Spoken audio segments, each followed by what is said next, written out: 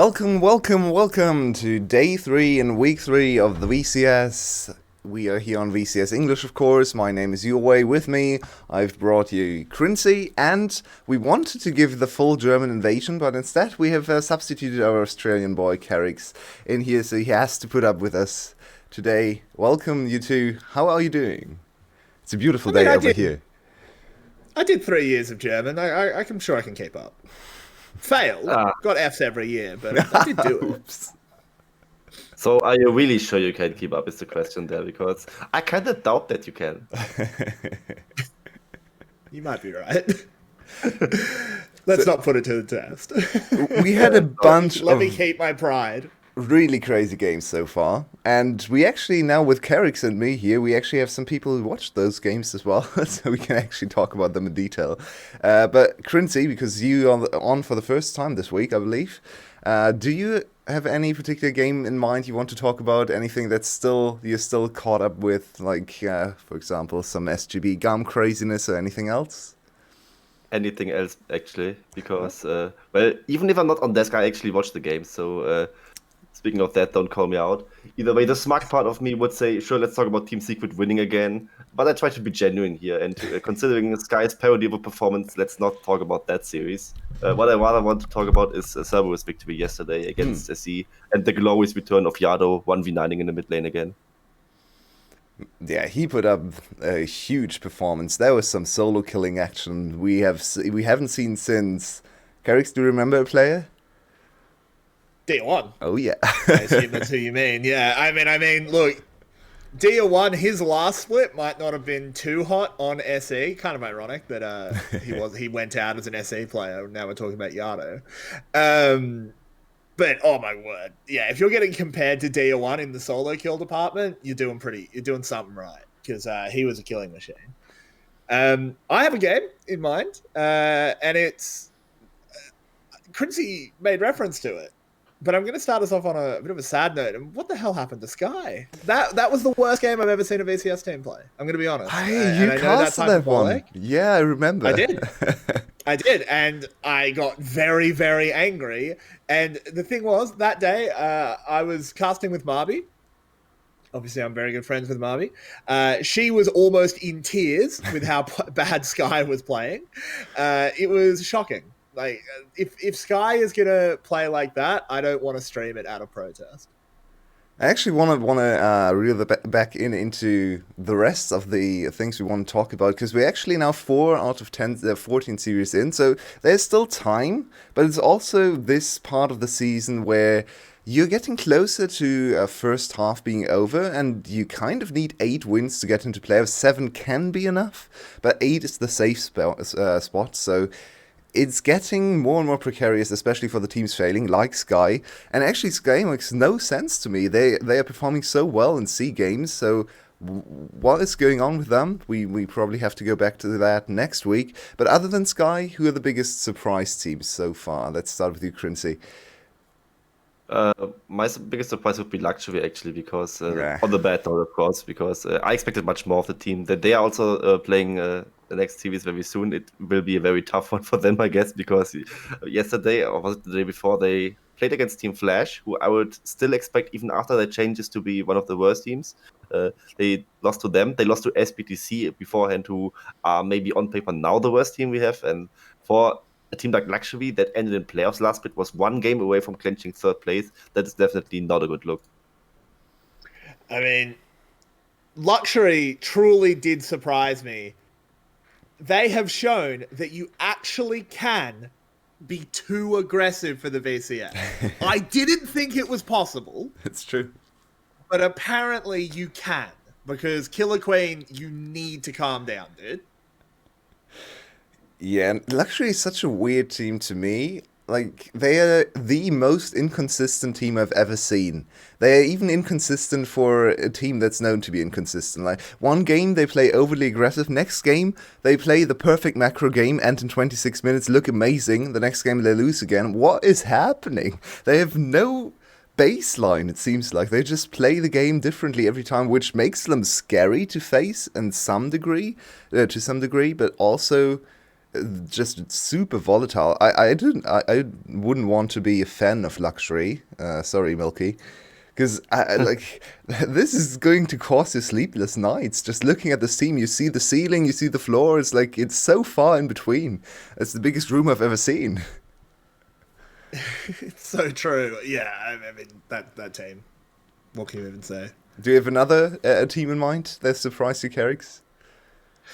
I think SPTC. I think we need to sort of address that elephant in the room. They did lose their last series, as Quincy mentioned, but overall, we all pretty much ranked them 8th. Admittedly, that was based on a different 5-man lineup.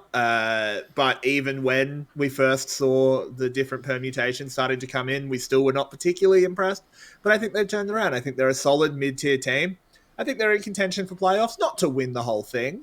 But yeah, I think SBTC has really surprised me, and I think it's really impressive. Actually, fair point, because you remember yesterday they played against Cerberus, but they didn't really get crushed by them at all, right? Because it wasn't 2-0, of course. It's not a good look for them in the results department, but they had really close losses against them in Cerberus, with Yado being back and also being back in form. It is impressive to some extent that they can hold up with that, because remember, Cerberus is the current VCS champions. They kind of don't look like that at the moment, but they're still one of the better teams for sure, and SPTC being close to them and having won 2 series beforehand out of the 4 series they played in total yet, I think that's definitely better than we expected initially. Yeah, they need to make it count, or need to actually show up on the scoreboard with their wins, though, because today they play later today, of course, against SGB. So we're going to talk about that a lot more. SGB losing against GAM, close series, and SPTC losing against Cerberus. But now we're already into draft. Very quick one today. Talk me quickly before we actually get to the nitty-gritty of the draft. Talk me through most important picks, as for some reason I need a few more seconds before we go into draft, so please, Quincy, take it away. That's okay. Okay, let me start off with one thing, because we had this GAM game against Sagan Buffalo where they kind of botched the draft a little bit, got to double front lane solo laners, and then just got dunked on by Hasmet on this Vayne pick, which was a very pleasant surprise in their own right. That shouldn't happen again. I think maybe against Luxury they can actually afford that, but Luxury is not a team that would maybe play the Vayne top themselves, or the Vayne mid lane to that extent. But I like that GAM is on red side, first of all, because then such a potential oddball R5 counter pick cannot really throw you off, because, well, you have it on your own side.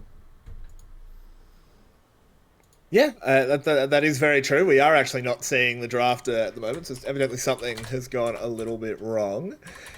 I'm curious to see... Oh, there we go. We're back in. The Vigar has been banned out. I was about to say, I'm actually curious if either of these teams want to go towards that. And that's a Graves first pick. Luxury. You can do better than that. I mean, the current meta, Grace has definitely risen to very high priority. GAM has actually played... it's the most played champion for Kiaya. 5 picks so far.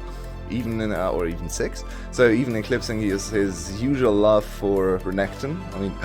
Oh, let's go, let's go, let's go. All right, your way, take it away. Let's go. We gotta send, no, we gotta send, no, we gotta send, no. Okay, this is gonna be Senna Sion. Okay, I would guess this is going to be Senna Tahm Kench, because we've already seen Tahm Kench from B, and he's an amazing Tahm Kench player. Honestly, with his current performance, though, he could play anything. I feel like B is the perfect support to have alongside a Senna, because he's so versatile, he's so confident, you can just put him on any bruiser. So this already has me super excited. I kind of think this might be a flex into the mid lane again for Sion. But what do you think, Chris? Worked out that well last time. Yeah, it wasn't great. I think, again, if the Fresh gets locked in, I would like to have the Tahm Kench in the bot lane as well. Otherwise, you could actually go Sion bot lane there, and I don't really dislike it at all. I mean, you know that the Mickey X combo where you go like War of the Slayer, you hit the minion, and then you transfer the snare from Senna towards the enemy champion. Oh, yes. They are getting stuck there. That's a very good combo you could go for. And Sion, of course, can also make good use of the farming department there. If he manages to get some CS there, just getting some more permanent maximum HP. It's actually quite easy to farm for Sion in the bot lane, especially with the Senna backing him up, because he has so much range with E, with Q, he can ranged farm, he can tank so much damage with W as well. It's one of the very easy champions to farm with, if you go Senna and Sion in the bot lane. Another one would be Cho'Gath. I don't expect this to be Cho'Gath, because we haven't seen this champion in ages. Mage is possible This is too. I just want to point out how flexible these first 3 picks are from GAM. Obviously, Senna has to go to the bot lane. That part's not super flexible, but Sion can go into 3 roles. Cardi has shown it. It's obviously traditionally a top laner, and it can pair with Fasting Senna. Tryndamere can go in either solo lane. I'm really liking what I'm seeing so far out of GAM. Hanke, I think they're sort of really starting to just flex their drafts. I'm feeling a Zillion here. Test a little bit. Now a Hecarim or Zillion would be filthy. Zillion would be and still flexible. Zillion could actually go mid lane or bot lane alongside Senna. Like now, Zillion Senna is not great, but you can play it. You could also just go Sion, Senna, and Zillion in the mid lane. So I'm super excited. But yeah, make sense of the luxury side of things, the very standard luxury side of things, please, Quincy. Oh, what I liked from Hanka's side was that they, after seeing the Graves, they went for Tryndamere and then kept banning top laners because they were sure they can force that Graves into the jungle because he definitely doesn't like the Tryndamere matchup. And yeah, here we see the response from Luxury, going a bit high risk, high reward with the Fiora pickup. I'm not quite sure if that's a good idea against the Tryndamere because I think in the stat check you would lose, but if you use your riposte while you could maybe block the mocking shot and don't lose AD, and then maybe you smash the Tryndamere straight up, could be the way to go here. Otherwise, from GAM, I think Sion mid against Wise would be fine. So they could still go for Dark Offensive. But this is what I like more, actually. Just go for Vex, very strong champion on the patch. They need more damage in their comp overall, either way, because they didn't really have the magic damage part. That up to the task, I would say. And Senna Sion, we addressed it earlier. I mean, it's a very funny bot lane to play. It's a lot of fun, for sure. I mean, everything with Senna is fun to me because I'm the Senna one trick, so I play anything and force my poorest duo Q mates to play the weirdest things. We have played Alawi's Senna bot lane to great success actually, but yeah, the Sion one is much more comfortable even for the support to play. He scales well himself. And this GAM composition, man, Carrix, first impressions please. I mean, it's pretty wild for the VCS. The thing is, it's not that far out of meta if you look globally. The Senna, I mean, she's not super popular at the moment, but it's definitely not completely out of meta. Sion is a natural pairing. We just don't get a huge amount of this Tryndamere, which is really what's throwing a bit of a loop. I like that Levi has gone back to the Hecarim. It's traditionally a champion he's done really well on. It suits the composition. I'm a little bit worried for Coded. He's thrown down the gauntlet, which I do respect. I respect the hell out of the Fiora pick. Wait.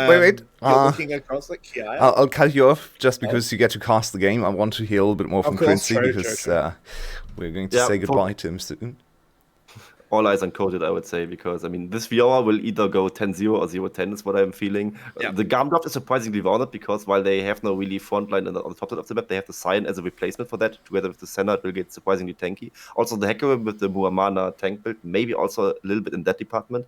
And DPS is also a checkmark they ticked with Tryndamere and Hecarim on their map, and Vex having the magic damage component. So I like the GAM draft overall. Gotta say, the Luxury, if Coded pops off, can win this game. But I would still favor GAM, of course, because they are just that much individually ahead of the other teams.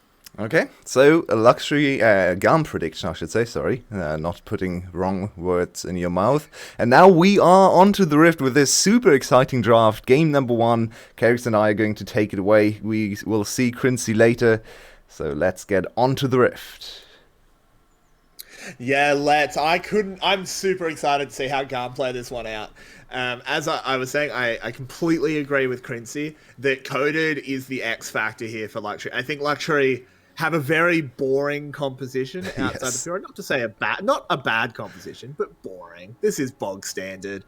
So it's on Coded to be the X factor, to be the reason that they can actually beat a, on paper, better team in GAM, as these mid laners have decided that who needs pots? Indeed. So there are a few very interesting things about both of these compositions. I want to... we can get into the nitty-gritty later. I have a lot of things to say about the Senna. But first I want to start with the Fiora on the top side, because she went for some options that aren't... Like, I haven't seen Fiora that often, right? So I don't know too much about the current Fiora setup, but seeing the Ghost is already interesting, because Ghost is mostly into Tryndamere matchups, is there to kite the Tryndamere. So I would have expected him in a more aggressive setup, maybe to go Ignite into the Tryndamere, to force him back in lane earlier and even try to threaten maybe a walk-away kill on level 6. Instead he went Ghost, so probably trying to kite Kiaya later on. And then also Grasp, so way stronger in the laning phase early on. Makes him a little bit weaker in prolonged fights. So that's some of the things I'm noticing here for Coated. And on the center side, Kiaya's already burnt his flash. Wow, wait, why? I think there must have been a level 1. Probably, he yeah. Noticed it. I think what happened, if I'm going to guess, but obviously we don't know, he got the good Vital RNG where it was on his back, so he went for XD Tryndamere level 1 and tried to flash to kill him, but obviously wasn't successful. Yeah. So I want to talk about the Senna, of course I do. So this Senna actually... So what immediately catches my eye is her choice of runes. Now we have seen a lot of Sennas go for this more defensive option. I'm not the biggest fan, of course. I like to play as greedily as possible, because Senna is in essence a very greedy champion. So the fleet footwork here means she has more sustain lane, means she also scales well with crit later on in the game. Levi is here. Uh-oh. The riposte has been used as well, so Coda can't stop the Hecarim as he goes, ring around the Rosie. And they ring around the Rosie, and Coda just lives. Levi is going to have the E up again soon, but we have to look at the mid lane as Blazers now is in a lot of trouble, as, again though, Levi just calls it off. Oh, I loved her. Kota just immediately went back to the minion wave. Super overextended. He doesn't give a damn. But here we go again. Attempt number 2. He might give a damn now. Levi tried to play it smart there, but Kota just flashes away. No big brain moves required. Style caught on a ward. I think that might have been a little bit of an accidental A click, but it's not going to get punished. Ooh, never mind. Flash for flash. Flash for slash, and Vid with unfortunate weapons there. If he has purple gun, that's a kill. But he's still on his first gun rotation, so not really bringing any CC to the table. Not the greatest setup to punish the roaming Senna. Senna overextended to a certain extent there. Also B has not played with Senna too much, because he just got rid of the cannon minion before Senna got to the lane, which is very unfortunate, because that's a guaranteed soul you're not going to get. But we have more action. Levi's controlling the early pacing of the jungle on the Tryndamere, and another attempt in the mid lane. Yeah, the Hecarim moves in, but finds nothing. Cardi's actually a little bit low, so he has to... This is potentially just making sure he can back safely, but with no TP on the Vex, and a Rise that's able to just hard shove, this is not a great start here for the GAM laners. Or the mid lane, at least. Top's going fine. Yeah, Blazers, of course, making use of the teleporters he alluded to, and that gave him early priority. Carti has a lot of bursts damage with the Ignite under his belt, but this is going to go at the cost of maybe a level or half a level, because he doesn't have the TP. Ooh, be a little bit overextended, but he's a tanky boy. Already at level 4, he's sitting on 1.2, 1.3k HP, so no problem whatsoever for the Sign. He is a very big boy. We see 14 souls already picked up by Style. Nothing super good, but it is very, very early doors, so we won't judge him quite yet. Killer Queen having no impact so far. The Graves, honestly, bit of a weird one for him, just because with how turbo aggressive he's been recently, you'd think he'd want something with a little bit more explosive ganks. Yeah, and maybe that's the coaches saying, okay, we can't control you on the Rift, but we can control you in draft. We cannot make you stop invading and perma-flashing on the opponent on Lee Sin, so let's just put you on a useless champion that can only farm. And you can see, he's farming away. He's only ahead by 1 camp, which isn't too great. He could have tried to get the dragon. It's a little bit scary into the bot lane, but I think there's actually a good opportunity here, especially after spotting Levi. So I expect him to invade bot side into dragon. That's a decent early setup, but of course putting behind Coated is also definitely to the game plan for GAM, because Coated, as Quincy alluded to on the analyst desk, is the X factor in this game, and putting him behind, that's a pretty good start for GAM. Yeah, it 100% is. He's going to move forward there. Needs to play very carefully against a level 6 Tryndamere. Your tower offers no safety against this abomination. I don't think Kiaya will go for anything. He is just lane kingdoming at the moment, which is not an ideal thing. There's the grand challenge coming out. Kiaya, that's 3 proc, and that's an easy 4th. Coded is in a good position here. The Tryndamere ult still not being used. Now it is. And Kiaya wants to turn it back around. He brings down the sword, but it's close, it's close. At a time. It's going to come down to a crit, and he gets it. Kiaya first blood. That's exactly what you always talk about. Such an abomination of a champion. He gets the lucky crit. Coded is fuming in his gaming house. It is so ridiculous to get the crit there. And Killer Queen actually didn't go towards the dragon. That was free and he didn't pick it up. So now they're in a really big hole. They tried to play bot side focused, but then Killer Queen called off the early objective. And the top lane was winning organically now. So what is Luxury going to play through? Bot lane is under constant pressure with a super strong setup of Senna Sion. The great thing about Senna Sion too is that Sion can just tank anything. You can't kill him in the early game, especially on something like Aphelios. He just has too much HP. And it came down to the last few auto attacks. So Coded all the while, he's trying to bait Kiaya's ult early, but Kiaya holds on to the ultimates for such a long time. That's perfectly played from Kiaya. He's on the fully stacked bar, so that's the 35. The ult runs out there. So that came down to 2 bits of RNG, and it's why it's 2 of the mechanics I hate the most in this game. He got a bad Vital, he didn't have the Vital on the right side when it really mattered, and the Tryndamere crit. Because the ult ran out. But the thing Kiaya could control were actually super well played. Kiaya held back his ult super long, and that's the perfect thing. There is not much you can do mechanically on Tryndamere, but he played what is possible on Tryndamere as best as he could. And he got rewarded with a 35% crit at the correct situation. So the better ADC wins, I guess. Now Coded is in a really bad position. Levi is still playing towards top side.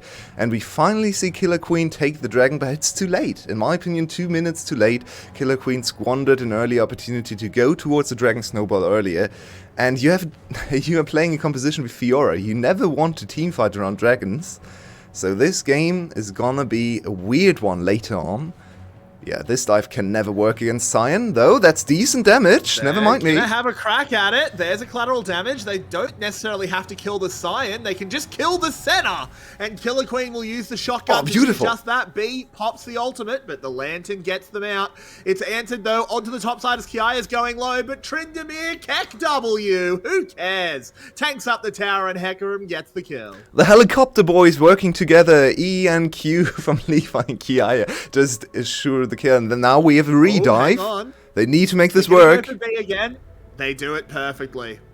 Lovely. It's still a losing play though, because Levi of course still has the Rift Ult. They are not even utilizing the Rift Ult, instead opting to deny more resources from Coded, who's falling further and further behind. He's 2 levels down to Kiaya, 2 kills given up, and Levi has another lane to play through now with the Rift Ult, because another wave is crashing. Trinity could have overextended to try and get the tower down, but it's pretty tanky at this point, so instead they opt out of snowballing immediately and go for the long run.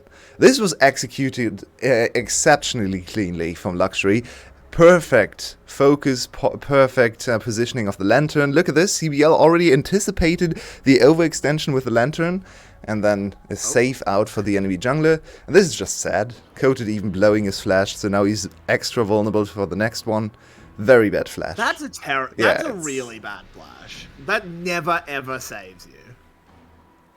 Let's have a look at the back half of this as well. As it's not too exciting. Yeah, it's not exciting, but you know, it is perfectly executed.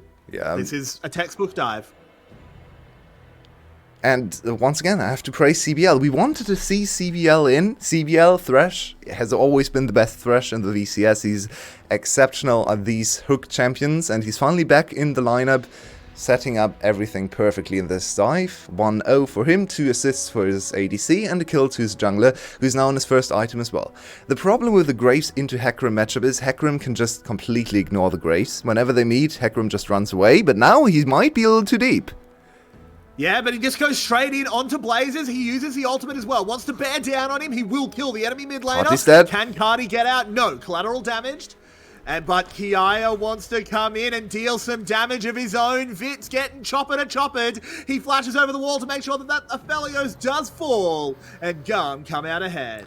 Terrible positioning and communication from Luxury. I'm not sure what they try to go for, but you can't fight against Sion Senna being safe on the other side while Tryndamere can do whatever he wants. Beautiful Senna ulti there as well to assure even better dive potential, and Kiaya is just running amok. He can do whatever he wants in this game. Such a different look to his first Tryndamere game, because that one was not great. So no, it was not. I think he might have taken us saying it was bad personally.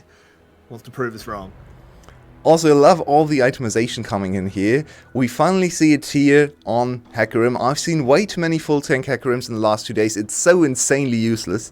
But let's take a look first. They have great positioning to collapse on the mid laner. Blazes goes down instantly. But now look at all the better lines for GAM on this side. B just buys time. No one deals damage to him. He's barely below his full HP bar.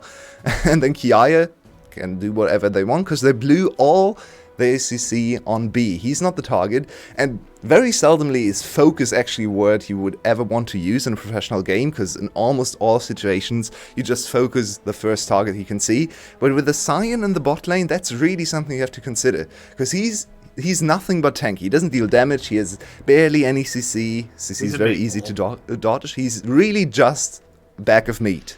So you cannot waste any of the CC especially onto him. And now, I mean, it's only a 2k gold lead at 13 minutes, which is less than GAM averages, but it's already looking very bleak for Luxury.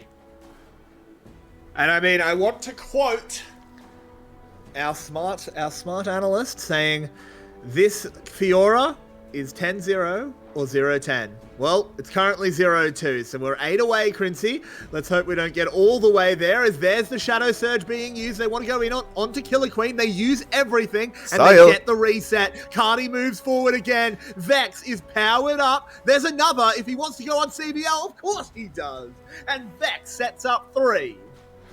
And it's just overwhelming pressure from every side. From the GAM has come to play again, and there's just nothing Luxury can do. They're weak in almost every position. They have less agency, especially through the jungle position. Their top laner is in a constant state of disarray in top lane, just trying to catch waves.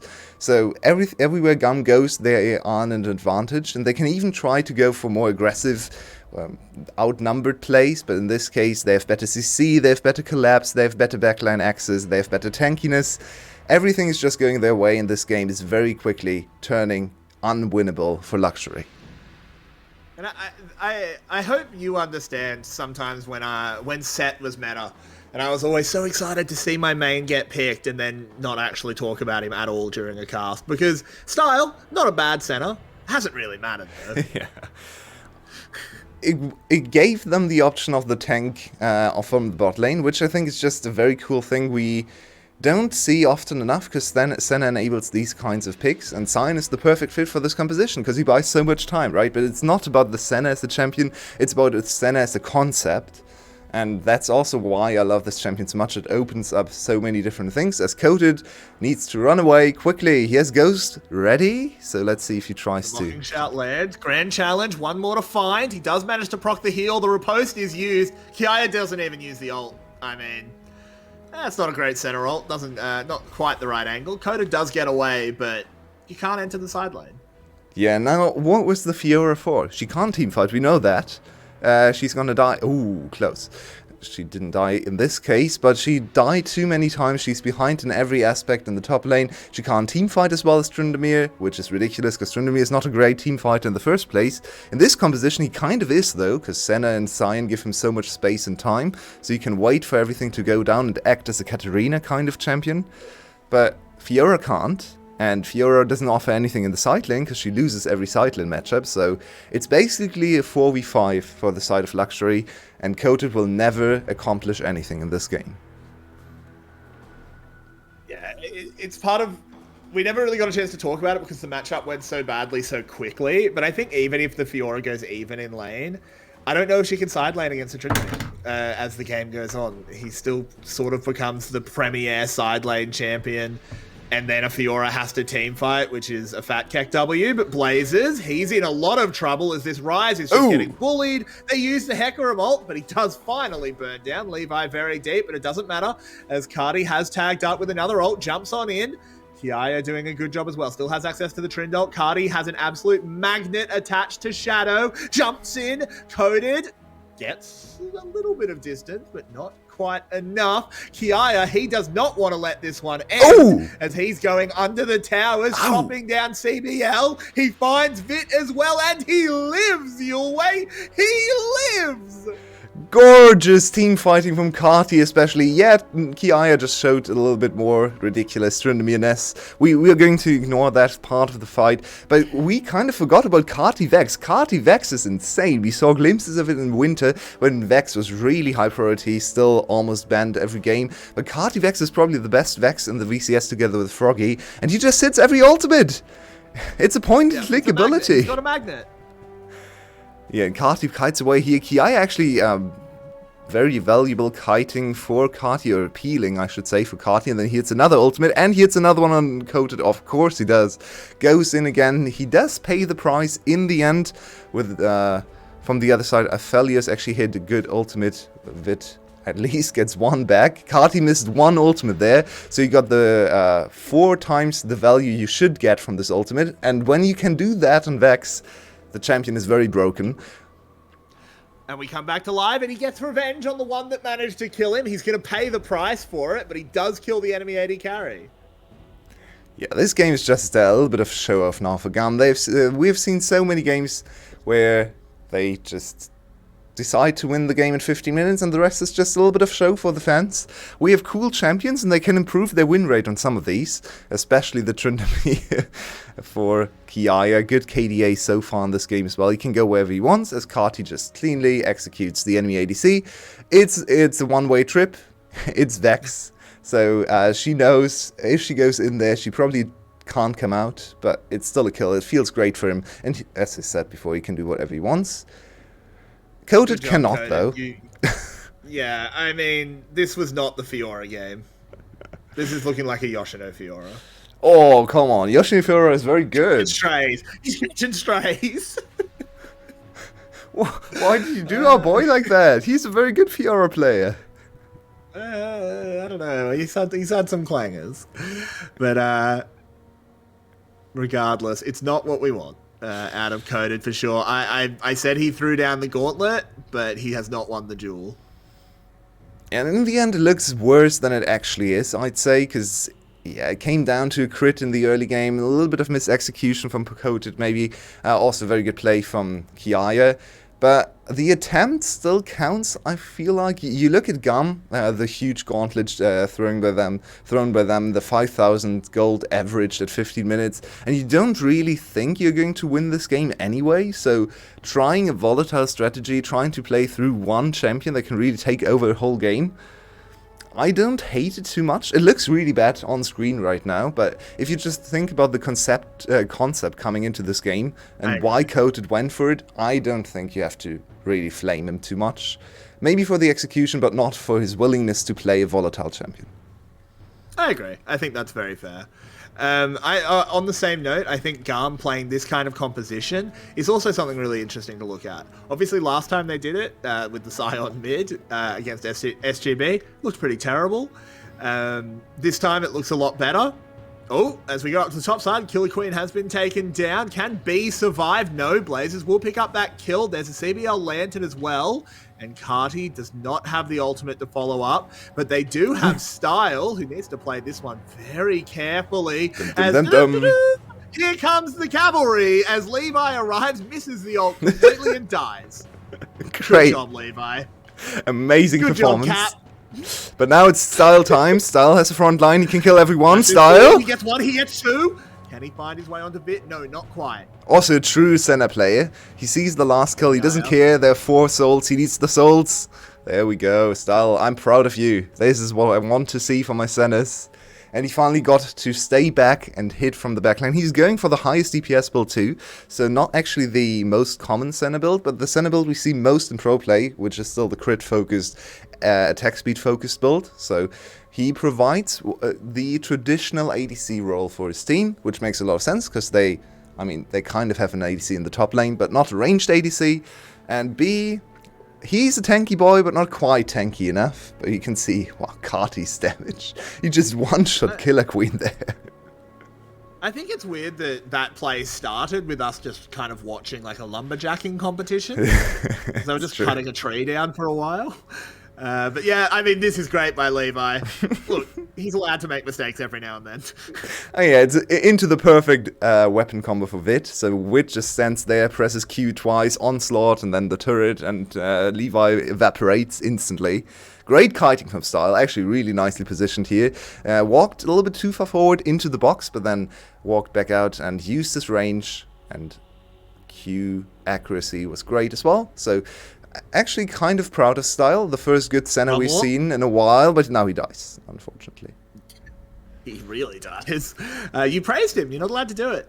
You know that you have powers, you filthy warlock, but GAM answering, trying to hit the inhibitor, but they have to pull off immediately. Now there's a teleport. This could be Luxury trying to get back into it your way.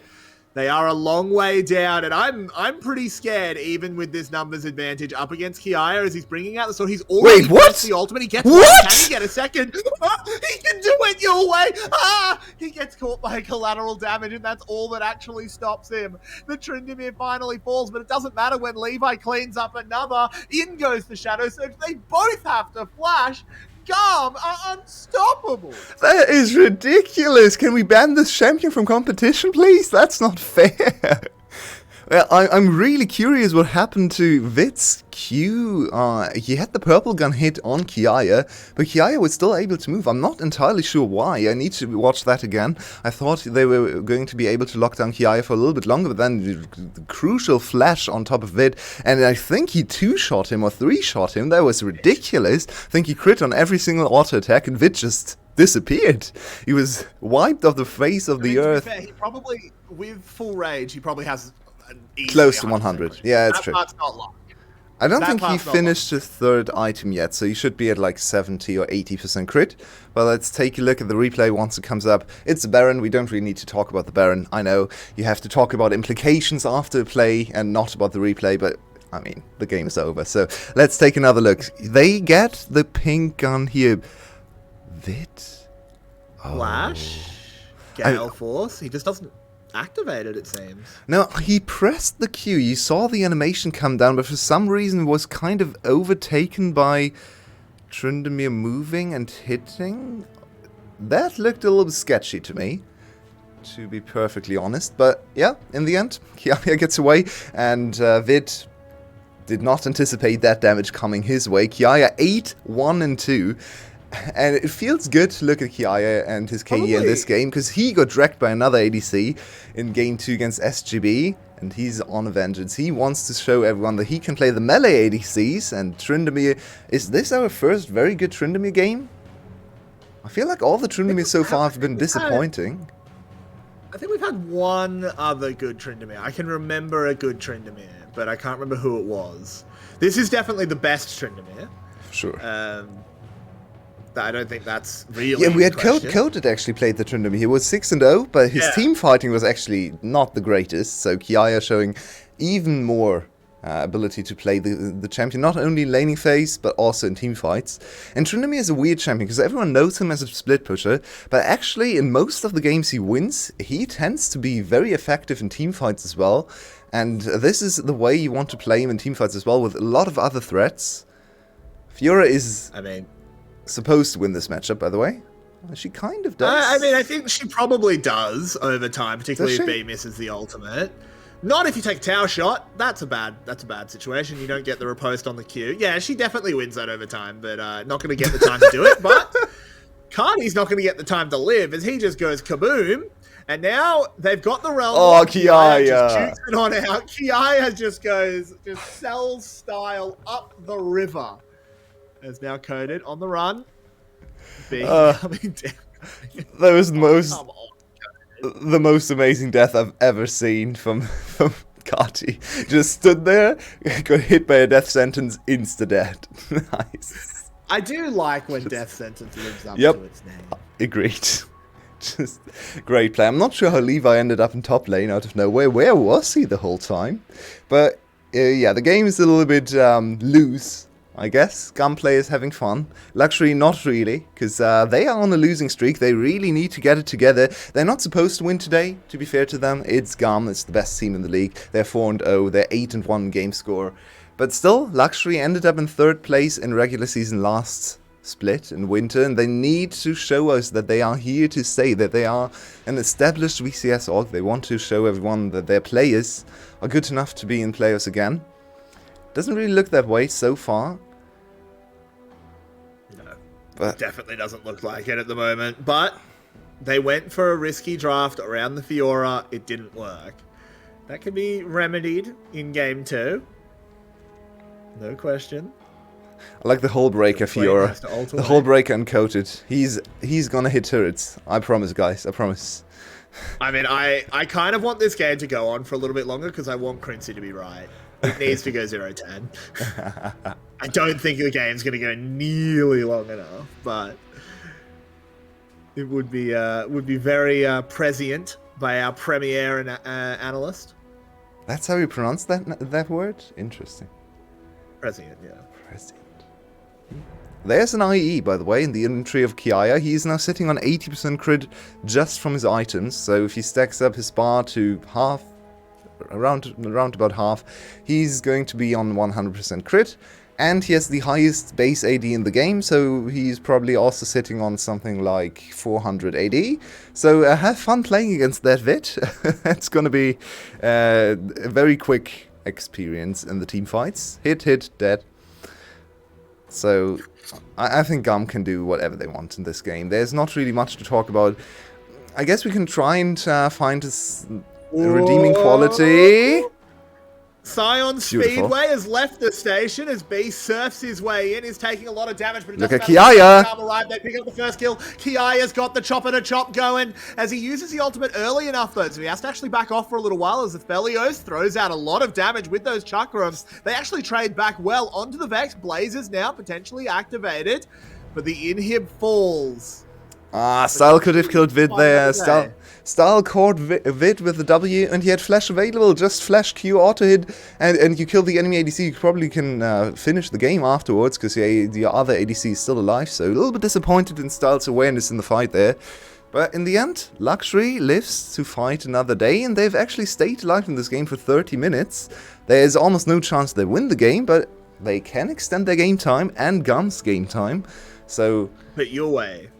You have to understand that this is a tactical mistake from Luxury, because now you've made GAM go over their union mandated 26 minutes, and now they got to make the time up next game. Oh no! And you don't want an angry GAM. Oh, no. That's the biggest threat in this league is accidentally making GAM angry, because then they kill you in like 10 minutes. It's true. 3 items completed for Senna, or 3.5 if you count the support items, so she's actually quite strong as well. That's also why I'm disappointed she didn't go for the flash execute on Vit, because I think she definitely had the damage there. The much bigger threats are the top side, though. We have to say Kati, after I praised him, has died quite a bit. Okay, Luxury. I mean, Why why not? Last chance saloon. Yeah, sure. If they don't, and they actually get it. Baron. They're gonna get it. No. Oh, Levi, Captain Heartbreak as he steals the Baron. Insult to injury as B will go into the zombie form. It's on Style as Levi crashes back through. Blazers will be the next to fall to the zombie. The Style? Style? Auto attack? Hello? All they need. There it is, Style. How about you right click on the enemy? Come on, mate. You can do it. Killer Queen, he's in trouble. And one more auto should just about do it if they can find just go in there. Go in! Walk in! They know where he is. They're trying to delay the back, I guess, or the reset. He has to be a little bit careful. He finally kills him. But look who's already in the base. It's Kiaya and GAM win a ridiculous game. They dominate Luxury. And oh my word, this is why they're undefeated. What a game. What a draft. What a game. GAM having a lot of fun on Sunday morning, and who can fault them? That was a cool one. I actually think Luxury looked better than expected, especially after the early game.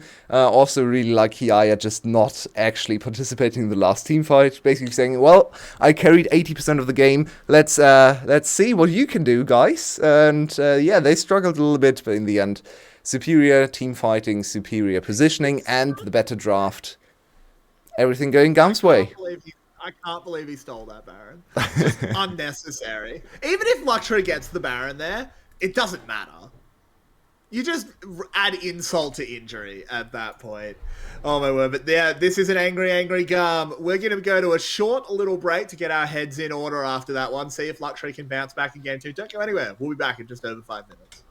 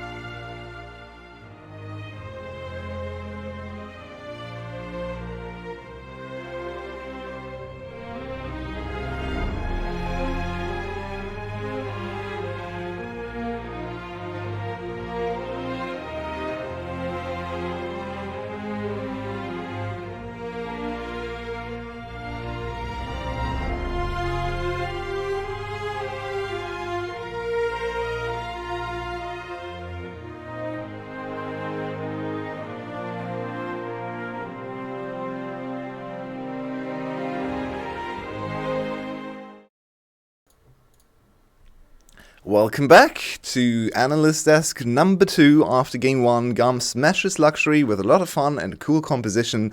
Welcome back, Quincy, and not Coach Tim. I actually took that away. Oops.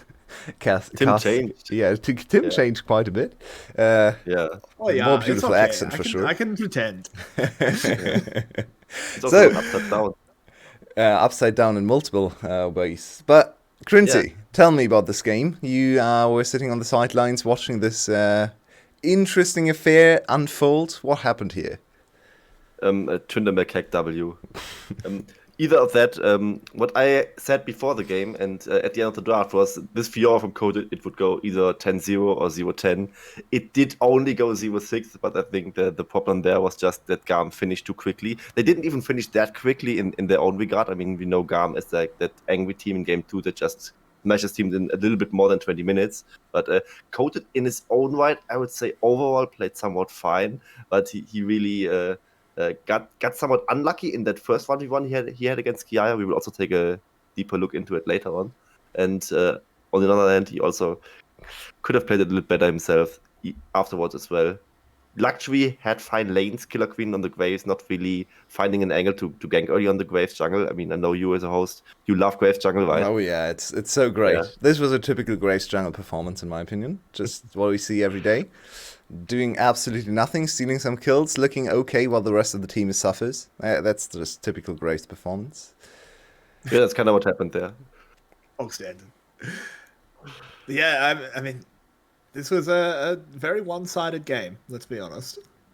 So let's actually take a look at this first crucial sequence of events in the top lane. Both top lanes sitting level 6. We're 7 minutes into the game, so I'm gonna throw it to the game footage again. We're going to watch this in slow motion to actually make sense of what happened here to open up this gap in the top lane.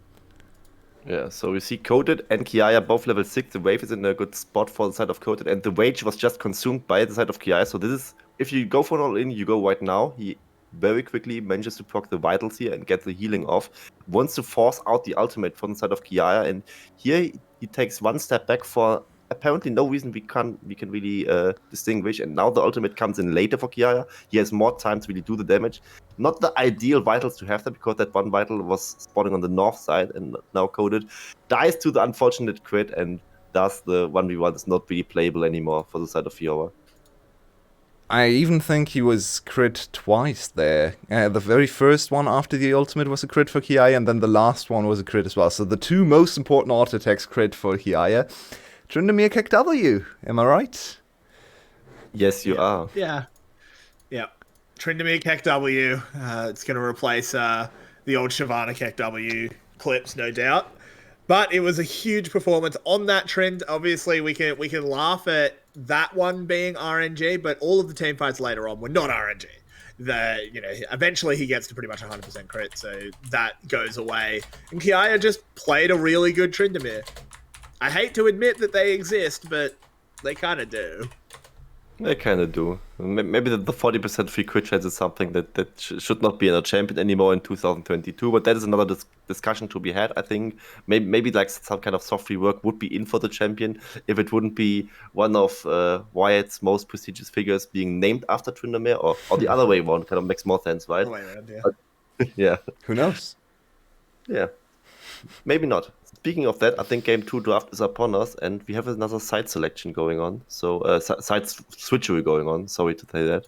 And GAM now on blue side, maybe they can get R5 counter-picked again and surprised, as Saigon Buffalo did to them, I think 2 days ago.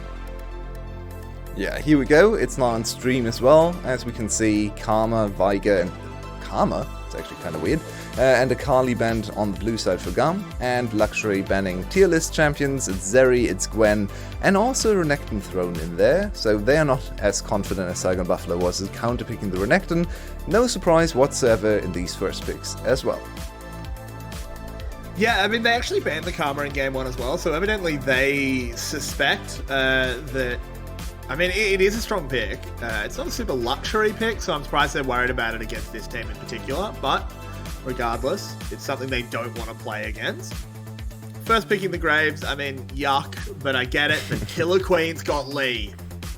Killer Queen's got Lee, and that's one of the scary prospects. But I mean, in the first game, they banned Lee on blue side because they were fearing Levi's Lee Sin, which of course, especially this split, has been an absolute menace as well. But Killer Queen, I mean, not many things are going right for Luxury at the moment, but mechanically, his Lee Sin is something that's very, very strong, of course. I love you, Hankei! That the strongest way for him is a targeted ability, and yeah, Hankei is finding a new old fan, I would say, in Juve. He just keeps giving his team the Senna Cyan bot lane, or at least the Senna bot lane, because the Cyan could still be flexed. The best thing about this is that Senna is actually going to Hankei. win games now, because it's GAM. So it doesn't even matter if she plays well, it's just Senna with a good win rate, which makes me so happy. Nothing Hankei coming, just though. needs to pick a Lise, and we've got the full VCS English. Oh, yeah. We actually would need to get Spoots out of his slumber to watch the stream. I'm not sure what he's doing right now. Shout out to I don't Spoots. think Beautiful Elise- graphics from Spoots, of course, as always. Elise is not good with Yorick top lane, I think, so maybe he shouldn't.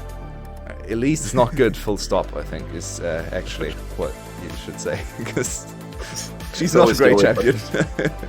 Yeah. However, Why do you? looking over on the side of Luxury, sorry to cut everyone off, but looking over the side of Luxury, they've got a pretty good draft so far. Killer Queen has his Lee Sin. Thresh Jinx bot lane, looking pretty mean already. I think Luxury, so far, they're doing well. Yeah, they definitely are. I mean, this is a very strong meta bot lane with the Jinx Thresh. Killer Queen Lee Sin, we kept saying it earlier, it's at least mechanically going well for him in that regard. The macro game from Luxury in general, not so much, but that's not something you can fix in the draft or don't fix in the draft. So, in their own right, this draft is looking fine for them. They can just blind pick mid lane now and maybe even counter pick the top lane yet again, as they did with the Fiora last time. Maybe not pick the Fiora again. I like also that they ban the Wise, or at least not pick it themselves, because I think Wise is such an overrated champion in general.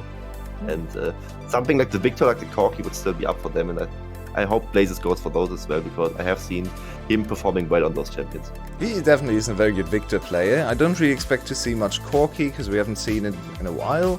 It has really fallen off in 12.3, even 12.2 already, a little bit. I want to say about this bot lane before we go into further into the pick and bans. This is a kind of a hard bot lane to play for Jinx Thresh, because the thing you want to do as Thresh Jinx is always go for a hook into Chompers combo, right? But it doesn't really matter into Cyan. Cyan can just take every hook he sees, and then Senna counter punches with way more damage. But we have another exciting champion, so whoever wants to talk about Ari coming in for Blazes, take it away, please. Ari's been good again. Yeah, it's a reset champion now. The software came in. Sadly, we don't have Nymera anymore for that, because he Why went have we on got a to Cat different prospects. But Why has Rek'Sai just been locked in on my screen? I mean, I think Rek'Sai is an horrible champion post 20 minutes, but if you can just bootlight the early game, which is something GAM can do, and it's GAM playing the Rek'Sai, you can absolutely pull it off. Rek'Sai Syndra is such a brutal mid-jungle It duo is. as well. I think the Ari will not have fun pre-6, and even maybe post-6, because then she has mobility, but it's somewhat telegraphed when she will use it. And if the Suns are landing first for the side of GAM, if Kati landing good scatter the weak, then Blaze can just die before he can even press R. So it is something that he definitely has to take care of. And one of the draft out with the Camille is something that could be good for Coded again, because he can at least be the side laner again, and maybe even challenge the Hullbreaker Graves, but Hullbreaker Graves is very strong, so Kiaya makes it hard for him. There's Ghost Rek'Sai on my screen right now. That can't be true, right? I wonder, because usually you want to have the flash and bow for the easy stun knock up, but maybe Ghost is like the new tech right now. No, I think you just forgot to change from Hecarim. That's a very good point. I actually think that's the case, but I think Levi, maybe even flex a bit. I don't even need flash, I can just use Ghost and still style on you, and maybe that's the way he's going for here. Oh, Levi playing on hard mode, apparently. Maybe he needs it to It's too actually easy. get a challenge. Will he also go Oh, Hullbreaker Graves is another question we can ask. I mean, it's being played in top tier regions, you know. The LCK does it, it must be correct, right? So I think my read for Rek'Sai is definitely just to punish and kind of bully Killer Queen. Because, of course, Rek'Sai has always been a very good counter into Lee Sin, very easy to interrupt his jump.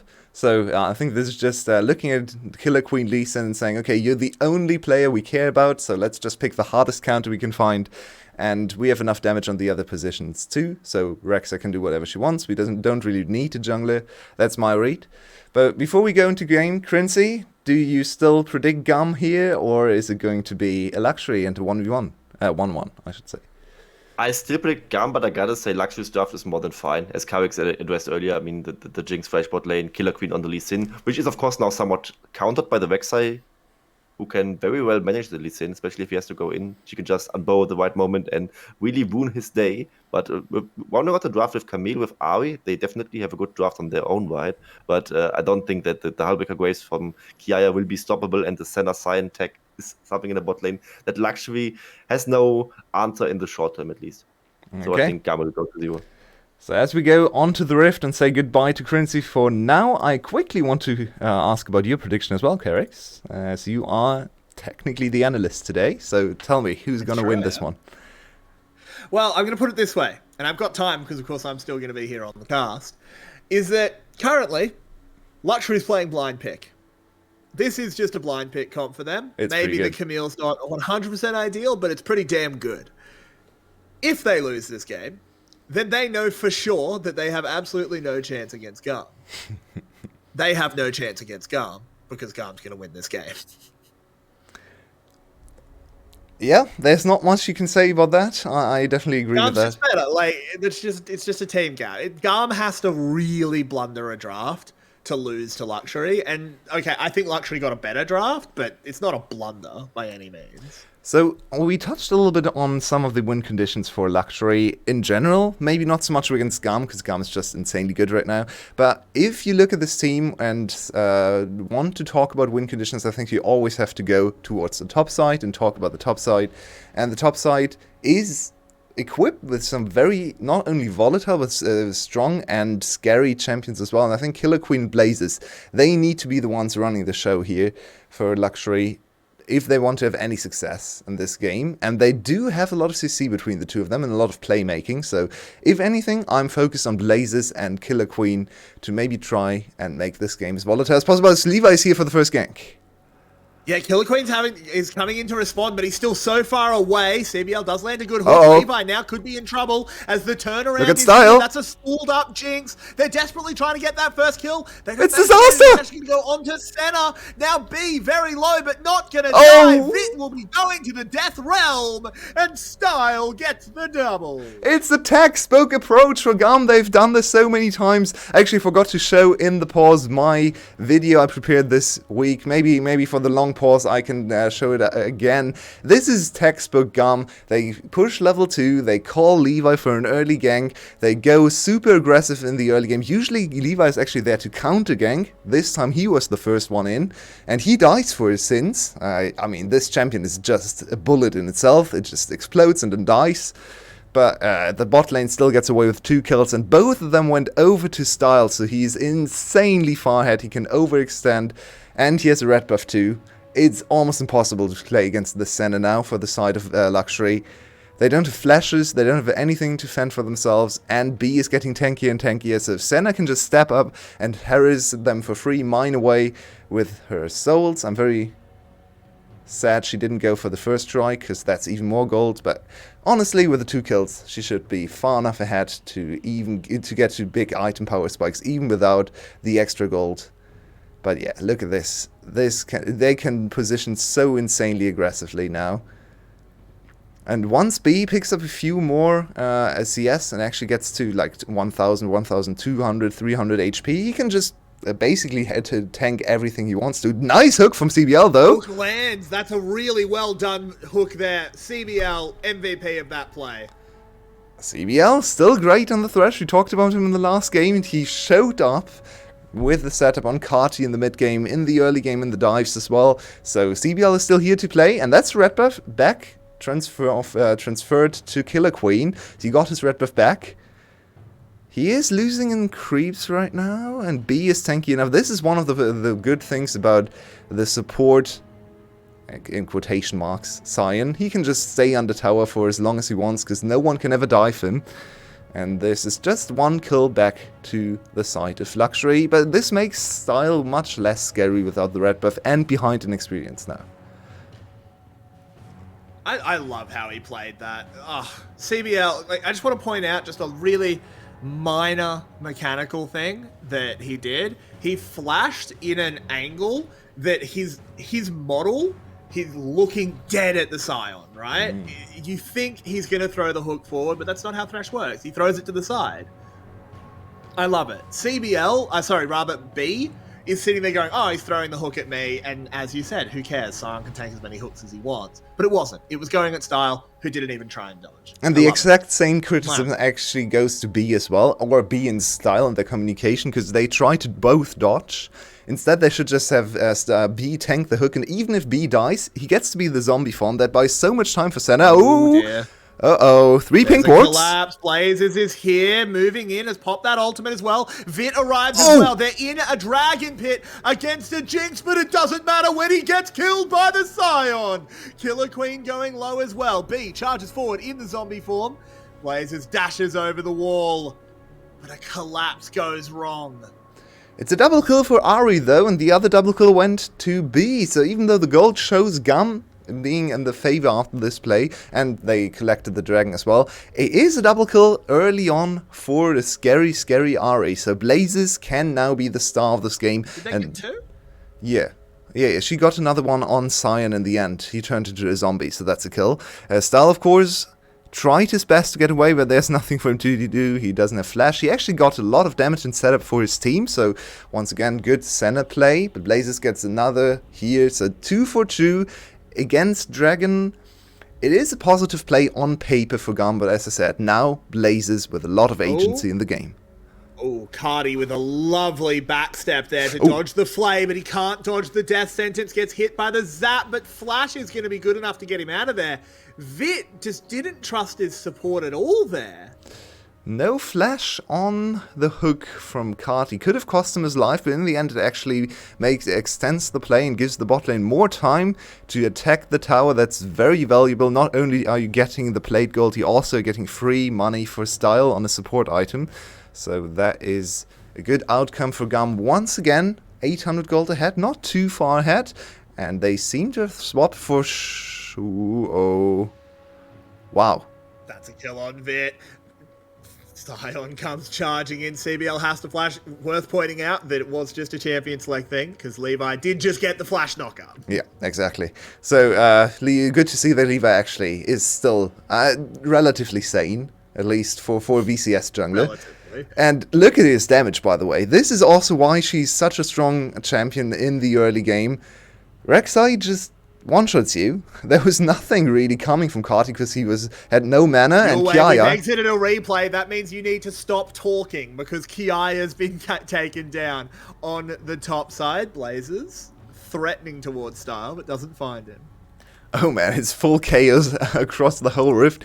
Both teams wanted Luxury, baby. I think both teams actually wanted to swap for the Herald, but now with this kill in top lane, there's GAM is not confident enough to have their bot lane stay on top side. Instead, Senna actually recalled and is now going towards mid lane. So still in proximity to this first objective, Carti swapped into bot lane. We see many creative swaps, and of course with GAM's composition not really relying on the ADC farming, you can swap the other champions around a little bit more freely than you usually can. So this also gives them another way to bolster up the mid lane, which gives you an easier way into the jungle and into the river.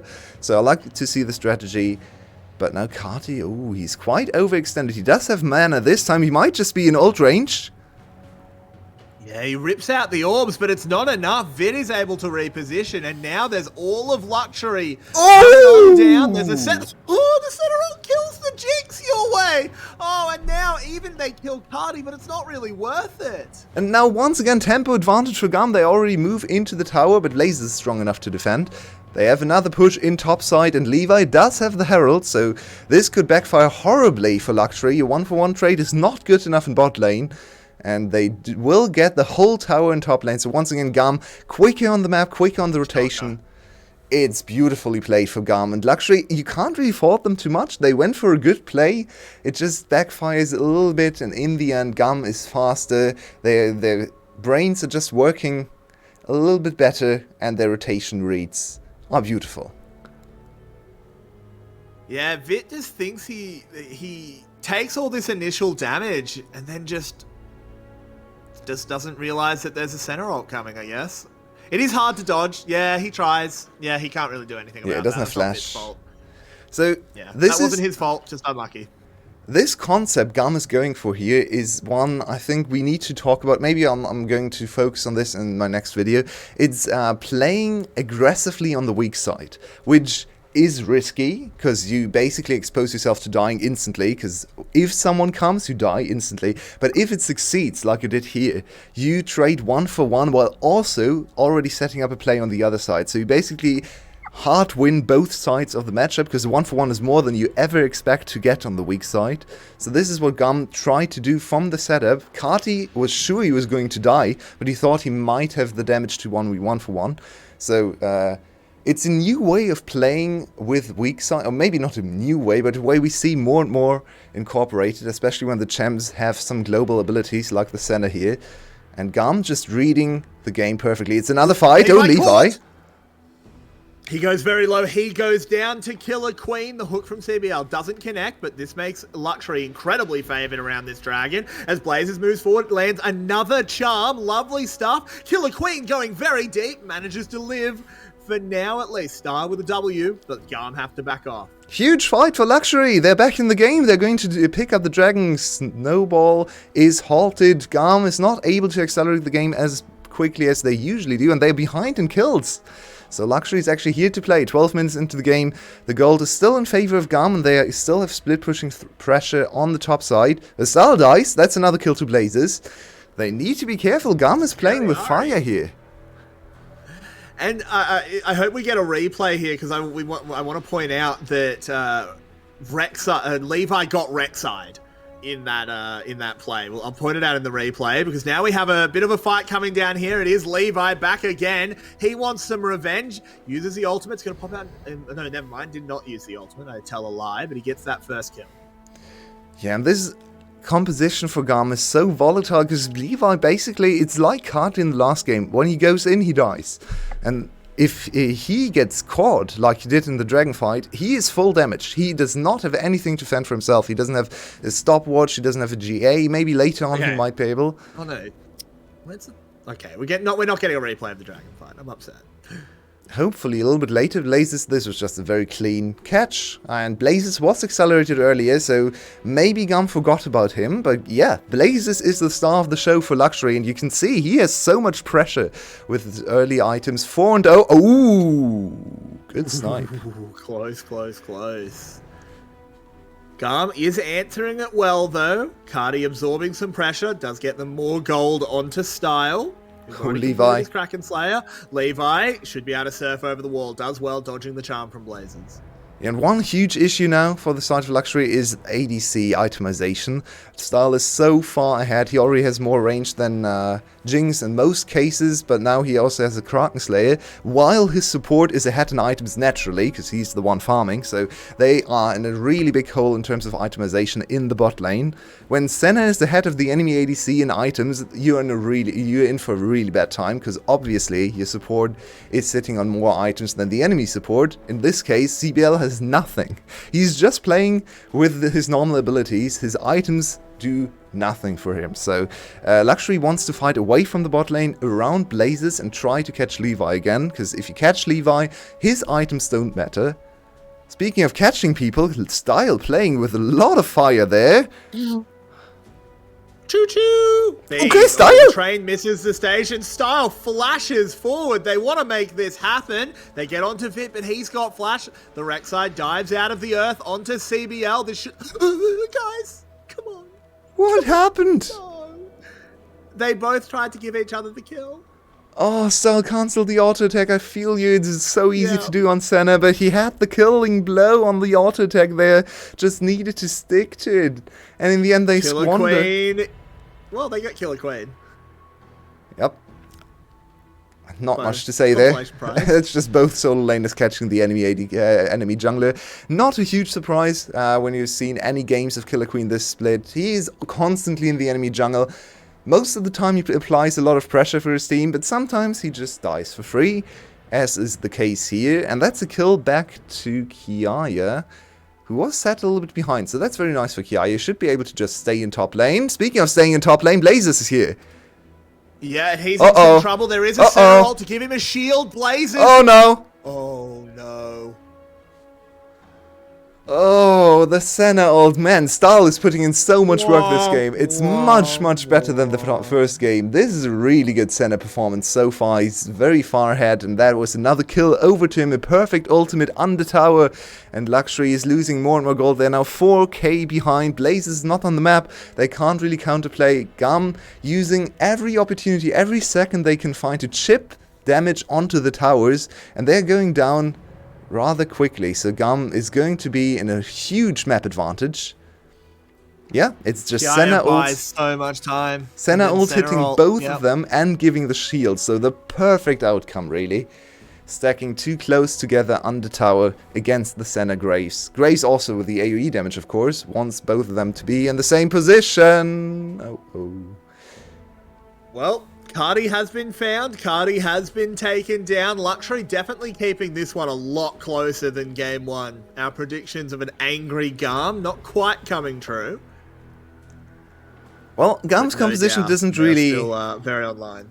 Yeah, to be fair to GAM, their composition doesn't really offer that much snowball potential apart from Levi just going 1v5. But the enemy team has good players, so Levi doesn't have to be a little bit more careful. He's 2-2 right now.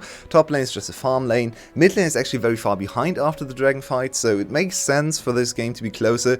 I think in a macro sense, GAM has still played a very clean and good game where they've moved around there with solo laners, their bot laner into the mid lane in time to pressure the towers. They've always been ahead of Luxury in rotations and around objectives.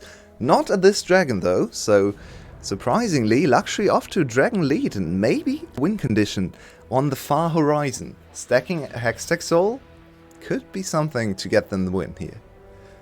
So far away though. Style moves up. Vit is spooled up with the lethal tempo. They're outnumbered. Doesn't want to actually step forward. Herald summoned up in the mid lane will crack this one open. GAM gets more and more map control. Nice. The charge doesn't go off, so it's still full HP. Oh, but many Luxury members. Kind of just means you didn't get anything. Yeah. But oh well. No, nothing really to write home about. You got what you came for in the end, right? So it looks bad because the charge doesn't actually go off, but you zoned away the enemies because they thought the charge would come in. So in the end, you still kind of got what the Herald was supposed to do.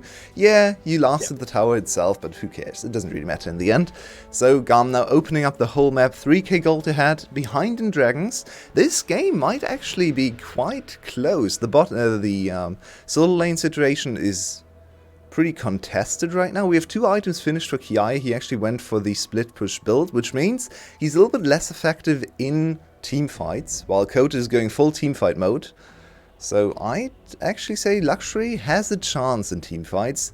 Now the big problem is still the Jinx being super far behind, and Blazes needs to get away, but he's super mobile. Does it well. Yeah, that Spirit Rush is pretty good to get out of there. Is B trying to just hold the wave here in... Oh, he's just going to go for the solo kill. If this happens, no way. Okay, the Lantern's pretty good. There is a center ult. There's a lot of fairly long cooldown ultimates being used. You're never going to catch them, right? Surely. But there's nothing really to get on the map, so I don't hate it too much, especially because they can't respond to the mid lane push, and GAM, as always, has already set up the mid lane push, so Vid has to go to base. He needs a few seconds to not respawn, but get back onto the map. And that's more chip damage. So GAM is really just... Oh no, but this should not happen, Carti. Hooked. Tagged. Does go away into the center circle. The Lee Sin dives forward. It's going to be a 1-for-1. Vid is back. He's still very far behind in items, but if he gets excited, if he gets a good shutdown, he might pop off here.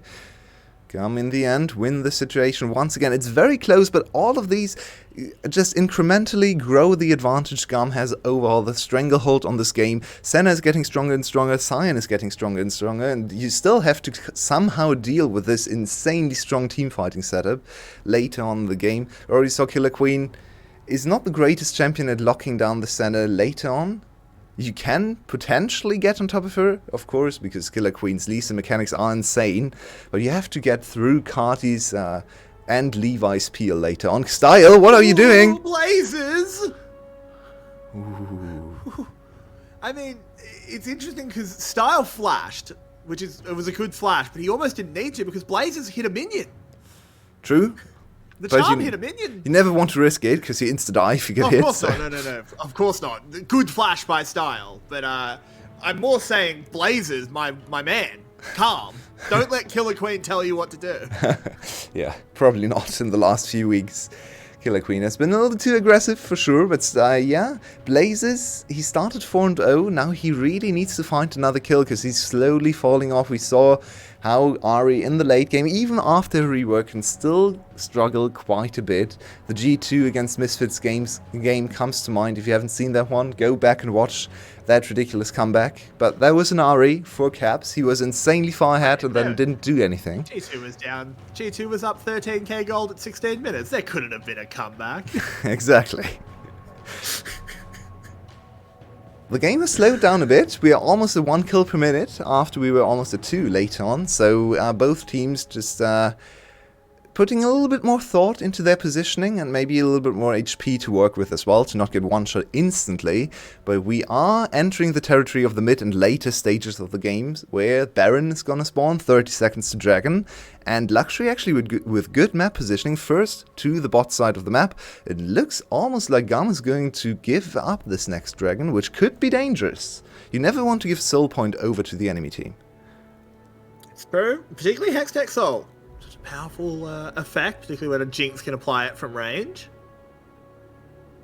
But GAM do have full control of this bottom side. GAM actually had enough time to set up the Kiaya Give it split up, push. This is very close. If Luxury overextends, invests too much, GAM might just opt into getting all the inner turrets. Oh, Levi's in the pit. What is Levi doing over there? He's okay. He's got so many towers, but he does get charmed up. He's trying to do everything he can to buy time. He goes gold. If he Cavalry steals this, it would be absolutely magical, but they can't. But that's a center ult across onto 3. Killer Queen gets the smite on the dragon, but that's all he will get. Now they collapse onto the teleport. The Hextech ultimatum cannot be answered as Coda just has to leave. GAM pick up 3 kills. And that's such a ridiculous stall from Levi. He's one of the squishiest champions in the game, but with his ultimate invincible frames and then stopwatch, he's able to buy enough time for GAM to collapse. I thought he was just inting, but in the end it actually works out for them. They do lose the dragon, and if they lose the Baron here, Luxury has a clear path to victory. And they don't have a jungler. They need to be super careful. Killer Queen does have smite. This is all you, mate. He does, and I don't know if they've got any kind of burst that can beat Lee Sin with Smite. They're just going to go over, but it's a Lee Sin. You really can't stop him getting into the pit. Levi's here, Levi's here. You can't do this. Levi has arrived. This is going to come down to a 50-50 Oh, I am so anticipating. Senna has gone down. There it is. And it's secured by the Scion of all people. Killer Queen gets back out of the pit. Blazes is surfing in and out, over the wall, out of the wall. And it is going to be an Ari pop-up as he's doing so well. GAM are being hunted down as Luxury find them everywhere. This is a collapse by GAM. They've only got 1 Baron buff remaining. Ooh. And he is locked in the hexagon. As he goes back, he won't even kill Coded. Luxury fire back. Complete disaster for GAM. What a lapse in judgment. You can't go for this Baron. They had to stall for such a long time because they knew the threat of the smite still was there. And then they stalled for too long because Style was completely lost in positioning inside the Baron pit, insta-dead. Because Blazes found a good opening on him. Look at Style here. Take a look at Style's positioning into the Baron pit. I think he gets too scared. But why is he moving up this far? He wanted the pink ward. He was hitting a ward. He's not the one to get the Why? pink ward. Beautifully done from Blazes as well to spot out this opportunity, and then it's an easy fight because all the gold is on Style. And Kiaya is not equipped to team fight to be the substitutionary ADC, he went for the split push build, which so far has paid dividends, but it's not good in this situation. And now, of course, it's just some Cho'Gath ults. We don't see the actual Cho'Gath, but at least we get to see his ultimate from Kote deployed here on the Camille in top lane. 18 to 15 in kills, still behind in gold, but on Hextech Soul Point. And suddenly the game has gotten much more interesting. And Kote, they've killed the Graves. GAM is collapsing. GAM is actually GAM is completely collapsing, and the front of our eyes, I think they might even be a little bit tilted. They look tilted to me. And they're not backing. They've only just started their backs. They lose an inhib tower here. Okay, they're trying. They cancel the backseal way. Yeah, they're trying to race. They're trying to race. They're trying to race. Killer Queen. If Killer Queen die. I don't think they ever win the race though. What? Oh, and that's another kill. Oh, now this actually makes finishing the game possible, potentially. No, Beast here. B can buy so much time. He arrives. They're using a lot of CC on him, but he actually is just going down. He has the zombie form, of course, but with the rest of GAM now arriving, Luxury should just evacuate. In the end, the race doesn't amount to anything. They were going to get the inhib anyway. But yeah, I think GAM are rattled. GAM completely confused. They're lost on map, completely lost in thought. I'm not sure what's going on, but they do have another opportunity to stop the Dragon Snowball. In 1.5 minutes it's going to come up. Not really replay to talk about, it's just a good collapse, good CC setup to one-shot Kiaya. Kiaya should have probably seen that coming. Kiaya can also just stay in bot lane forever. Losing the inhibitor is not too big of a deal, because Kiaya has teleport available. Shouldn't be too hard to play around. Also bot side. Losing bot side inhibitor when the dragon is the objective to focus on is actually really not too bad, because you can just push bot lane naturally and then move over to the dragon. But it's there in 45 seconds, and we might see another game taken away from GAM in just 40 seconds when Luxury secures Hextech Soul. It is a game we could have said was over, but no. Luxury are keeping... Levi! He's getting caught! Levi's gonna go down with 20 seconds before the dragon! This is a disaster! Beautiful collapse for Luxury. They do not want to go for the flip. They want to take matters into their own hands. Win the game. Will they go for the win here? It seems like they want to use the opportunity. Risky. It is risky indeed. Senna under Nexus Towers is really, really strong, and we can see they land some good poke on Vit. I think they should just go for the safe play. They killed Levi, so just take the soul. Make the rest of the game easier for yourself. Oh, Killer Queen! Oh, Killer Queen! They don't actually kill him, though. He manages to survive on a sliver of health, and the Scion charges in, breaking the world, and it's all about style. You have to watch this with an eagle eye. Blazers moving in. One more attack should do it. The Jinx has fallen. The Ari follows. Luxury went one bridge too far your way, and this is a disaster. We thought they had flipped it and brought the game back from the brink, but no, they fall. Poden will be joining them in hell. Never mind, he manages to get away, but Killer Queen is damned. And the dragon will be GAM's, and the game shall continue. Oh, Luxury, they could see the victory in their eyes, but it was the wrong decision to take. Just go to the dragon. You set up everything to go for the dragon. It was beautifully done. Just go into the enemy side of the map, catch the enemy jungler. That's the best target possible. Kill him, go to the soul, get the soul for free. You will win all the team fights with the soul, hopefully, because you should. There was no need to do this, and they're just playing against this composition in a choke. Look at Stahl, he has so much protection, so much front lining for him. And yeah, he almost dies to Blazes, but in the end he does have the consistent damage to kill him with another crit here, with another big hit. Here on the other side, everyone is just chasing down. But Kiaya is dead again. So now the Baron possibility in 20 seconds. Kiaya does not have teleport, so that should be free for Luxury. Don't overextend into the enemy base again. Just take the free objective, please. Away. Is this the most rattled we've ever seen GAM? I do. Or at least for at least this split. They do not look confident in this game. They do still have a super strong team fighting setup. They should just rely on style to carry them. Set up style for success. It's past Levi's prime on this champion. You don't play around the Rek'Sai. Rek'Sai is just there to cause a little bit of chaos, to maybe annoy Vit a little bit, put a little bit of pressure on him, maybe get his flash. Hang on, your way. We have a potential steal. Nope, Levi spots, but no, he doesn't go in. Nicely done. This time they secure the objective. And now even gold. One dragon away still from the soul. What happened here? Blazers with a nice TP on style. They actually caught style and insta-killed him once again. We kind of missed that. I'm sorry about that. We saw Kiaya dying after the replay, so I thought it was just Kiaya, but Style was dead too. So it was even easier for them to control the map into Baron. Now the next dragon is in 3 minutes. Are they going to do anything with this Baron? Their siege is decent with Jinx, but they need to be careful not to overextend trying to siege for the towers, especially when the dragon ticks closer to actually spawning. Right now they have a little bit of time to work with.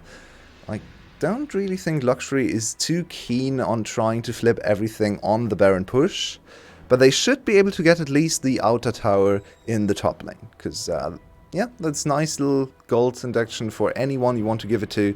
So that should be their prime objective now for the next 2 minutes, and then move into Dragon in time to actually set up good vision and good battle lines there. And I feel like this Rek'Sai, it's coming back to bite them. This is something they picked in, I think, SEA games, and Hunke said that when they picked it, they had literally never scrimmed it. It's looking like maybe they still haven't, as this has not been a fantastic performance out of Levi, and I feel like GAM is so used to Levi being on champions that always have an impact. He's the captain. He's the big dog. And now he's on a Rek'Sai at 30 minutes. It's not a great champion at this point. As you said, it's well past his prime. And GAM's got to adapt to that. Yeah, and they did play around the strength of Rek'Sai early on in the game. Remember the very first gank in the bot lane? They set up style for success, double kill for him. But yeah, Rek'Sai really is just there to cause a little bit of chaos, to buy time, maybe try and reposition the enemy carries, especially Vit, but he is not here to carry the game. It's on Style, it's on Kiaya and Kati with a little bit of CC, but mostly Style when it comes to DPS, and Style went for a more defensive build. Yeah, you can see he's actually trying to pick up CS, but his own support item is cutting short the gold income he's going to get from the CS. We want to see his soul count. He's probably close to 100, so he should be in a good position to carry. If he gets to 140, 160 even, then the game should be over, because he has so much such a huge front line. Party goes gold.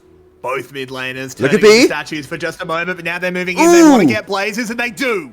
They lose an inhib for it, so now it's Vit and Coded on the other side of the map. They blow up Kiaya. GAM, you can't lose your base. You can't get too hyphy. But that is 45 seconds without the main carry of Luxury. They do have their jungler alive though, and they still have pressure from all the minions pouring into the base, so they might still be able to set up the dragon here. Kati does have TP, so he will be the one to clear the wave and then TP into the dragon pit if they want to contest. Let's see what GAM chooses to do. They kind of have to. Hextech Soul on Jinx is really, really scary. Also on Ari, going in and slowing with everything she does. So I think you kind of have to contest this one. It's scary. Levi and Style walking together. B here to face check. Yeah, but he's a brick wall your way, as he takes a few scratches. Kiaya SCP, by the way. The dragon has started. Blaze SCPing into mid lane. Kiaya SCP in 1 second too. This is a full-on brawl, but the dragon's going down. Yeah, this is... Game is being decided on this fight, very possibly, but the Hextech ult is secured. GAM just have to walk away, tail between their legs. Now they're on the back foot completely. Their inhibitor is down in bot lane, the Hextech Soul is secured for Luxury. But the question is, how does Luxury conduct themselves with this huge advantage now? Vit is finally in the late game stage as well. He can be a carry to be relied upon, even at 2 and 7. It doesn't matter what your score is, your items still say you can carry, so you can carry. He just picked up a 4th item, another attack speed item, not my favorite, but still able to dish out the damage with 80% crit. He doesn't have any penetration, and Jinx is not the greatest champion at dealing with tanks, so B can stall forever against this Jinx.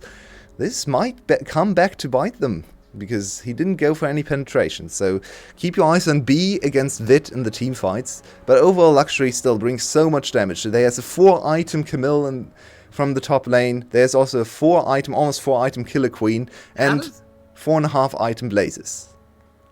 How does Style play this game, in truth? He stays very far back. This is so hard to play on the center. He's only at 107 souls your way. I feel like that's not enough in a game with this many kills. I agree. It's surprisingly low. And we saw him, in my opinion, taking too many CS, especially with the support item punishment. We've seen so many times only getting 30 money, or 30 gold, I should say, money, for the big minion. 30 money. 30 money. Oh, Killer Queen getting chunked, but they get the tower. The base breaks once again, but... Look at Blazes! Look at Blazes! He gets to knock up Blazes on the side, going in onto Style. He goes low, but he still has the GA active, has the E as well. Look at Kota to see as well. Can they take down Blazes? They can. That's huge. The Kota used the ult onto Kiaya. I feel like that's just a mistake. They need it for the center, who goes into the GA. Kota gets up. Can he kill the center? He cannot. Vit! The rest of the fight is going well for GAM, as moving forward is Vit. The Jinx has scaled your way. Kiaya, this is your moment. You need to be a hero on the Graves. Levi goes into the GA. Everyone is living so many times, but GAM are coming out on top. How? How did GAM win this team fight? It's absolutely ridiculous. Everyone completely losing their minds in this team fight in Coated. Why did Coated not turn on Style earlier? He was so concerned with Kiaya for some I don't understand. He just stayed on Kiaya forever instead of turning to Style, even though Blazes was setting up on Style, and this should be a Baron for GAM. It doesn't really do anything for either side, because the Baron is really inconsequential, gives you more stats.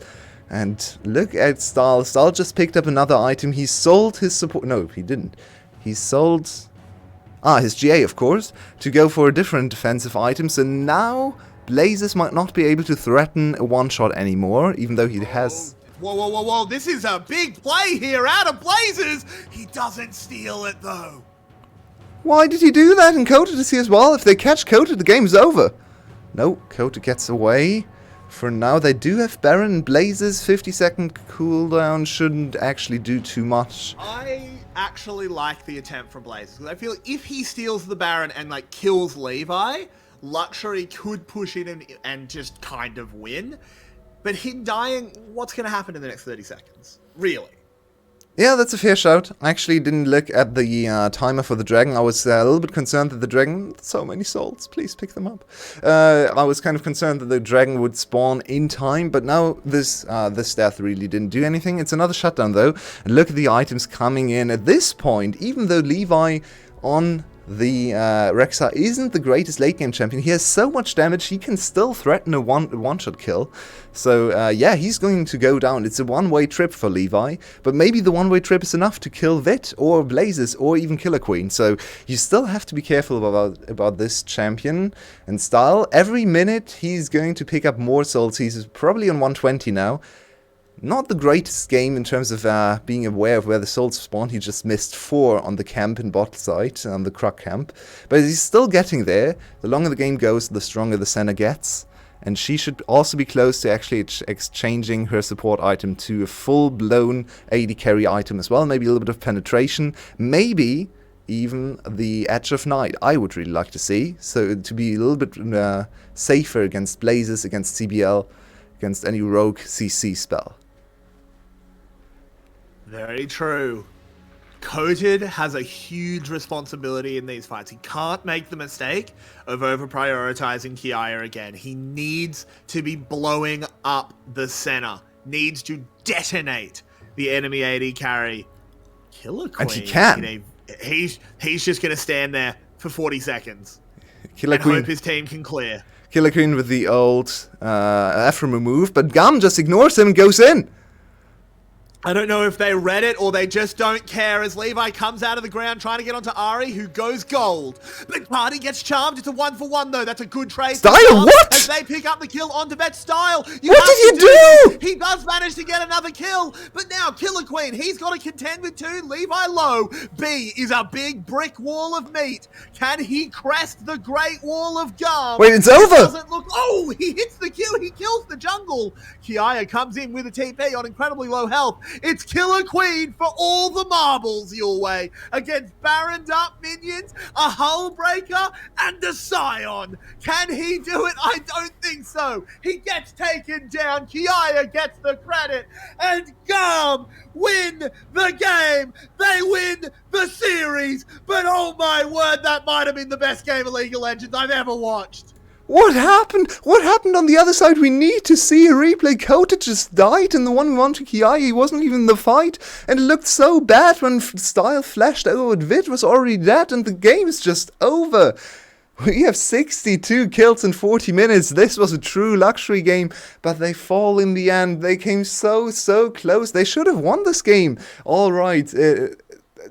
They got the Hextech Soul, they had such a good setup, the Jinx finally scaled and they still fall down. This has to be a tilter. I'm happy for them that they have a whole week to think about this, because I wouldn't want them to play another series this week. This has to be one of the biggest tilters of all time in terms of single games. Well, we are going to bring Quincy back in. Our analyst desk will be expanding by 1. On top of myself and your way. So let's get you back in. Quincy, what was your take on that game? What a game. I mean, where do I even start? It started at first with GAM, having like the usual GAM game, right? With like getting a few early leads. Not the cleanest this time around. They only got like 3k ahead in the mid game. That is, for GAM standards, just not much at all. And they deliberately gave over Drakes, which was surprising to me. And something that usually would be fine for them. But they just kind of overdid themselves. And especially like that one Baron fight was really something that I would highlight here, because Style just got one shot there. They even going for that Baron in the first place was kind of ridiculous, because they were just pulling it on for a long time. They had to wait for Levi to even respawn, walk all the way to the Baron. They even have a smite chant there with Killer Queen being alive, and then with Style being one shot, they just lost the fight there. They got the Baron, but got basically aced and dropped so many Drakes that the Hextech Soul was eventually inevitable for the side of luxury, and them just still out team fighting, that was absolutely insane. Well, let's try to make a little bit of sense of this game, because the ending was quick, the fast pace, too much happened, but who was actually the deciding player in your opinion, Quincy, watching the whole game? And not actually having to cast this one. I have no idea who I would give my MVP to, but in your opinion, who actually decided the game here? I want to mention 2 players on that note, or maybe even 3. I think it's either Kiaya or the bot lane, because Kiaya was still such a threat to even Vid in the team fights. Vid, he went 1-5 on the Jinx. He had a terrible early to mid game, as we sadly are kind of used to by him by now. But he still got items, he still got the Hextech Soul, but he couldn't really free fire in the team fight as much as he wanted to, I would say, because he always had to be aware that there could be a Grace flashing to his face and just one-shotting him with the tanky Hullbreaker Immortal Shield Bow item build, where he couldn't really stand up against that. On another note, of course, Senna soul stacking by side of Style, and the team fights were really well managed by B, who had quite decent unstoppable onslaught engages, and it's between those 3, which is of course far from a decisive answer. If I have to pick a single one, I would actually who do I put there? Actually, I want to highlight B. The supports don't get much love, and I think Kiaya also didn't really individually shine that much this game, because Coded also had a great game. Yeah, I still want to know how Kiaya won the last one we won against Coated. I thought Coated would just clean up in base. It's easy. One Hullbreaker against 0 Hullbreakers. I guess that's true, yeah. And late game Grace is kind of scary. Oh man, I'm so ready for another game, but we're not going to get another game. I know. I can't believe the series is over. Can we just impromptu best of 5? I don't think Luxury wants to play another one, to be fair. So let's talk about the implications. Luxury falls 0-2 to GAM. Now, that's not very unexpected, right? It's not surprising. It's not unexpected. They look better maybe than some would expect after what they've shown so far in the VCS. But in the end, it's still a devastating loss. GAM moves to 5-0, and Luxury falls to 1-4. So they really need to pick up steam. They can't finish the first half positively now. The best they can do is 4-5. 4-5 is not really 4-3. Yeah, we have 7 games. So they can't even get to that. They're 1-4 right now. So the best they can do is 3-4. What is the verdict on this team? I'm really confused by them. They show glimpses of so much hope, but then they fall down all the time. So I'll ask you, will they make playoffs? I think they won't. No. They are in a very demoralizing spot right now. I mean, they are 1-4, as you said. They just could have taken at least a game out of GAM, and also remaining schedule. They play Cerberus in the next week. Oh, wow. And Team Secret, who, I mean, I keep saying they aren't that bad. I mean, Team Secret is beatable if they play like this second game. That's something I wouldn't even discuss or even argue, because that's definitely in the realm of possibilities for them. But they still play Cerberus. I mean, there's GAM, Cerberus, Saigon Buffalo likely being the top 3, I would say. And Luxury really doesn't look in any position to really be the best out of the puddle. That is like the 5 teams who were like 1-2 after the first week. And I don't think Luxury, even standings-wise, is favored, and also morally, they must be pretty crushed right now. Yeah, look, my take on it is Coded is half a good top laner, Killer Queen's half a good jungler, Blazers is a great mid laner, Vit is not a good AD carry, and B's a good support. That means you come out with about 3 good players. Unfortunately, that's not enough for playoffs in VCS. Not anymore. Yeah, unfortunate for them. Maybe fortunate for us, because it was enough in winter. Their bot lane wasn't great, and they were 3rd place. But the thing is, I think Killer Queen was better in winter. Killer Queen, like, he can have games like that second game. He played really well on the Lee Sin, but you can also have game 1 where he didn't do anything and was just invisible. He also has games where he just goes, oh, that enemy red buff, I can just walk up to that even though I don't have vision on the enemy jungler or either solo lane. I can do that. That's allowed. It's not. He's great mechanically, but he still has a long way to go with the game sense. So everyone agrees they are not making playoffs. That's pretty sad for them as the 3rd place team, and they actually had a very decent score in Winter Split, more than just barely scraping into playoffs. They secured playoffs super early on. I believe they were 6-1 in the first half, so yeah, they need to turn it around. We have seen them go on to a streak and actually win even against GAM at the start of winter, so maybe they can repeat this kind of success. They still have 9 series to go, so they can certainly make it mathematically. We need to see improvements now. No question. Definitely.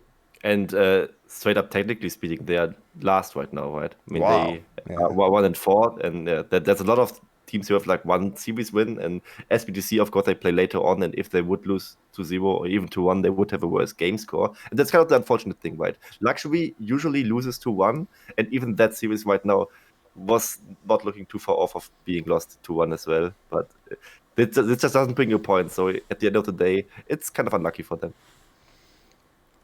And I think with that, we are going to move to a very long pause. Actually, not quite as long as maybe anticipated. About 1 hour and 5 minutes or something. So we're going to have the second series, SGB against SBTC, as always at 2 p.m. CET, which is 1 p.m. UK time, and I'm not entirely sure what it is in Vietnamese time, but you know when it starts. It's in about an hour.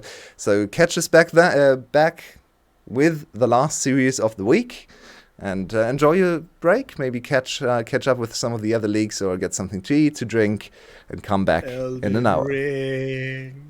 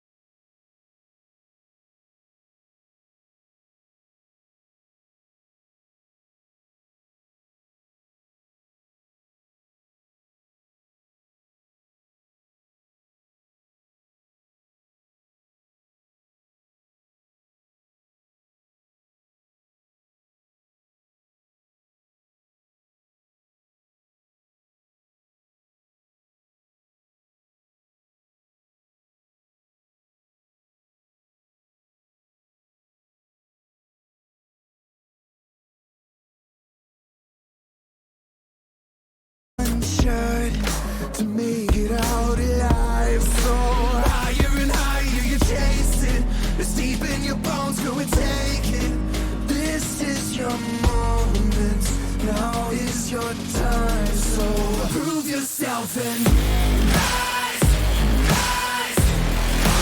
Make them remember you. Rise, push through heaven. Rise, rise. They will remember you. Rise. Welcome to the climb up. Reach for the summit. Visions brave, the one falls, steadily the end. So higher and higher you chase it. It's deep in your blood, go and take it. This is your moment. Take to the skies, go. Prove yourself and rise, rise. Make them remember you. Push through heaven. Rise, rise. They will remember you.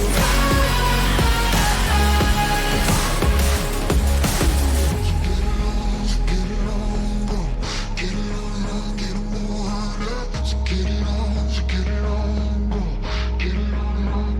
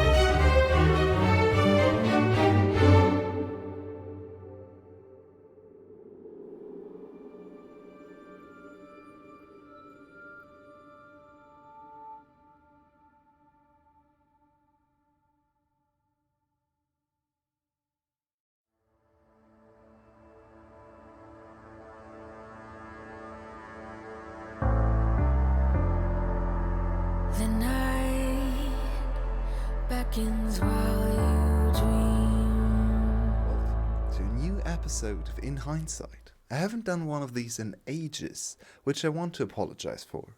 But here we are, back where we left off with the most dominant team in the VCS, GAM. After 2 weeks, 3 series and 6 games in the VCS Spring 2022, GAM sits at a perfect 100% win rate. Now, GAM dominating the regular season in every stat and aspect of the game is nothing to be surprised about, really. In fact, in the last 5 splits, GAM has finished in first place every time, except for the most recent winter split, where they ended their regular season in 2nd place. Even their astonishing early game stats are unsurprising considering their track record. With this split, they have truly reached a new level of domination. Take a look at this beautiful page of green stats. Everything is going GAM's way in the early stages of the game, and with an unrivaled consistency at that.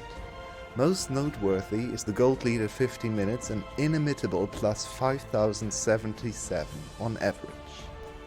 In the next clips, I want to show how GAM's early game, which has always been very strong, has evolved over the last year to guarantee even greater leads than before. One of the defining qualities of all iterations of GAM since Levi's return in 2019 has been individual excellence. Through the mechanical superiority, GAM was able to dominate games from start to finish. Oftentimes, this quality would also make their games a tad random, as they did not need to plan ahead to create leads. Instead, someone would inevitably find an opportunity at some point in the game to open up an avenue to victory for the whole team.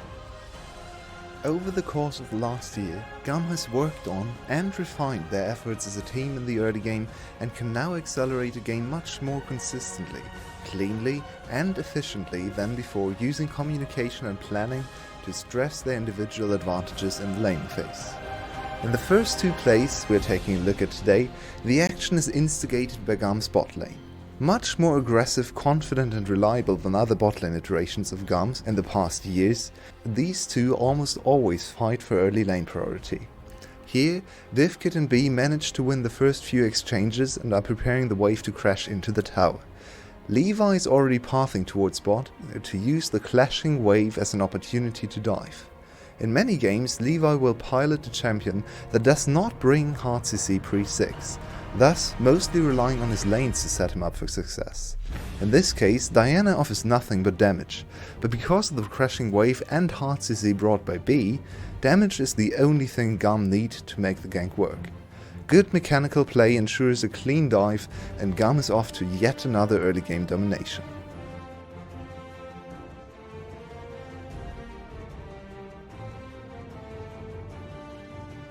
In this slightly different play, GAM's bot lane is once again positioning themselves extremely aggressively, even pushing the 2v2 to a full-out brawl without jungle intervention.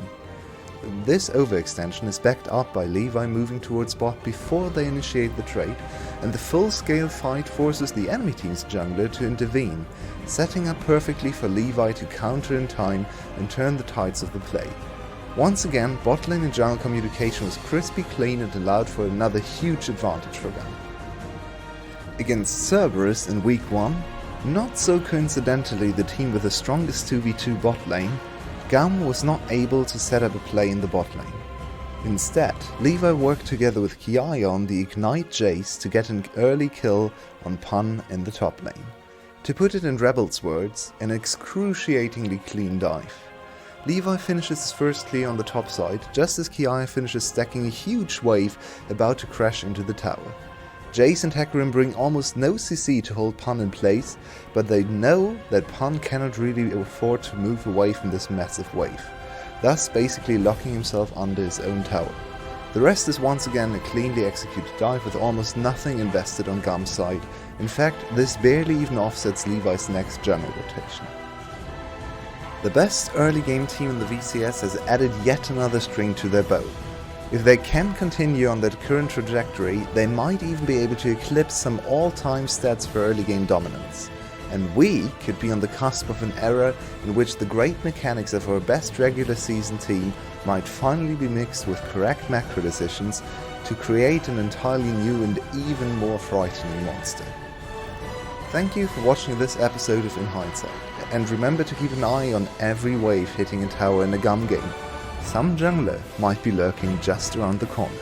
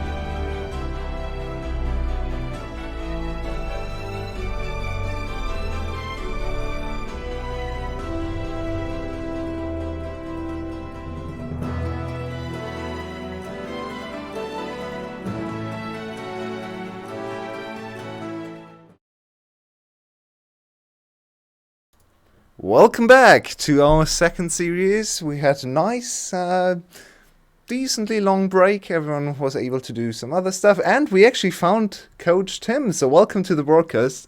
He is finally here, taking over his rightful position next to Quincy and me. So how are you doing, Tim? Great, honestly. It took the extra time to even get better stats for you guys. Not really, but I'm excited to go into this game. I think it should be one-sided, but still maybe SBTC can do something. Well, talking about the two teams we're going to see now, SGB and SPTC, they are both coming off a loss against the two Winter Split finalists. SPTC lost against Cerberus yesterday, and SGB lost a weird series. We're going to touch on that a little bit later against GAM, but we're able to take a GAM of GAM. So they are looking to come from similar weeks. Do you think they're also on similar trajectories, Quincy? I would definitely agree to that to some extent, right? Because SPTC, they looked a bit revitalized against Cerberus. I mean, they did lose 2-0, but both losses were really, really close. We touched on that in the segment before the first game. And of course, Saigon Buffalo, we addressed it earlier. Against GAN, they took even a game, and that with a very creative draft we will touch on later as well.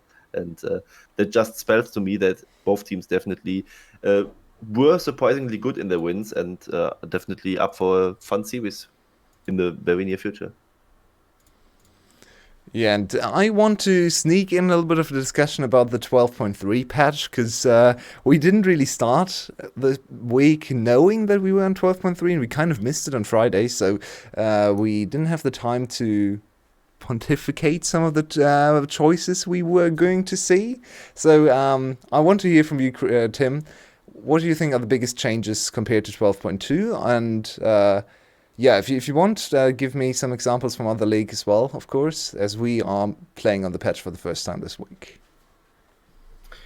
Yeah, so, I mean, it is still pre-secondary nerf, basically, so she is touched a bit, but she should still be a strong pick, and I think for the matter, from everything I've seen, from 12.2 to 12.3, nothing really has changed. Like, there were some nerfs to some champions, but overall, I think the meta has stayed pretty stable, and I haven't really seen too much changes coming in. And Okay. I don't know, for me, the 12.3 patch was gone really far, because in most leagues it was only 1 week when they were playing a live patch, and they immediately moved on to 12.4 already. So haven't gotten too much data, but still, I don't think it makes too much of a difference. Not that much of a difference, I would agree, but there were like some key differences. We also saw that in the first series, right? You can now play Senna again, which is of course very much to your favor, Yue. And also Ari is a champion now. We've seen it in the first series as well. Nami is stronger again, but I don't think she's that good in competitive in general, especially without Lucian. You wouldn't really want to pick it. And while Zeri is not as turbo broken as she was before. She's still broken, so likely just a wet side ban anyway. But most importantly, I think Sterak's is gone. So Sterak's, of course, not gone from the shop. You could theoretically buy it if Bo3 happens to scam you, but you really shouldn't buy it. And now the junglers likely need to go for other options at the second item. Yeah, and I think we have actually seen this reflected in some of the champion choices. Lee Sin has dropped off a little bit in priority. I think Jarvan has completely disappeared from the league. Xin Zhao is we have seen way less of him. And Viego and Hecarim have kind of stepped in to be the premier choices, and probably because of those bruiser item changes, right? I mean, yes, but I think certain champions. I think Senzao was probably hit the least, because his ultimate basically enables him to kind of have that Starrock's proc anyways. I think I'm not sure. I think all of these champions will kind of recover, maybe for the exception of Jarvan, just because there are good item choices. That you can still go for, that you still give you a lot of tankiness. You just don't have that burst protection anymore that Zerx used to give you. So it hurts Jarvan the most. I've seen Jarvan's go GA second, just to have that extra ability to go in and survive basically one suicide attempt. And Currency, to make the question a little bit more pointed towards our series today, do you think either of these teams profits from these changes in priority in the jungle department more than the other? I think they both kind of profit of it equally. I mean, both have been great Viego players, great Lee Sin players, and Lee Sin, so far I've seen him, he also likes to go Sterak second, but he can also go for other options, like just going Death Dance instead, or going for a Black Cleaver second, which of course is a little bit less ideal, of course, I would say, because you don't really have that much armor to shred when it's just 2 items on everyone. But I think both junglers, considering that champion pools definitely are not too harshly hit by the patch at all, and can just play their comfort champions, which would be the Lee Sin or the Viego. Okay, let's see if that's reflected in the draft a little bit later. We are close to the draft, but before we go into that one, I actually want to throw back to the most exciting draft of the season so far, in my opinion, which was the one game SGB was able to win against GAM in 22 minutes. So let me quickly bring up this beautiful draft here. Everyone should be able to see it now. And we have this one. I want to start with you, Tim. What do you think of this one? And this is actually a viable strategy for Saigon Buffalo to pursue more often than just in this one-off game. I mean, those drafts. Yeah, I mean, you can definitely, but I'm not sure if it's always a viable option, because those drafts basically have to have specific circumstances surrounding them. But getting a bit creative, finding champions that people are not too much used to playing against maybe as well, can always be an option to surprise an opponent. But you usually want to use that against opponents who are better than you, or where you say, okay, if we draft normally, if we go toe-to-toe with them normally, we won't win. Which, for example, would have been the GAM series.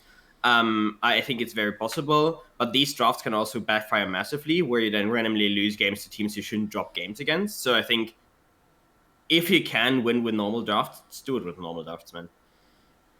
Do you echo that sentiment, Currency? Do you think this was just the one-off for Saigon Buffalo to take a game of GAM, or will they do this against SPTC, for example, today? I mean, Hasmet has played the Vayne already more than once, and I think he will definitely fall back to the pick more than another time. But just because you can do it, as Tim said, doesn't mean you should. I mean, if you can win with standard, just play standard. I mean, you just give yourself over, expose yourself to an unnecessary risk that really shouldn't be there, and just play traditional comp. But if you are like maybe wet side and R5 pick is for you up to take, and you can go for something like the Vayne top lane against the double front line, then why not again? I mean, against a team like SPTC, you would have even greater chances, because if not even GAM can beat you against that, then SPTC definitely shouldn't as well. Well, we are getting ever more closer to the draft. I'm not sure. Something is apparently delaying them slightly. So let's touch on the other side and talk about SPTC a little bit, because they are... I'm struggling to put them into a category. In C games, they are dominating. They're 4-0. I think 8-1 in games, if I remember correctly. And VCS, they've been struggling at least results-wise, and looking a little bit better last week, but still starting 0-2 in the first week, now losing another 0-2 to Cerberus, so they're near the bottom of the table. Where will they end up after round 1? We are now 4 series in, 3 to play, so Quincy, where do you think they're going to finish their first round?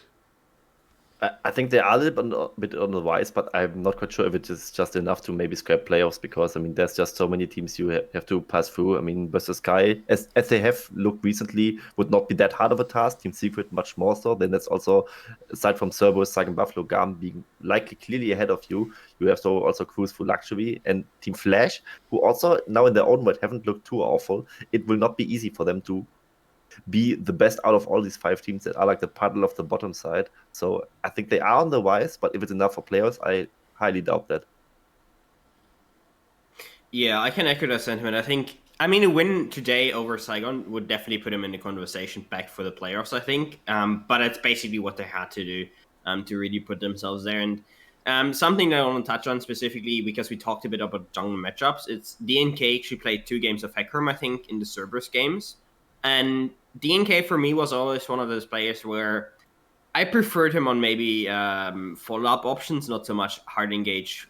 I'm the first one in options, because he likes being more defensive or less proactive with his engages. So looking at that, maybe give Pellet an easy engage support. Yes, he played the Nautilus, but I don't like Nautilus Hecarim as much as I do like Leona Hecarim, for example. So maybe give him something that can even go deeper and set up the Hecarim or Viego or Lee Sin for DNK.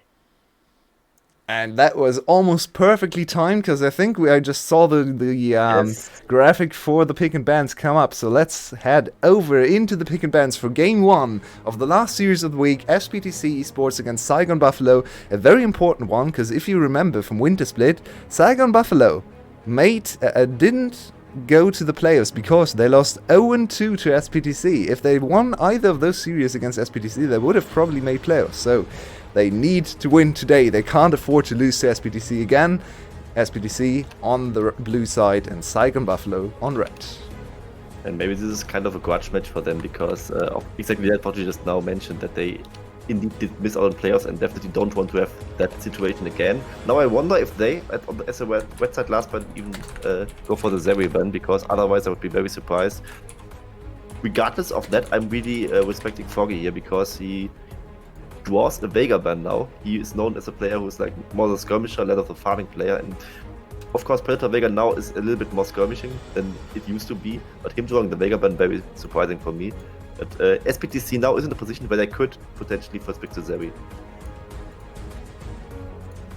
Absolutely, they could. I mean, SPTC themselves have played the Vega against Cerberus.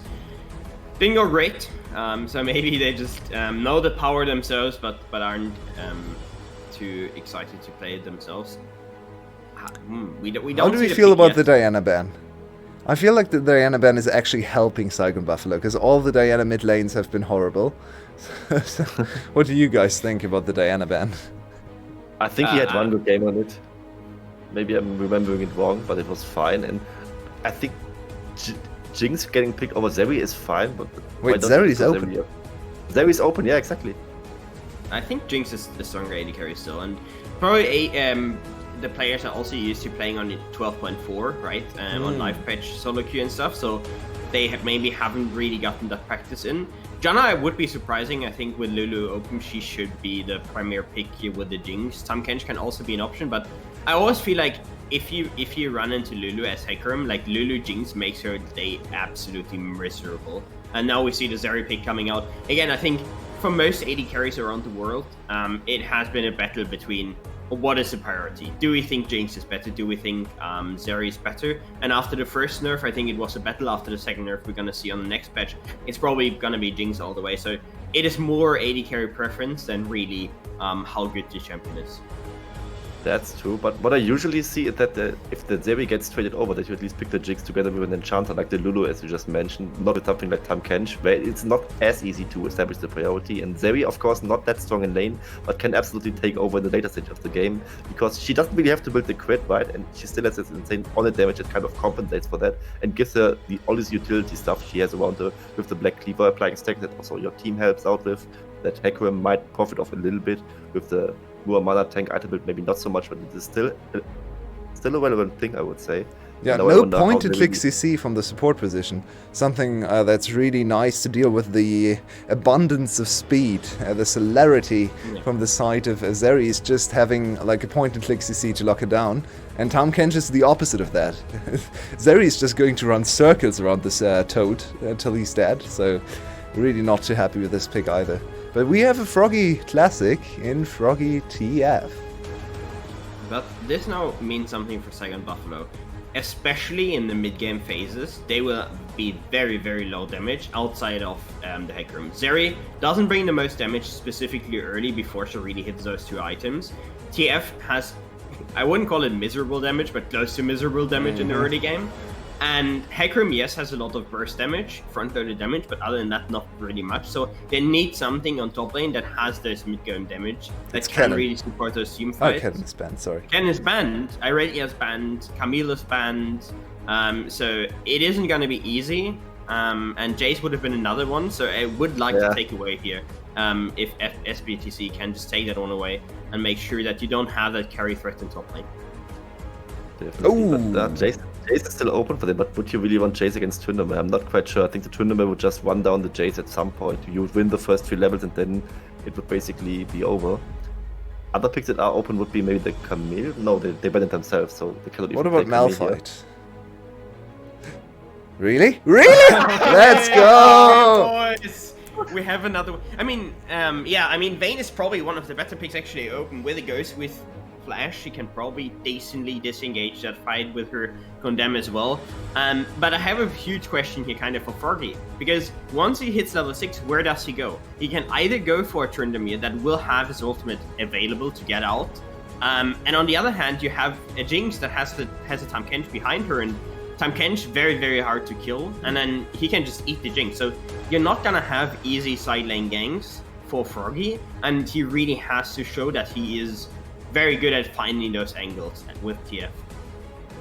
I think they just need to make sure that they kill the Tahm Kench quick enough. Or maybe even when Froggy hits 6, then Tahm Kench should not be level 6 yet. So maybe if you go for a Destiny play immediately, you could maybe still do some damage. Otherwise, you maybe even need to focus the Tahm Kench down beforehand with the dredge line from the Nautilus. And I think, Froggy doesn't really have an easy job this game. Hasmet much more though. And I'm really wondering if Emperor can really take up to the task in the laning phase, because so far he has looked pretty rough in lanes, I think. And Hasmet, of course, on this Vayne champion can really zone him off the wave in the first few levels, I would assume. So not an easy time for SBTC in that regard as well. So, it's time. You know how it goes. It's time for your predictions. Who is going to take this first game? Interesting drafts on both sides. Let's start with you, Tim. I think drafts are very close. I think Saigon have again shown the Vayne top lane. It's not too surprising of a pick. Now it has worked. I mean, it went 10-0 and 1-5 so far, but we have to see where it flips. I think Saigon can take this. And Quincy, do you agree? I agree. I think Saigon Buffalo takes this, but confidence not so high. At the Vayne pick can really also become very useless very quickly. So it's my distinct pleasure to not only say goodbye to our analysts till after the game, I can also introduce you back to Kerrigs. Come back, my Australian friend. Where are you? Your way. I sometimes get worried about Hasmet, because sometimes, and we've seen this before, you and I, maybe we're the only two that's still around VCS English that have seen it, he reaches points in splits where he goes, I'm playing one champion the rest of the split. Don't care. It was Mordekaiser once. Oh no. Might be Vayne this time. And Vayne's a very specialized champion. I think Tim did touch on it. Maybe Vayne is actually able to kite Tryndamere and turn things around on him. But I'm a little bit worried about once that Gale Force comes in, that's a big sword coming in on just a little AD carry. Very true. I think it very much depends on how well he conducts himself early on in the lane and if he's okay. How did this happen?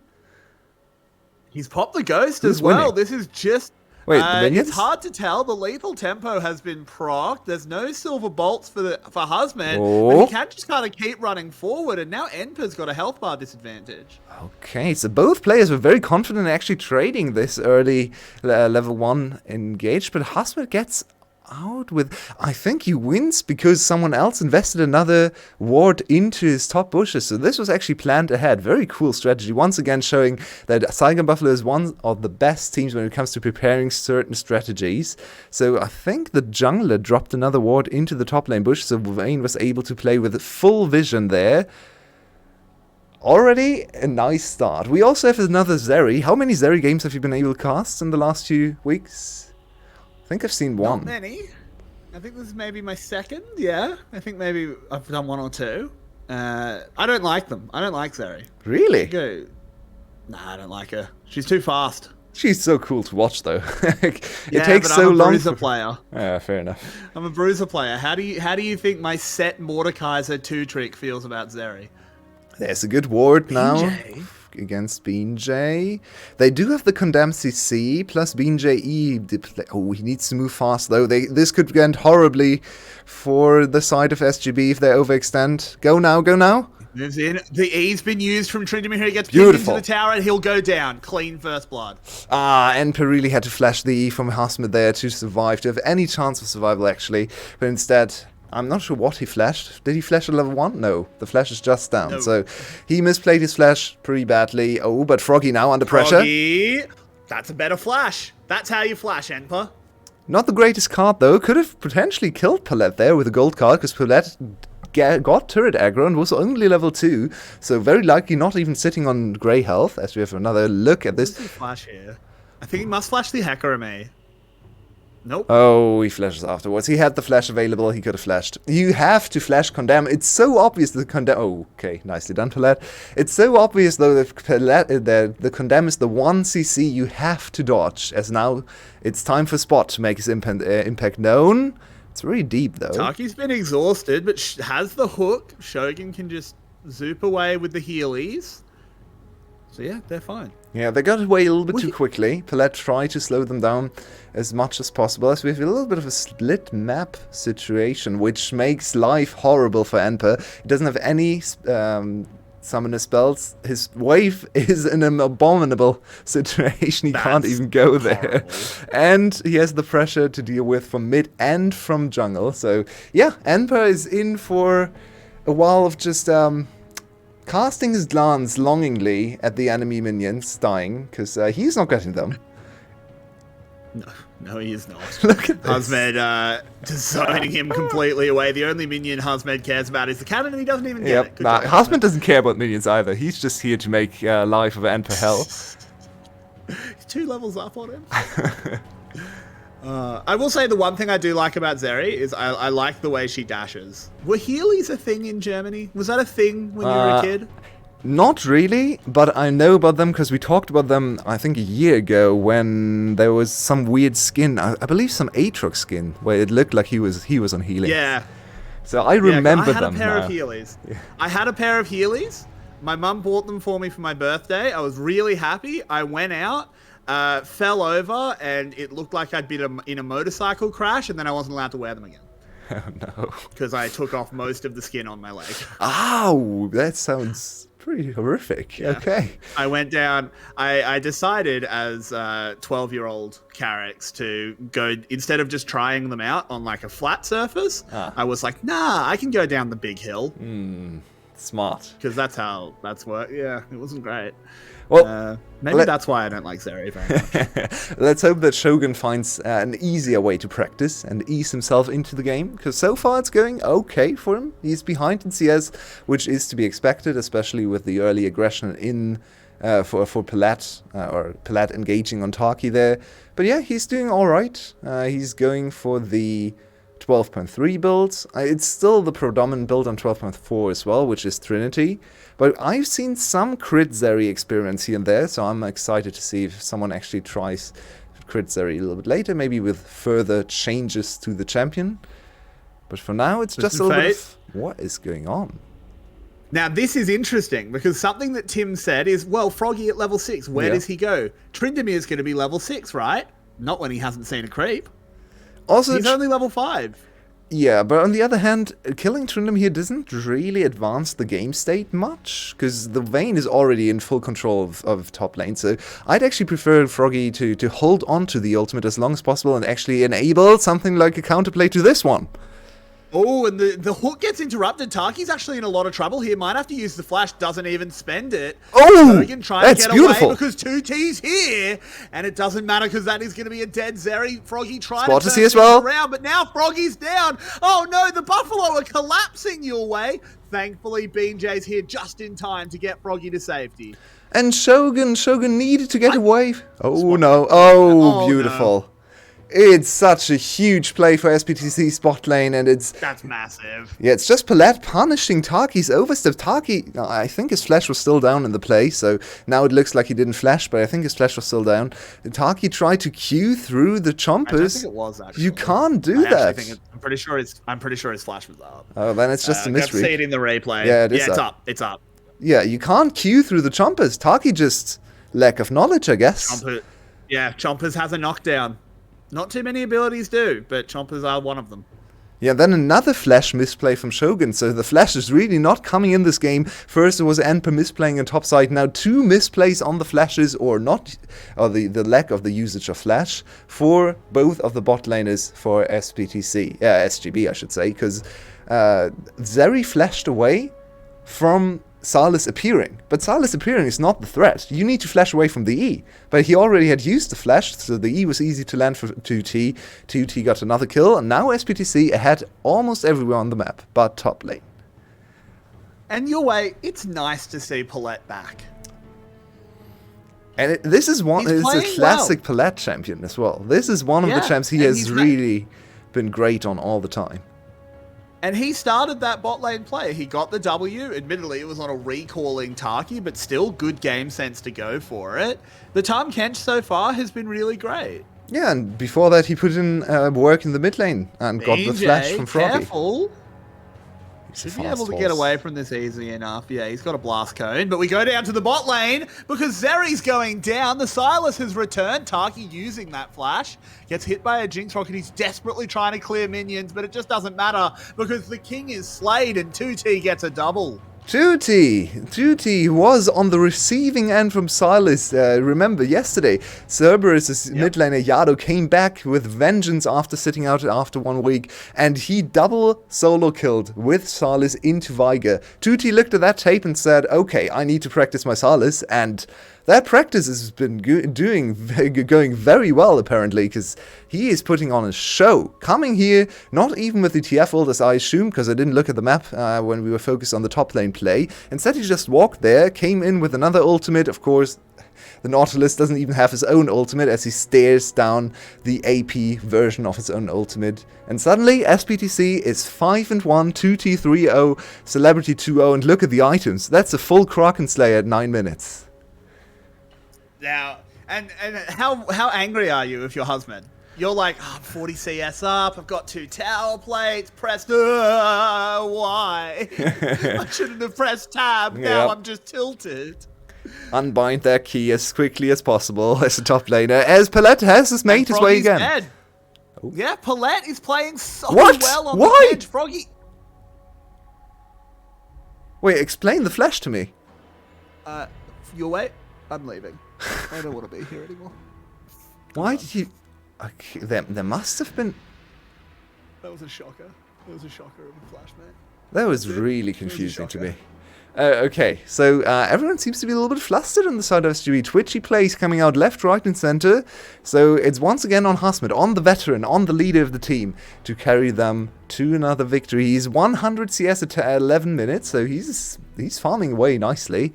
But his bot lane is in disarray. The Zeri. We talked about Zeri, and apparently she has followed suit in the Carrick's tradition. The wheelies. Falling down the big hill. Oh, Enper has ult. This is a really dangerous dive. They need to somehow get the ult out. There it is. Now BJ he's just dead. needs to kite it out. Oh! He punches over the wall. BJ, he's been baited. The Tryndamere does go down at the very least, so it's a 1-for-1. Tower plates given over.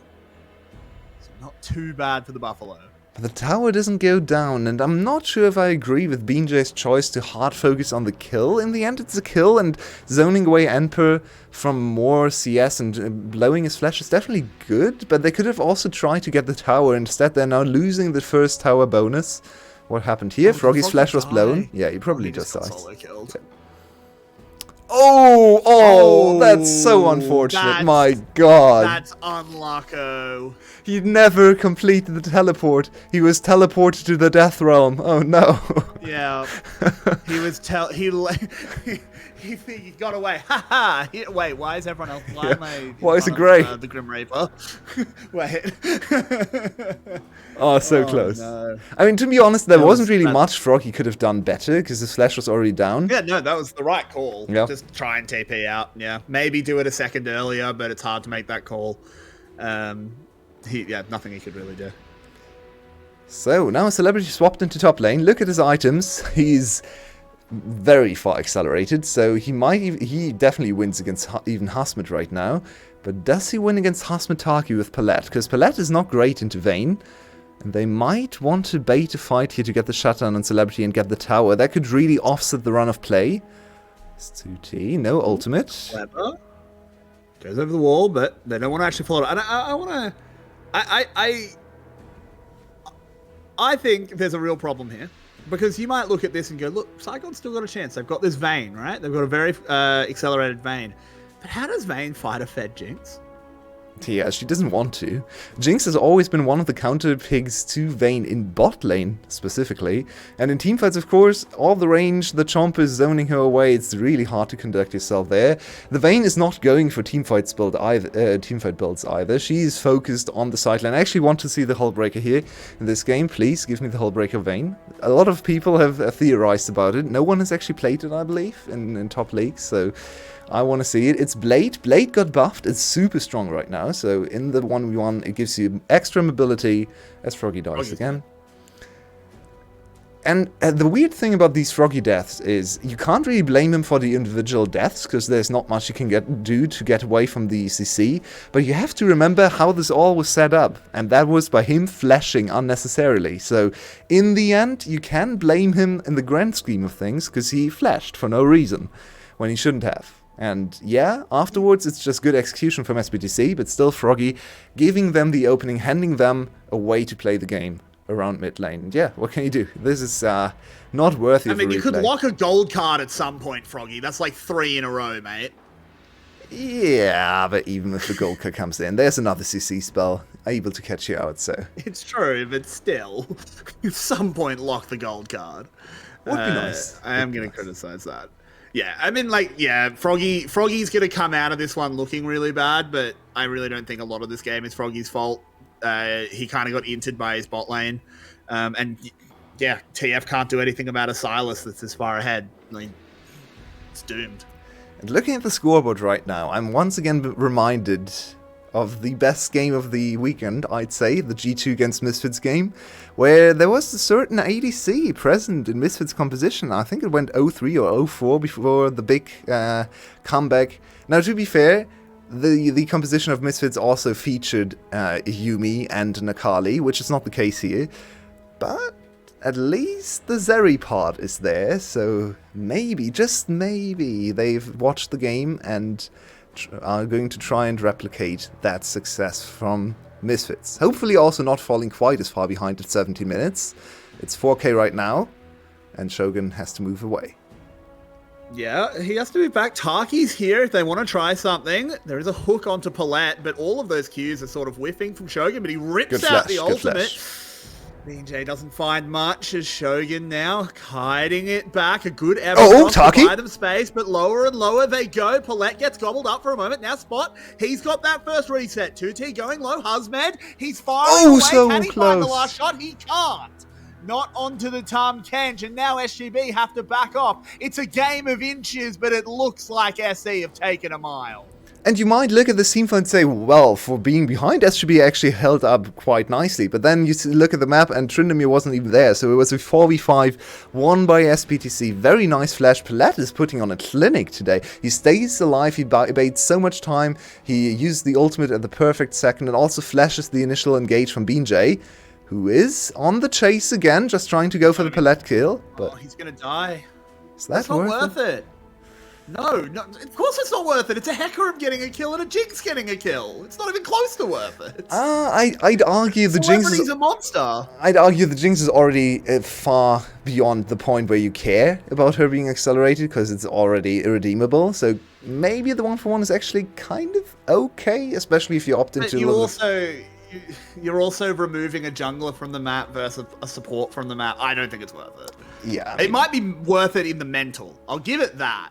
It has a lot of mental edge to get BJ back on it. But let's have a look at this replay. It starts with a missed ult. I think if that fear it's not goes missed. off, It's this not goes missed. very Palette flashed away from it. He tried to redirect Palette into his team, so the Palette was out of the way. And if Palette dies, they can focus Celebrity. They know they can't really focus Celebrity. Look at Hasmet. He's dancing around the edges and only hitting Palette because they know you can't fight against TK compositions without killing the TK. It's just worthless. The Jinx is just going to reposition with the TK ultimate and still kill all of you. So the focus was actually quite good for SGB. There was just counterplay for Palette. Palette flashed at the right angle and got away from the fear from BJ. So now the flash is down. Maybe they find another opportunity. But now there's also a 5k gold lead. A 3-0 Jinx with 10k gold. Look at her items! He has twice the gold of Shogun, but we've got a 1v1 here. This one's an important one to check because Husband has to be able to kite this out. Nope, bonk. Bonk, bonk. Froggy is coming in. Should be able to pick up this trade. Oh, please actually get it. Nope. As he oh, no. Emperor, I think, spins away. One more throw from Froggy. Taki's here to lock it down. He gets away if Taki's not in position, though. It requires 3. And remember, this Trinity was set behind so much. He's basically useless and still gets the solo kill. It was a very close affair, though, and Hasmet was ambushed. So this doesn't happen if he has an open position where Hasmet is actually able to locate Enper before the fight starts and then kite around against the engage from Enper. But if Enper is able to utilize bushes and set up some wards and maybe vision denial, more importantly, then he can threaten solo kills on Hasmet. And Hasmet was the one strong point for SGB, and not even that strong point is able to win anymore. So the game is slipping further and further out of their grasp. Yeah, it's pretty doomed in this one. But and also BJ, I hate this so much. I've seen so many Tryndamirs now over the course of all the games played in VCS, played in LEC, and some LCS games that I caught as well. Why are Hecarims doing this? Hecarims, that are the only accelerated people on their teams, like in this game, that he's 3-2, he has all the kills, he's building full tank, he's gonna be absolutely useless. I hate it so much. But look how tanky he is. Yeah, exactly that. Exactly, I know. I just build the one AD item. It's only one item. You can just stop off for a tier for a while and then go back to complete it a little bit later. But this Tryndamere is never going to accomplish anything. There's no damage in your team. You need the burst damage from one damage item. Tryndamere has never really been a very good full tank. Hang on, your way. We have a collapse. But no, Froggy's going to the bot lane to try and stop this Tryndamere, who's just picked up an inner tower and just goes in on Froggy. Throw the gold card and an Everfrost will hold him back. But SE just start the Baron. No smite for BJ. Doesn't have ult. Yeah, he doesn't even have smite. This is just a 21-minute Baron. What is this? Smite it away. That's just a professional FF. It definitely looks that way. Shogun also gets... Oh, Shogun! They just want to go to game 2. Honestly, I don't blame them. This one is pretty dunzo. Almost luxury-esque with how little SGB actually care about late-game chances. Just flipping everything. It's basically a 5% chance. I'm not sure... Great play by Spot. Just want to put that out there. Well, nice to see. Hasn't really gotten too much spotlight, but is actually 4-0 as well. So everyone's smurfing on SBTC, and, well... It looks like SGB has their work cut out for them today, and a loss after losing to GAM, after looking so promising the last week, would be quite devastating, because that would mean an 0-2 weekend against GAM and SBTC. I mean, it's not the worst two teams to go 0-2 to. GAM, I mean, we were honestly surprised they even picked up one of the games. That's true. Let's have a look at this replay, though. Honestly, I'm not sure if we want to. No, we I have really no don't. idea what SGB is trying here. Hex flashing in? What is a Nautilus doing? BJ doesn't even get close. Yeah, look at Shogun. Nothing going. Shogun actually commits the most egregious sin. Did he try and recall? No, he tried to dodge the zap, then realized dodging the zap would actually put him into a worse position. Then he ran back into the zap and got caught anyway. Basically, every single decision point of that chain of decisions was wrong for him. He tried to dodge to the wrong side, then didn't actually dodge and still got slowed and died. He played it as badly as he could. Quite impressive, honestly. Yeah, I mean, like, look, definitely not a Zeri performance to write home about, but this was lost a long time ago. All of these extra plays, SGB, they just want to go to the next game. And honestly, fair enough. I don't blame them. They've got a shot in game 2. That's why we play best of series. 2T steals away that Hecarim ult. It's a great ult for Silas. As the siege continues, SGB with being 11k down, in they go. They do get the first kill, do SGB. 2T's now actually in a really bad position, but guess what card Froggy locked your way? He locked a red card! Look at Celebrity Savage! Penta?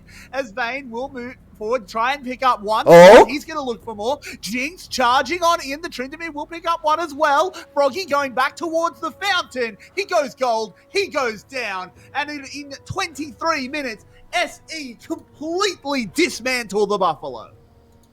Yeah, you talked about professional surrender, and I think it was definitely a game SGB was willing to throw away. They went for over-aggressive plays, but I'm so impressed with all of the SPTC players, especially after a devastating loss yesterday. 2T, remember, yesterday he was absolutely clapped by Yado. Now today he comes back, looks Froggy in the face, and just solo kills him left, right, and center, accelerates the bot lane. Such an impressive performance from this rookie. 2T really still putting in so much work, and SPTCs wiped the floor with SGB in just 24 minutes. Yeah, Husmed, probably time to put the Vayne away. Your team needs you to play something a bit more Husmed-like. Though, overall, SGB need to buck up their ideas for the next game. SE looked fantastic. We'll be back in just over 5 minutes. Don't go anywhere. The VCS English analyst desk will break down every play, every decision that led to that victory.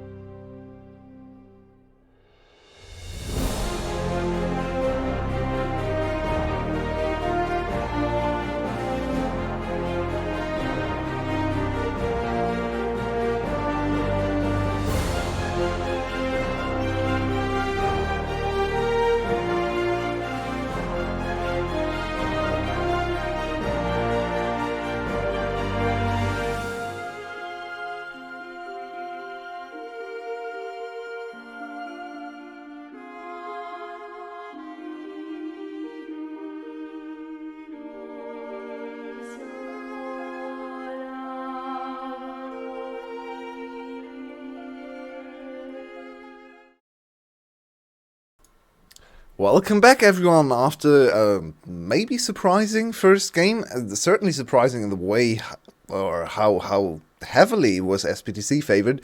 Tim, let's bring you back in. What happened? I mean, something crazy happened. I think we all expected a stomp, just the other way around. But we talked about some draft weaknesses that Saigon's team comp definitely brought with them. Specifically, TF in mid lane. Where does he really go? What plays does he really want to force? And I think the issue was much bigger than we initially thought, or me specifically. It just Froggy, even like I think he had some decent levels, specifically pre-6. He had a good roam window on level 6 before the Sidus really, but he couldn't do anything because on the one hand you have a tournament who was sitting permanently under his own turret and couldn't really get out, even though he didn't have the level 6 yet. And then bot lane you have the Tam Kenshin. It's so hard to gank there, and yeah, Froggy just had that one window, couldn't do anything with it, and then 2T just took over and he was all over the map and really destroyed bot lane. And the bot lane also kind of destroyed themselves, right? I mean, first of all, like picking Zeri Nautilus, maybe not the best idea into Jinx Tam Kench.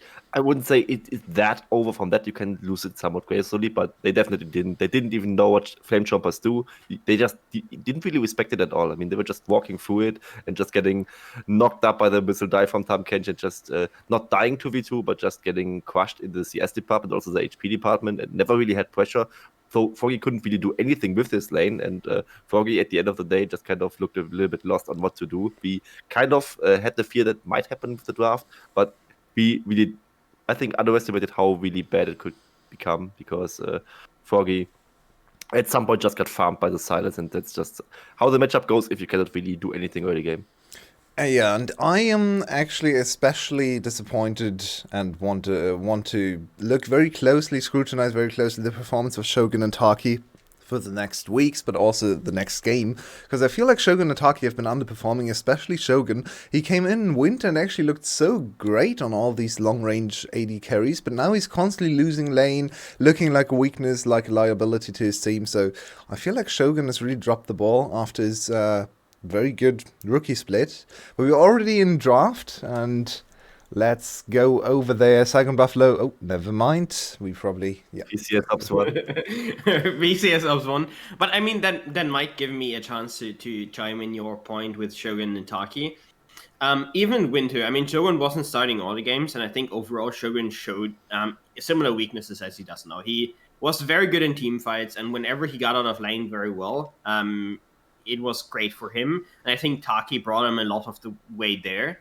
But now he looks like he's struggling. But also, I think, give him lanes that he can actually do anything in. Because, yes, it's not a lane where you should die, but like this Zeri Nautilus lane into Tam Kench Jinx is a lane where you have no interaction. Like, even if you have the best trait in the world and you play it perfectly, you still lose the 2v2. So maybe give him something where he can do anything, right? Where his hands aren't bound by just losing gracefully, but just give him a lane where he can win, where he can play aggressively. But I feel like that's an even bigger problem, because SGB was always about, Riot SGB was always about bringing the creative picks. He played a Darius bot lane game. You need to check that out, Tim, by the way. That was fun. He also brought the Xayah and so many other things. So he was also always the creative ADC, and Shogun was just the standard ADC that performed better on Jinx, Aphelios, and Caitlyn. But maybe SGB actually needs to place a higher priority on those champions to actually secure him one of those comfort champions, the Jinx. They're now on blue side. Is Jinx first pick something you want to see, Crency? Yes, I want to see the Jinx first pick. If it is left open by the side of SPTC, I wonder though if Saigon Buffalo thinks maybe they can play Zeri and play it better than we do. Maybe we need to ban the Zeri on the blue side now, because this could be something that maybe Celebrity has practice. I mean, I would assume that all the VCS AD carries have at least play their 20 solo queue games of Zeri and likely even scrims. So he would maybe be up to the task to pick it. But Zeri, as far as that one game earlier, where we didn't really get convinced why she is actually a power button, maybe even gets still banned by SPTC. I, however, doubt that will happen, though, because I don't think SPTC is now very afraid of Sugar and Zeri. And here we go into the draft. I waited for you to finish, but now it's on screen, so the viewers will actually see what you're talking about when you mention bans and picks, just to make sure you know. Yeah, I mean, I kind of want to see. I mean, it looks like we're gonna have another Jinx area split here, maybe between the two teams, but I would have loved to see SBTC Jinx ban. Just take that away, because I feel like whenever she's on screen, whenever she doesn't get completely turbo stunned in bot lane, she just ends up stomping everybody. She's way too strong in team fights, so reset mechanic makes her an absolute monster, and I pray to God that Saigon is not deciding to first pick it, because if they don't, SBTC will pick it. They will probably play Tahm Kench or Lulu again. Palette looked great on the Tahm Kench, so if they want to go for that again, I'm supporting it, because Palette has looked shaky at best in winter and both now in spring, so give him that again. But it is going to be a Aphelios, but still the Tahm Kench can be a good option with him. Could also just be a Aphelios Fresh, right? I mean, you don't want to switch over Jinx Fresh and not have Fresh yourself. And yeah, maybe the Zeri just gets completely ignored by both teams because they both think maybe it isn't even that good. And I think if they had banned Jinx, maybe then there would have been an angle to just first pick Zeri for SGB and just not having Jinx available to punish it would maybe spell doom for the side of SBTC. But like this is also fine. I mean, it will likely just be a Jinx Aphelios trade, and one of the bot lanes will probably get the Fresh, the other the Tahm Kench. Not such an interesting lane, I dare say. But with Emperor now being on the Graves, or maybe Spot on the Graves, we don't know yet. There's at least one split push option for the later stage of the game ready for SBTC. I actually want to see the Graves only in the top lane. The jungle Graves from Killer Queen earlier today hasn't really convinced me at all. Now that Aphelios has come in, we see that SBTC is actually not deciding to go for the Zeri, and Aphelios, if with the right support matchup, can easily contest and even push out the Jinx from the lane. He is the stronger lane AD carry, especially with his first weapon combo. Bane J, though, back on the Hack Room, he has looked decently good on it in the last game, but he was going that full tank build, and now we have to see if he maybe goes for a bit more damage to get that initial reset for Jinx. So what do we say about the Zeri being completely ignored? Is she still an option for other lanes? Can we actually see like second rotation Zeri for the top lane, for the mid lane maybe, for either side? Do you think there's still a possibility, or is she just gonna go down to 95% presence? I think she will fit. I think you could theoretically play top lane, but who would do it? I mean, it would maybe make sense. I mean, he played Vayne. I mean, yeah, but that's the thing. You would have to pick it into the Graves, and you likely do not want that, and otherwise you just blind it to some extent, and that's also something I wouldn't really see. I think Zeri top lane would be an R5 pick, if anything, and I think Ahasmet could of course play it, but I don't see it here against potentially a Graves. One thing I want to say though is, I like that Palette has again gone for the Tahm Kench, and I feel like Tahm Kench kind of snuck back into the meta, and we see him more and more, and specifically into those hard engage comps, where basically when you pick Hecarim, you commit for full hard engage, because Hecarim can literally do nothing else but go in. Tahm Kench is great against that. We saw that in last game, the one team fight where the Jinx was actually threatened. Tahm Kench just eats her, gives her a huge shield, gets her back out of the team fight, and I think that can be a huge issue, especially with the Graves as well. You have such a good kite back comp already for SBTC that Saigon really has to find something to chase down to make sure you can lock single targets down more effectively and run them down. I actually want to mention something that is very subtle here in this draft, but I want to shout it out because I think SBTC is doing a very good job at actually denying AP threats from Saigon Buffaloes. They've banned so many mid laners and Gwen and all the other AP top laners Hasmet likes to play, so there's almost nothing Hasmet can bring in terms of AP threat. And they've banned all the good Froggy champions as well, so now Froggy is forced to maybe go into some control mage, which he can play, but it's not a strong suit. So I really think this is a deliberate strategy from SBTC. And Galio is not a great AP threat, so once again this composition is gonna lack AP damage. They just go Camille Galio. I mean, you don't need magic damage when you have 2 damage, right? I also would have not been too surprised if it would be Vayne top lane again to get the 2 damage part in, but I like Camille much more. It's more well-rounded, so to say, and also Camille Galio, it's like the easy engage that you were kind of lacking in the game beforehand, and maybe that is enough to really bring some shakiness up to the task of Celebrity, who is on their failures. And Poppy as the last pick, would be a Camille counter, of course. And Camille is one of the few champions that can stand up to Graves. So the Jarvan, I don't know. Jarvan on the current patch, not as good as it has been, because Stevax being gone definitely hinders the champion. Yeah, but I think Jarvan does two things. One, it gives you a really good early game threat to work together with the Ahri, especially level 6. That is a very daunting task to work against. And then, secondly, it gives you a good duo for Ahri, because what is gonna happen is that Jinx is gonna be alone for a lot of the fight, because if we look at both team comps, there are 4 engaged champions and the Jinx. And if Jarvan and Ahri can consistently keep Shogun out of the fights, they're gonna miss damage. And Camille Galio is a great comp, but Tahm Kench is probably one of the best counters, if not the best counters against it, because he just eats celebrity and basically says, you guys can engage me, you can kill me, I don't care, I'm Tahm Kench, as long as my AD carry lives that initial engage, we're probably gonna win. And we're gonna see probably Palat end up doing that a lot.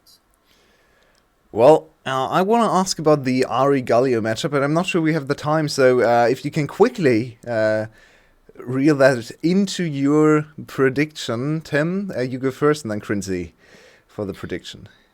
I mean, based on draft, I would say SBTC should win this game. I think that team comp overall is much more well-rounded. The Ahri into Galio matchup, usually very good Ahri matchup, at least early on in the laning phase. Galio then ends up getting MR boots and should be fine then, but before that, it is going to be rough, so SBTC for me.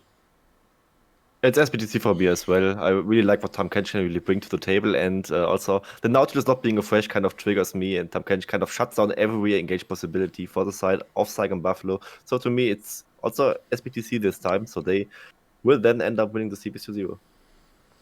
And potentially for the last time today, it is my distinct pleasure to introduce Kerrix back to the cast. Kerrix, you have to cast at least one more game before you can go back to Elden Ring. I know you want to, but let's go to the Rift first. Well, I mean, Saigon Buffalo are kind of playing a little bit of Elden Ring because they're up against a potentially insurmountable foe based on Game 1. And based on how Shogun played in Game 1, he's in that FromSoft mindset of throwing yourself at something and dying repeatedly. Taki seems to be in the same mindset here. Yeah, there you go. He better pop his flask pretty quickly, but BJ now collapsing. Okay. Oh, they actually go for the flash and they get a Aphelios' flash. Good trade. Well, it's flash for flash. Now it kind of depends on who gets to move into bot lane first. Let's see where both junglers start. It seems to be a mirrored path here with both on the bot side. So not really the greatest opportunity to punish either side early on. I mean, at 4 minutes, the flashes are still down. So basically is we're going to have to look at both junglers, and if they cut any camps from their usual clear, I expect this to be more the case for Spot on J4, of course. BJ much more prone to just full clearing on the Hecarim. So potentially, first option for Spot to go into the bot lane and make his presence known. I'll see if he actually does it. Last game, nothing really went right for the Buffalo. So even just anything below the top lane going right would be an improvement. Very true. My eyes are very much glued to 2T now, because his performances have been up and down this week. Very impressive last game, not so great yesterday, but now on the Ahri, first time he picked the Ahri, and thus the first time he's ever played the Ahri professionally. So he's already winning early trades. Can Spot force the flash from Froggy? Is he going to go for it? And he's under tower against a Galio, which I don't think you really want to do. Not sure if Galio had W, he was level 2. I feel like Spot could have gone for EQ there. I don't think Froggy had his CC ready. Looking at a Galio level 2, I would not assume he went for W this early. So I think there's a little bit of a missed opportunity for Spot. He also gives away his positioning. So now behind in clear, behind in positioning, and behind in the vision game. So right now, all the cards on the table for their side, and BJ with the trumps.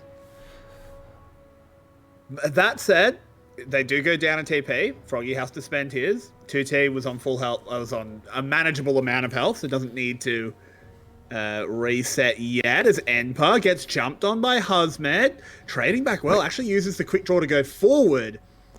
Wins out pretty hard. Man, Graves' trades look so weird all the time. It looked like he was hard losing, no mana whatsoever, but then he gets to level 4 and actually his mana replenishes to a decent amount, is able to get off the smoke screen too. He is the first gang, BJ. Yeah, that's got to be a kill. Easy peasy. You'd have to think as 2T. It does eventually go down. Froggy very low, but it's only Paulette here. No real damage. He does get away, but first blood to SGB. And that's just greedy solo queue tendencies from 2T. He saw the teleport early, forced the teleport out of Froggy, but refused to use his own. No flash. They know Paulette's not here.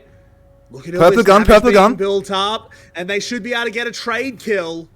1 for 1. So 1 for 1 is still advantageous because you're able to deny so many CS and of course experience too from Celebrity. It's not the greatest outcome. Paulette was really punished harshly for this roam though, because he didn't accomplish anything in mid lane. He lost his ADC's life and he lost so much experience for both of them. So Paulette this time not quite able to accelerate the early game as he did in game 1, and SGB already showing more signs of life than the whole 22 minutes of game 1.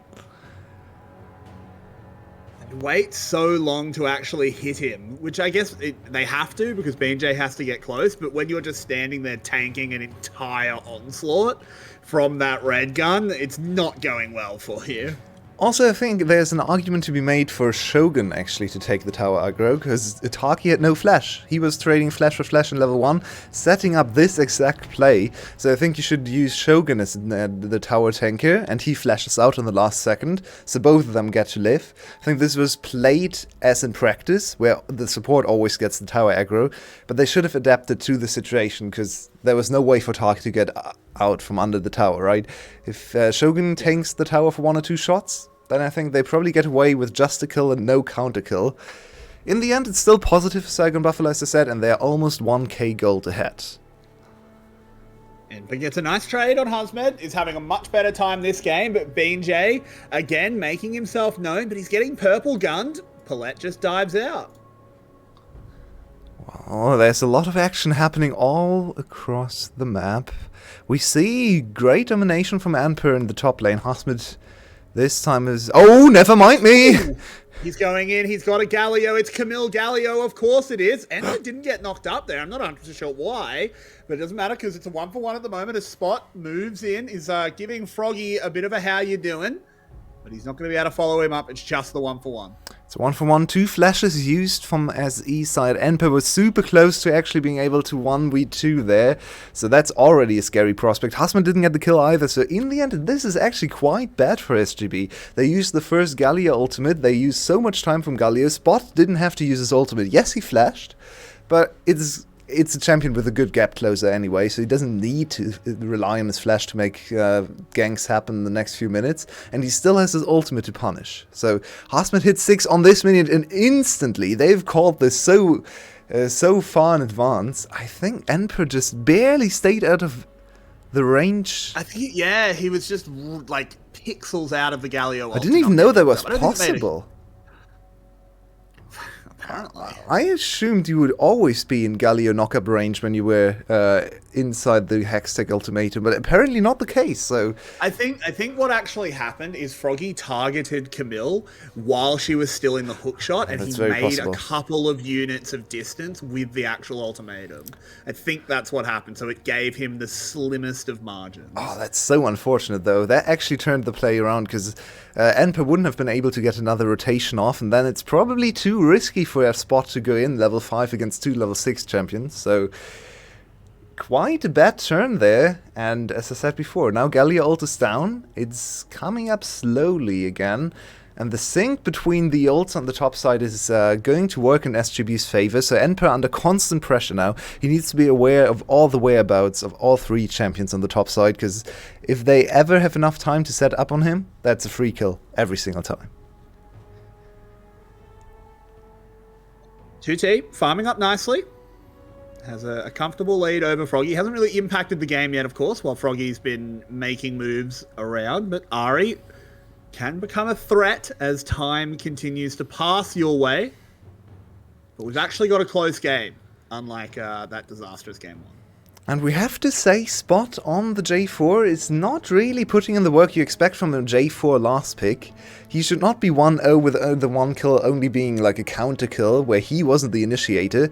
Very famously, Cadrill always says, if you're 0-0-0 on J4 at 15 minutes, you have lost the game. And he's 1-0, so it looks nice on the scoreboard, but he hasn't actually done anything proactive himself, so he really needs to get a start and get going. Maybe counter dive. Oh, there he goes.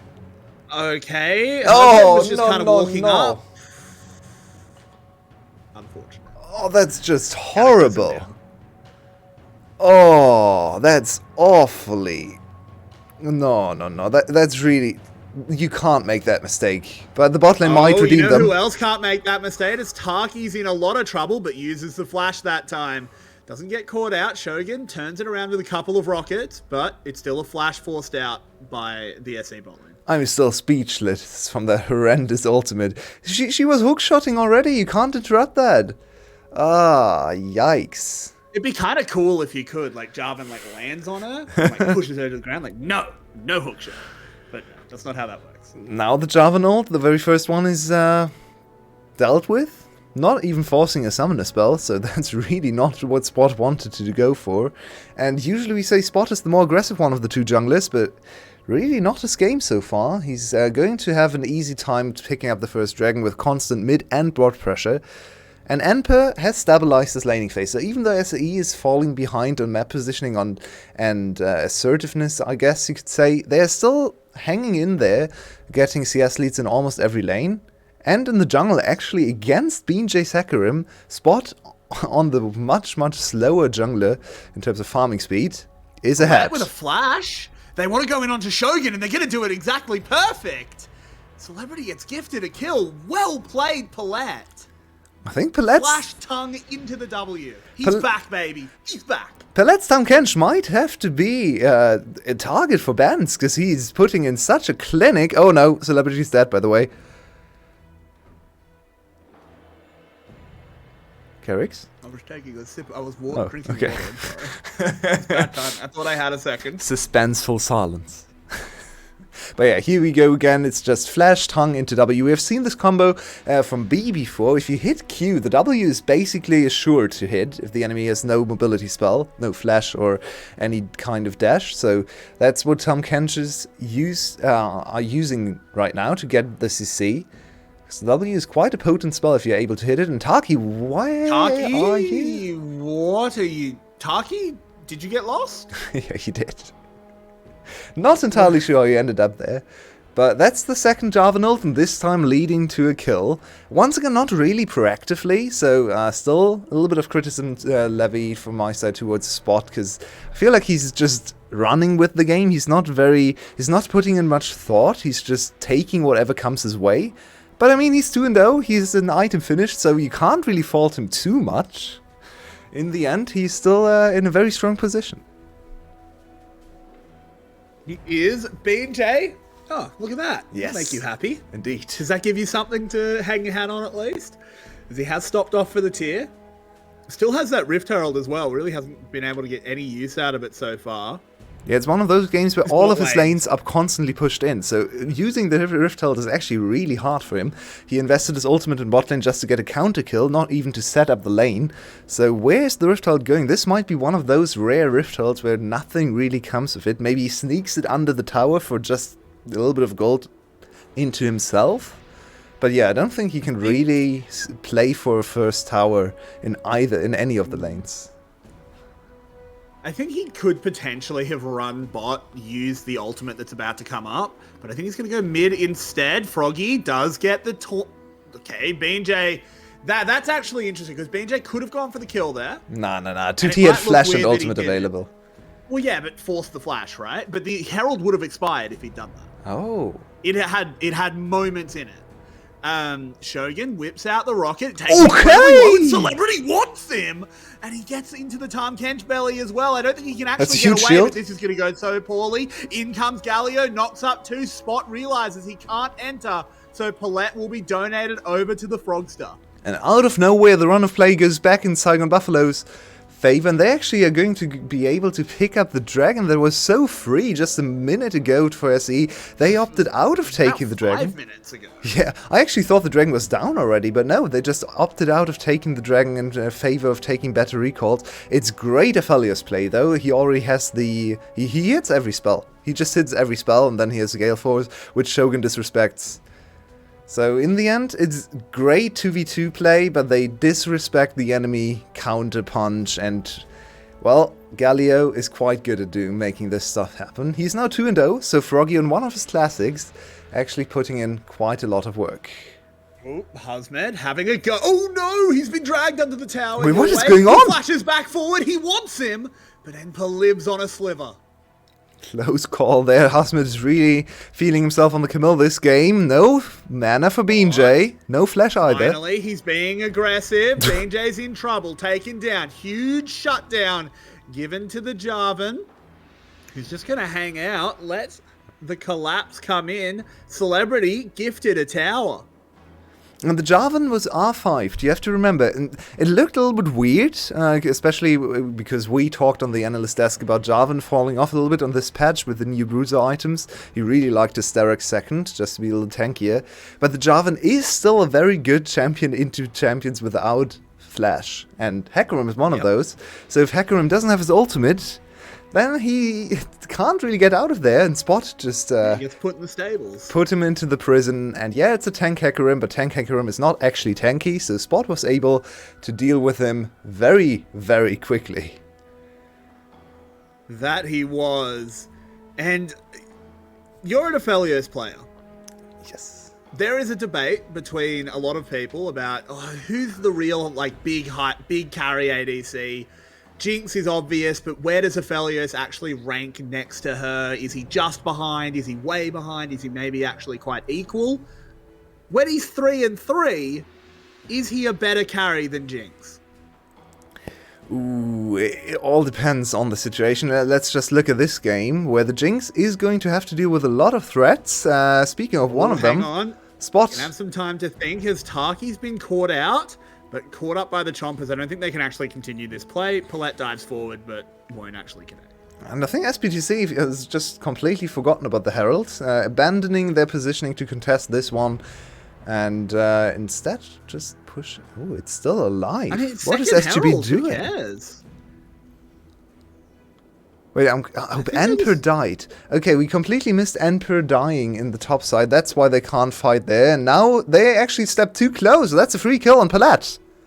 Yeah, Paulette will be going down, but a lot of CC lands to hold up any further aggression as 2T. Being a little bit spicy, but still has one charge of the ult, so he's okay. Froggy charmed, but they will just get back on the tower. SGB now with an opportunity to get not only the tower, but also full positioning, and maybe even a dive? It's a little risky. Spot. Celebrity got chunked a little bit. I don't think they want to go for this one. But they also don't drop the Herald, so mid lane survives. For now. It's still there in the back pocket. Yep, true. So this is how Enper dies. He just steps too close to the Herald. Should have known that this was probably going on, especially with the ward. Giving him vision, quite elaborate vision as well, how many members would approach him. So yeah, just Enper overstepping, thought he was tankier than he was. In the end... Oh, that's White Gun against Tower. Can he get... Oh, I think he has the tower. Yep. Oh, that was the weirdest outcome of all. It's away. Wait, he got the tower, but the teleport still completed, so it was within a frame or something. Literally within a frame, literally the same couple server ticks. That's very close. Well, this is Aphelios magic, actually able to offset the mid lane domination just with White Gun, and now it's 1-for-1 trade in the mid lane. The game is unbelievably close, it's within 100 gold. Only one dragon has gone down in SGB's favor so far, so we are set up for a banger here. One of the problems for an SPTC right now is Enper going for the split push build while not really being in a map position where he can threaten deep split push, so he's a little bit useless right now for the side of SPTC, and they have to rely on him farming up and getting into a stronger position and not dying again. And he's dying again your way. As he's put in the cage, Hecarim comes on in. Oh, they're all here, though. Taki. That's an easy kill, but now the collapse arrives. 2T comes in with the teleport. Rocket whips across to add some more damage. They're focusing BJ, and he gets held by the wall. Taki will go down as well. They can give this kill to whoever they like. And that is SBTC fighting back. What a beautiful collapse. This was very confusing to me because it was interrupting not the dash. You can't interrupt the unstoppable part, but I think you can cage him at the very end of his dash because it looked like he was clipped back, which shouldn't be possible. Well, he did the thing. Well, because he got hit by the wall halfway through his model. That's why he clips back. Because his model's a little bit further of his hitbox. What happens is it looks like he just shorts the ult. Yeah, I think he did that. He only casts it. A little bit of a panic ult, maybe. Yeah, look at this again. Nah, it doesn't actually look... Wow. What he does is he only casts the ult a little way because he just wants the fear. He's panicking. So the actual spectral horses, they always go the full distance. But Hecarim himself, he stops getting unstoppable almost instantly.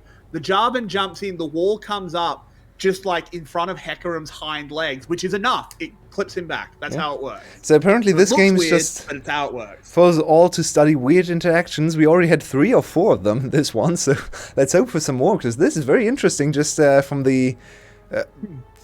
perspective of scientists, I guess, the league scientists, just looking at interactions here. The second dragon getting over to SGB is quite good for because they're now on path to a snowball. It's a very late dragon snowball. They have 2 dragons, uncontested basically, and it's 20 minutes in, so no one cared about dragons at the start of the game. This means Ocean Soul is in about 10 minutes, which is quite late for Ocean Soul, makes it much less potent. They do have a lot of tanky targets though, so Ocean Soul will be a decent price. Maybe not a game-winning price, but still putting especially BJ and Froggy into a position where they can tank the odd auto-attack for Celebrity. 1 or 2 more auto-attacks might be enough to turn the tide on a fight. It's very true. That tier is fully stacked as well. Can be turned into a Mana Moon whenever he likes. So the BJ can start dealing a little bit more damage. Oh, wow. Okay. Ooh, that hook lands. I don't know if the follow-up is realistic, but BJ thinks it is as they go on through. They're throwing ults at it, but Palette, he's just Johnny on the spot every time your way.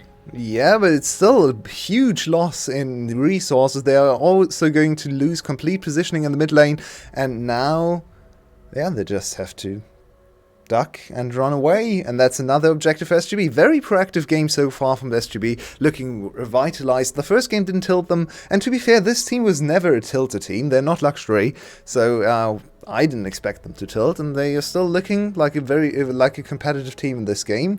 It's a close affair. One overstep might be enough to turn the game around again, especially if Shogun is the target. But for now, SGB with slight control of the situation. BJ, where are you going? BJ wants an Aphelios for dinner, mate. That's where he's going. And he gets him perfectly. 2T's locked up as well. They've just decapitated SBTC, taking out both of their carries in one fell swoop. Wait, this was way too easy. I didn't even take it seriously. I thought they were just overextended, just trying to poke in and out and see what was possible, but they just killed them. No resistance shown whatsoever. Really bad positioning from Celebrity and from 2T, both with flashes available, by the way. And of course, Palette's ultimate was down, so maybe miscommunicated between Palette and Celebrity. Yet the Baron is slowly, not so slowly actually, going down, not even an attempt from Spot.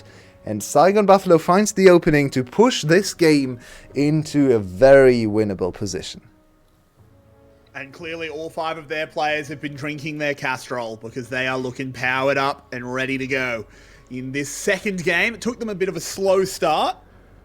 But this is what we want. BJ in particular, been incredibly proactive, linking up with Froggy, being able to... I mean, the fact that they were just able to assassinate both the carries of SBTC with one play, it just can't be allowed to happen, really. And after 3 games straight of Vayne for Hasmid, breaking his own undefeated record, now actually with 1 and 2 on the season, he's back to a standard top lane champion. Look at him, he's actually excelling so much in this game, looking dangerous for the Aphelios specifically, but also for 2T, who can't deal with Hasmid anywhere on the map. He can't sideline against him, he can't really deal with him in teamfights anyway.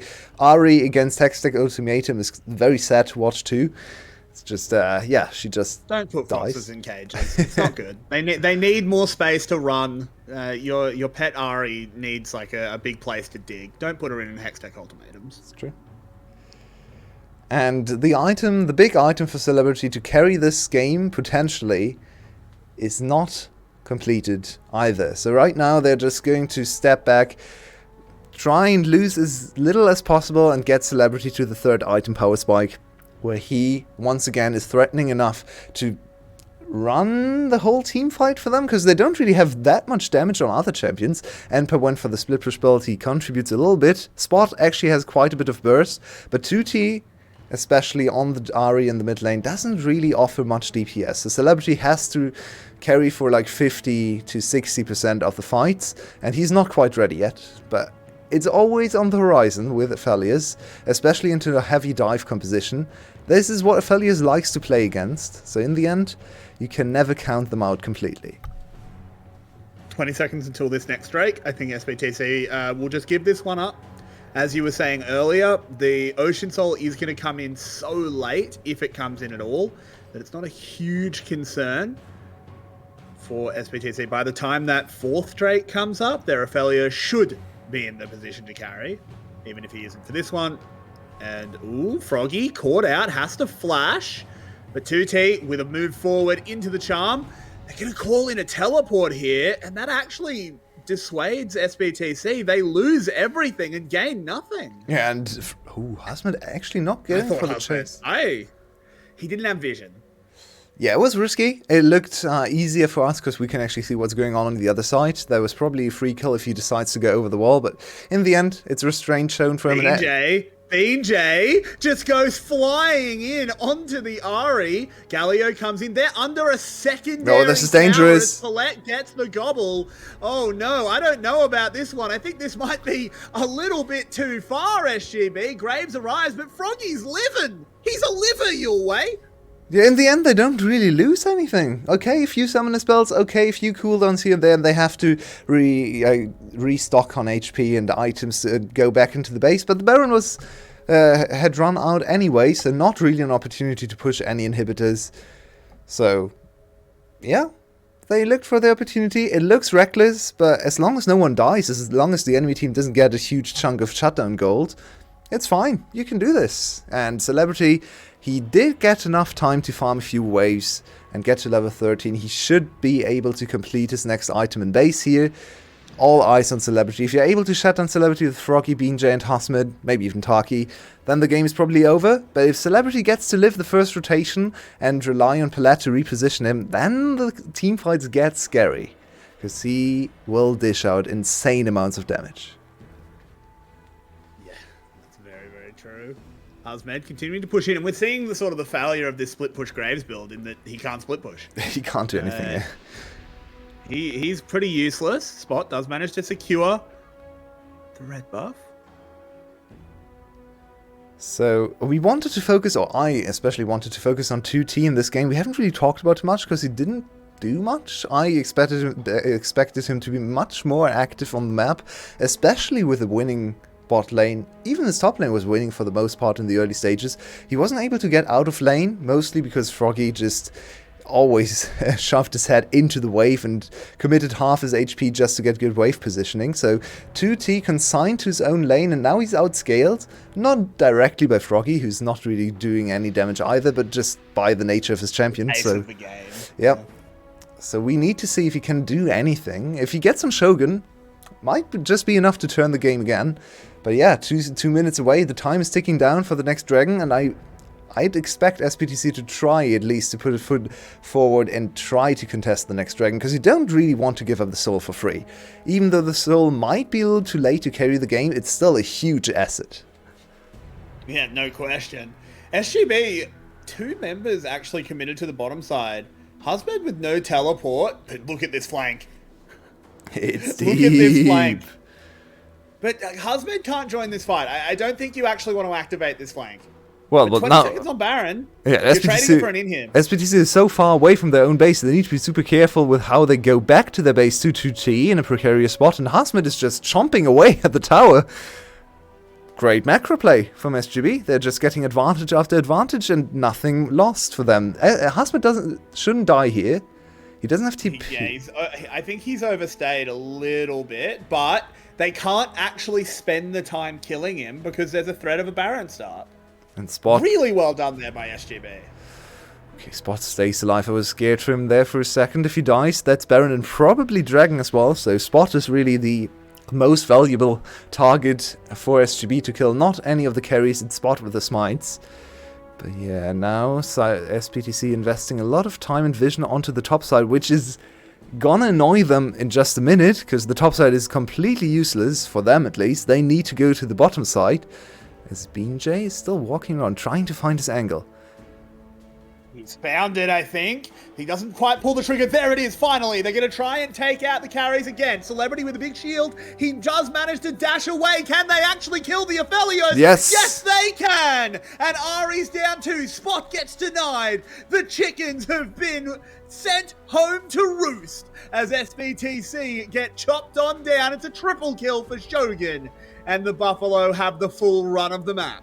What a beautifully decisive engage. Everyone was on the same page, and finally SGB show us their engage power. They were such a strong team in Spring 2021 when it came to team fights and how to start and end team fights instantly. Their composition looked a little wacky, but they made it work. Almost no AP threat apart from Froggy's Gallia of all champions, and they show us once again that they can make these weird and wonderful compositions work. It's a 1-1-1. And we are going to move to a 5th game of the day. Ooh, it's a long day for us then, isn't it? I mean, I'm not complaining. I get another game between these two teams. We've had 2 very fun ones, and now we get a 3rd. I hope you're enjoying the show here on VCS English, because we're going to move straight into our break. I need to catch my breath. I'm sorry, your way. I know you're doing production, but we are going to just power on through. It's an explosive series. I hope you're ready for more in just a little bit.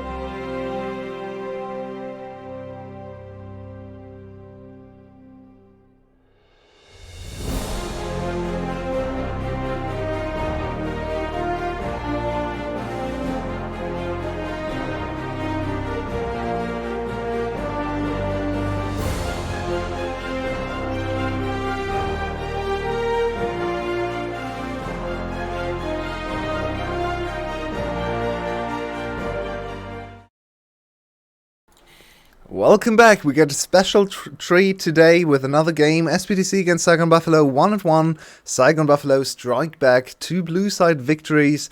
Welcome back, Crincy and Tim. Crincy, let's start with you this time. How and why did Saigon Buffalo win against SBTC in Game 2? We told them stick to standard, and you don't need to invent anything new. Don't need to play a Vayne top lane for Husband every single time. This time he was on the Camille, and it worked much better. I mean, the Camille Galio engagements was basically what was the downfall of SBTC here. Also, Froggy in general, I think, played the laning phase very well. He never really fell behind the AoE, despite the priority thing being kind of flippy between the two champions, I would say.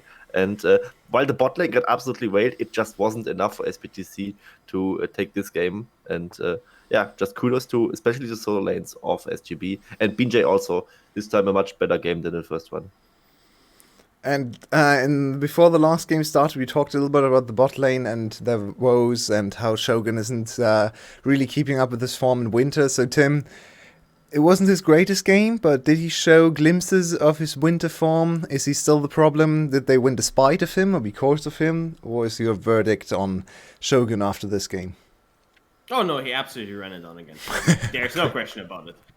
This time, I think the adaptation that was made was Hazmat, good luck top lane. And BJ was like, my bot lane is sprinting it, so I'm getting down there, and whenever they are sprinting it, I'm gonna get the counter kills. I'm gonna make sure that Celebrity this time isn't uncontested. Because what happened last game is, bot lane got crushed, Celebrity wasn't ganked, Celebrity got platings, got turrets, ran over the map, game was over. This time, Celebrity crushed the lane, killed the opponent, got counter-killed by an Hecarim that was really, really angry together with the Galio, and I think that was the big difference that they really made in adapting into this game, is this time Celebrity didn't have the free game that he had last time, but I think there wasn't down to bot lane. I think Taki and Shogun still the best to lose the game. It's just that this time the rest of the team was able to catch them. And so this basically leaves us for Game 3 with things that have gone the same way multiple times, which is bot lane going in SBTC's favor, and whoever wins mid lane, or the mid lane jungle 2v2 matchup, kind of wins the game. So who's gonna win the next game? Crincy. Very tough call, I would say. I think actually SGB had the edge here, because I think this bot lane downfall with Shogun and Taki, that's the anomaly. The other thing is usually what we kind of expected, I would say. I mean, the mid jungle being very strong for them has been a recent trend, I would say, especially Foggy and BJ displayed have been putting up a lot of steam. They didn't really have that last winter. That was their downfall, why they didn't make playoffs at that point. And also, Hazmat against Enper has been very one-sided towards Hazmat the whole series. Even in the loss, he was, at least in the lane phase, very much outperforming him, I would say. Or to some extent, in the fairness, Enper just not being on a pick where he can do something with the tournament against the Vayne early. So for Game 3, I think if Shogun and Taki get their stuff back together, to say it nicely, it should be SGB winning it. Well, let's see what the two teams want to load into the game with, as we are into draft for the last game of the VCS Week 3 of Spring. And there is no Tahm Kench, and that makes me insanely happy, because Palette was smurfing us on this champion, and I think large part why Taki and Shogun looked so bad is because they didn't look like they had a lot of experience playing into Tahm Kench, which isn't too surprising. The champion hasn't been around for too long now, back in the meta. So it's not a matchup they're probably too used to. Gwen is open. Enper has to first pick Gwen. You cannot give Gwen to Hazmat. But this is a trade I really like. You ban the Tahm Kench, and now you put SBTC in an impossible position, because either you give up the Gwen or you give up the Jinx, and you just trade on SGB side. And I think Hazmat, looking how top lane went, he's fine playing into Gwen. But on the other hand, I don't think Enper will be fine playing into Hazmat's Gwen at all. They first picked the Vex, which is something completely different. So theoretically, you could now just go Jinx Gwen. I'm not sure if you really want that. You probably do, though, right? You can just get Gwen. Absolutely. Like the Gwen and Jinx is like the best early cap. You just go Gwen Jinx here, yeah. And then what to pick for SBTC? I mean, maybe you can't really counter pick Gwen at the moment. So there's really no insane option for them. Maybe just grab the Aphelios, but then you just now lost both side lanes already, at least from the draft standpoint. This is... I mean, they really didn't want to give the Vex over to Froggy, but I think, like, SPG, what? You can't give up Gwen and Jinx. Zeri is still open. I know we've kind of lost track of Zeri, and yeah, she didn't look great for Shogun. Oh, okay, never mind. They really don't like Zeri today. I thought maybe Zeri plus Enchanter could be a possibility here and just dominate bot lane into late game hypercarry, but instead we're going Aphelios Jinx again. Aphelios was on the losing side last game, and it seems like Spot is also very confident in his J4, so not a lot of change. Yeah, but this also would mean that either Pellet or Emperor can be targeted more heavily, and it is going to be the Nautilus now. I think a lot of junglers, decent junglers are still open because some of the top dog junglers have been actually taken out, so now there's a big pool of junglers that can be played. I really like Froggy's pickup. He looked great in the Galio last game, and specifically something that they won't have the problem this time is that Galio can have too little AP damage. Well, now you have the Gwen. Now it is very easy for you to have that AP damage threat, and I wonder though how really the matchup goes. I think Foggy is very confident because in the other direction, as the Vex against the Galio, he absolutely smashed Yoshino initially in the split, and True. he is likely very aware of that. So him picking into the Vex would mean he's very confident in his ability to not lose lane too hard, to contest the priority, to still make moves on the map. What I now want to see is maybe getting fresh on the side of second Buffalo to really get some protection around the Jinx, because otherwise you definitely don't have that. Jarvan could... okay, now it could no longer be an option because it has been banned.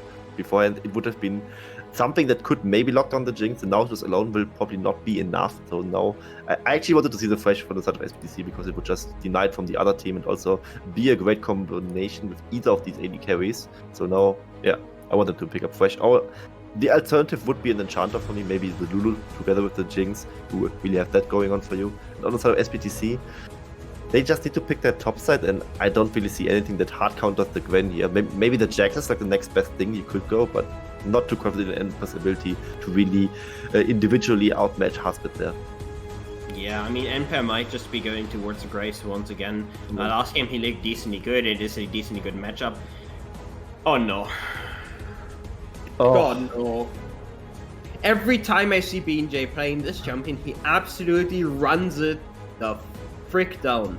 This guy... Isn't that what you're supposed to do on this champion? Run it down everywhere? Because he's very fast, you can run everywhere. I mean, I've seen actually a decent amount of Udyr because I've been watching in NA there's this Champions Queue, I think it's called, where like a lot of the LCS players are actually playing in, and specifically Malice has been playing it, and a few others of the junglers have actually picked it up. So I've seen a decent amount of Udyr. I don't think it's absolutely useless. It's just, it's not great. I think it's good against Aphelios. You can, even if he has like the funny guns, the red white ones, you can just flash bear slap him, and then he doesn't heal back up anything, and then you just target him with the Galio together, and maybe some AoE damage coming out from the Jinx or either the Gwen, and then you just kill the Aphelios straight up. Maybe that's the plan they're going for, or just some easy target to absolutely bully the Vex. I mean, that's one thing, right? Udyr isn't really a champion that needs a dash to really lock down the target. He just wanted you fast, and that might just be why he doesn't really care about the Vex passive. Oh, Yeah, it's and full I mean, VCS that's mode. It's full VCS mode. Let's go.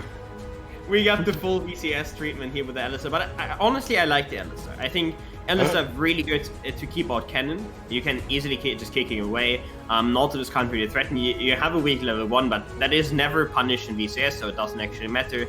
You're decently good at peeling the Vex. You're decently good at counter-engaging both the Graves and Aphelios. So overall, I think a decently good pickup, especially looking how so many supports are really, really good on it in the VCS. Someone clip that, please. Also, Tim. the Aphelios doesn't really have a great level 1 either, so there's not really that much to punish it. Alistar against Nautilus, I really like it as well. I mean, it just runs off draft really well. You have so much super easy to play engage. Alistar, Udyr, Galio on top. Good luck, have fun. SPTC Esports.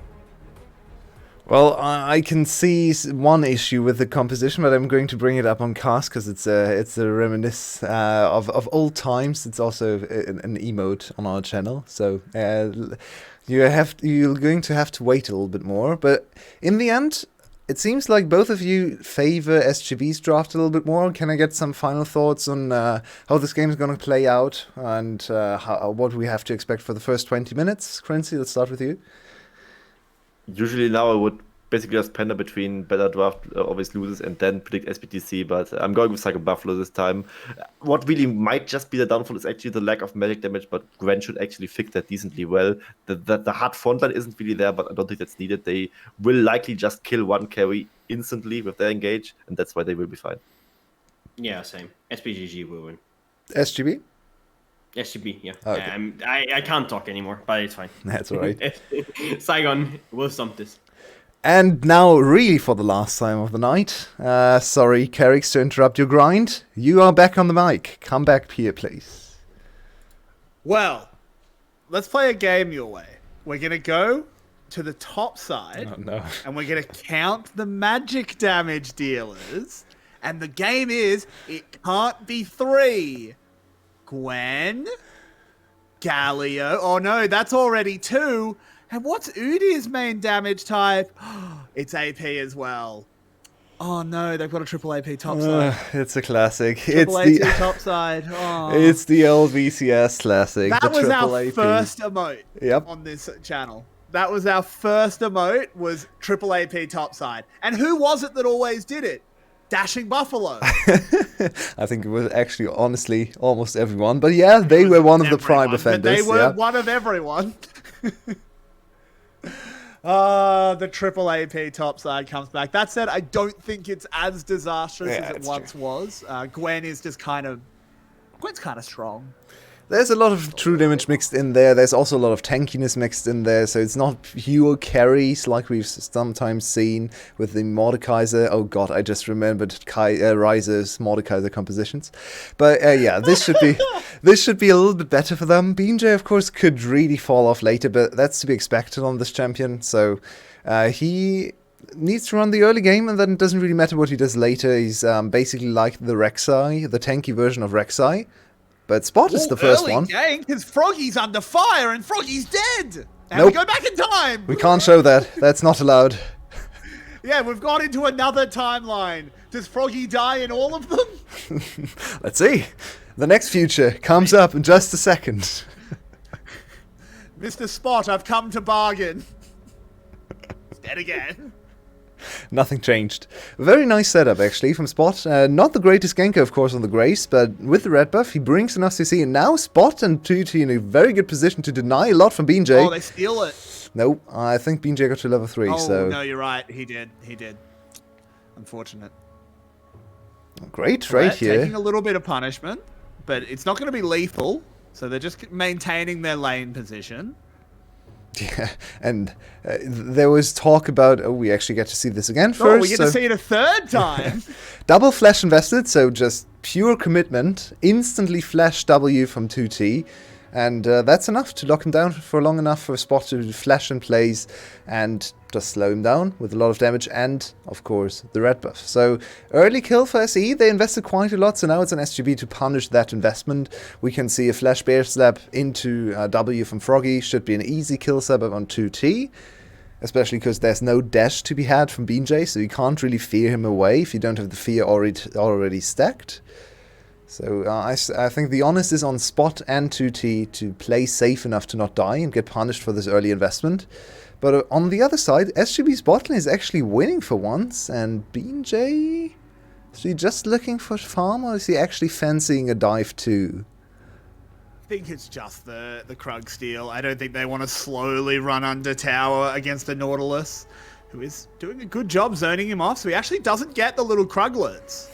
Lad, very happy with that 52 gold. Nice injection. Will bring him to his first tanky items or his boots a little bit quicker. So he's not too angry with the enemy jungler stealing away his Crux, because he would never be allowed to get those last hits if his jungler was in the place. So he's actually, secretly, he's actually happy about this invade. But of course, Spot on the other side is not too angry with it either. He has other things to farm.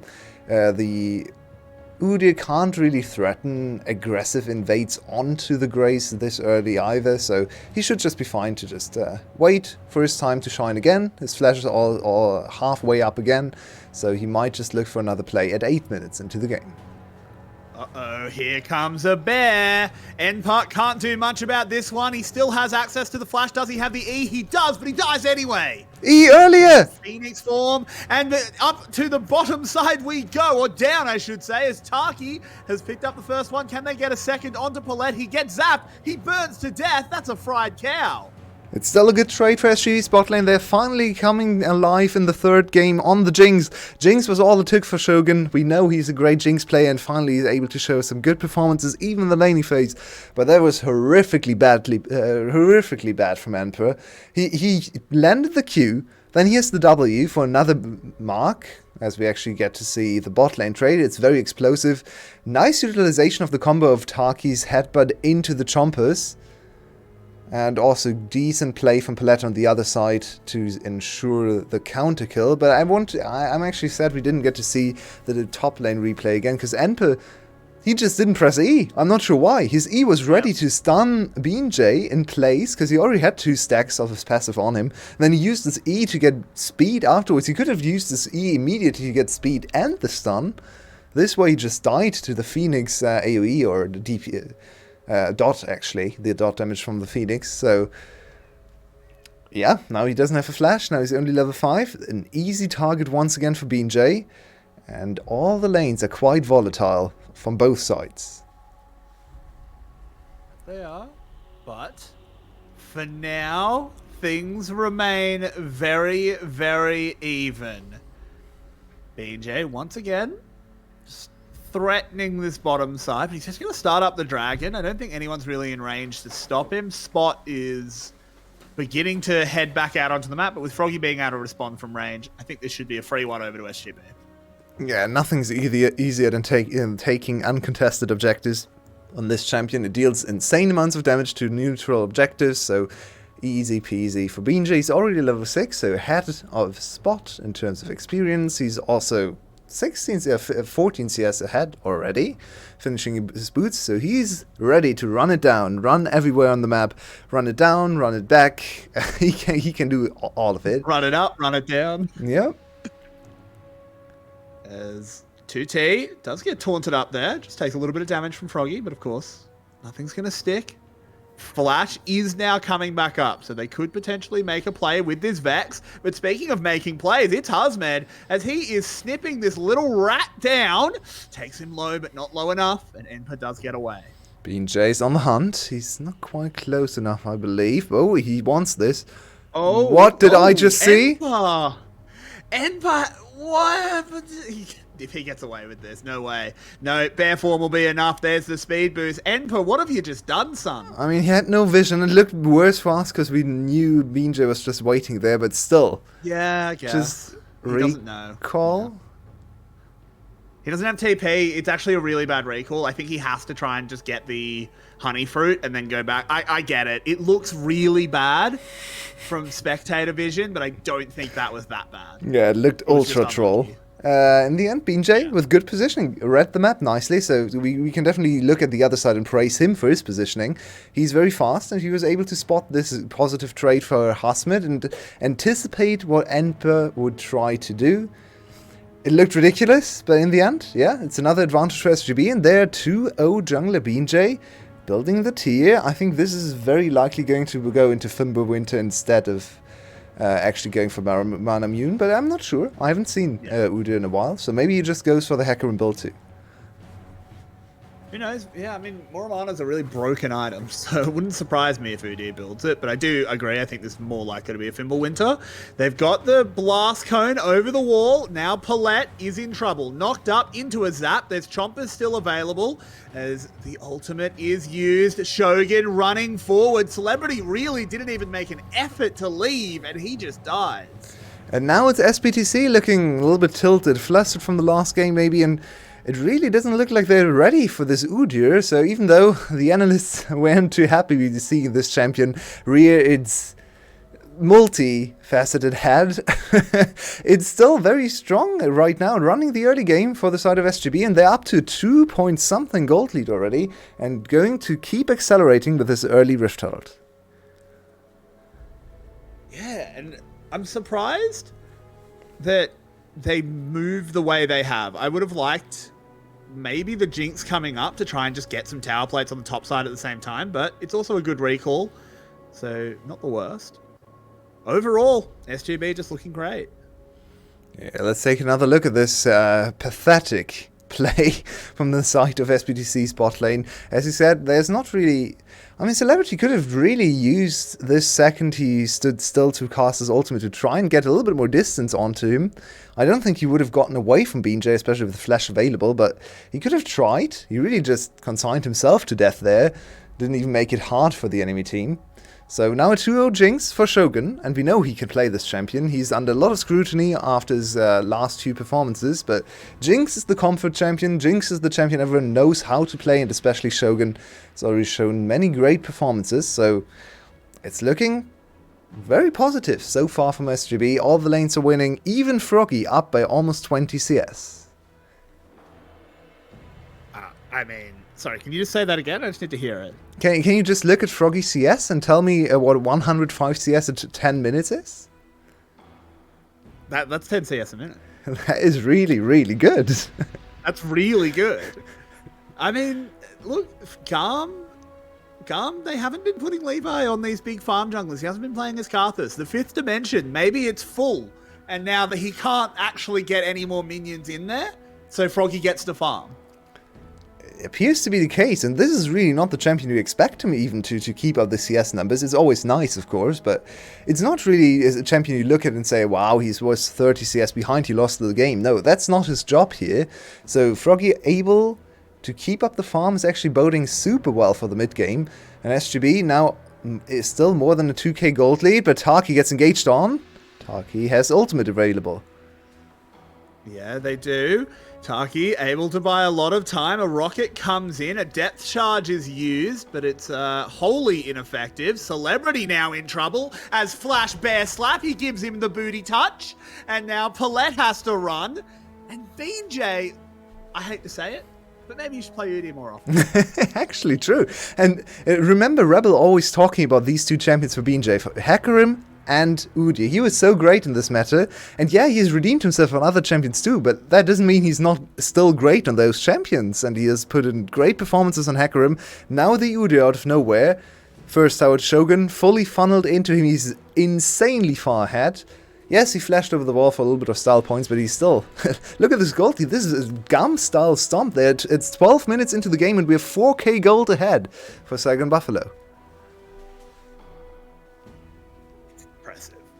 It is very, very impressive. But how can SE fight back? That's a very good question. Hard question, I know. They don't have the greatest amount of agency. We saw their Paulette try to fish for something, but he only found the cow, which is really not what you want to bite. So I feel like it all has to come from 2T. He needs to put up the heroic performances, and this champion was first picked for him. Now, to be fair to him, it wasn't first pick because they wanted 2T on this champion by all means. Yes, he's a good Vex player, but it was more to deny it from Froggy. But then again, there was still a lot invested into securing this pick. They gave up 2 super important champions in Gwen and Jinx in trade for just the first pick Vex, and so far she hasn't really accomplished anything. Is behind in CS. Yes, 1 kill to her name, but that's not enough. So really think 2T is the one we have to keep our eyes on to maybe find a way back into the game. When he hits levels 11 and 1 item, he might be strong enough to one-shot Shogun. So all eyes on 2T. We'll have to see, because Froggy has kept up this farming clip. He's doing very, very well, just below that 10 farm a minute. But someone else to shout out on that front is Shogun. Shogun is at 10 farm a minute on the Jinx, doing very, very well. Has already got the Gale Force, has already picked up 2 kills. This is a very scary AD carry your way. Yeah, and as I said, this is the one champion we know Shogun can pilot to perfection, where it doesn't even make that big of a difference if his name is Shogun or Artemis, because he's this good on the champion. So yeah, I'm confident in him being able to carry as well. He went for the more defensive build as Enper went for the not so defensive route. Actually a decent ultimate. He did get every minion there. Well done. Well, but in the end, BJ is tanky enough to stay under tower forever. He can shower in tower shots, and it doesn't matter to him. Enper on the cannon, it's another deny pick. Spot and 2T are here. BJ moving back, but he's getting chunked out. There's a Galio coming. It gives him the magic damage shield. Oh my and 2T god. can't kill him. It's a disaster your way. BJ is so tanky already. He's a level ahead of the enemy mid lane, and he can just stay in the fight wherever he bathed in tower shots and then still took a beating from 2T and didn't go down. This game is over. This game's just straight over, and SGB looking so impressive. Now, they do need to be more consistent. They do need to be able to show us that they can actually play these games back to back and not fall down to teams like SPTC. But yeah, the win column is going up, and that's the most important score in the league.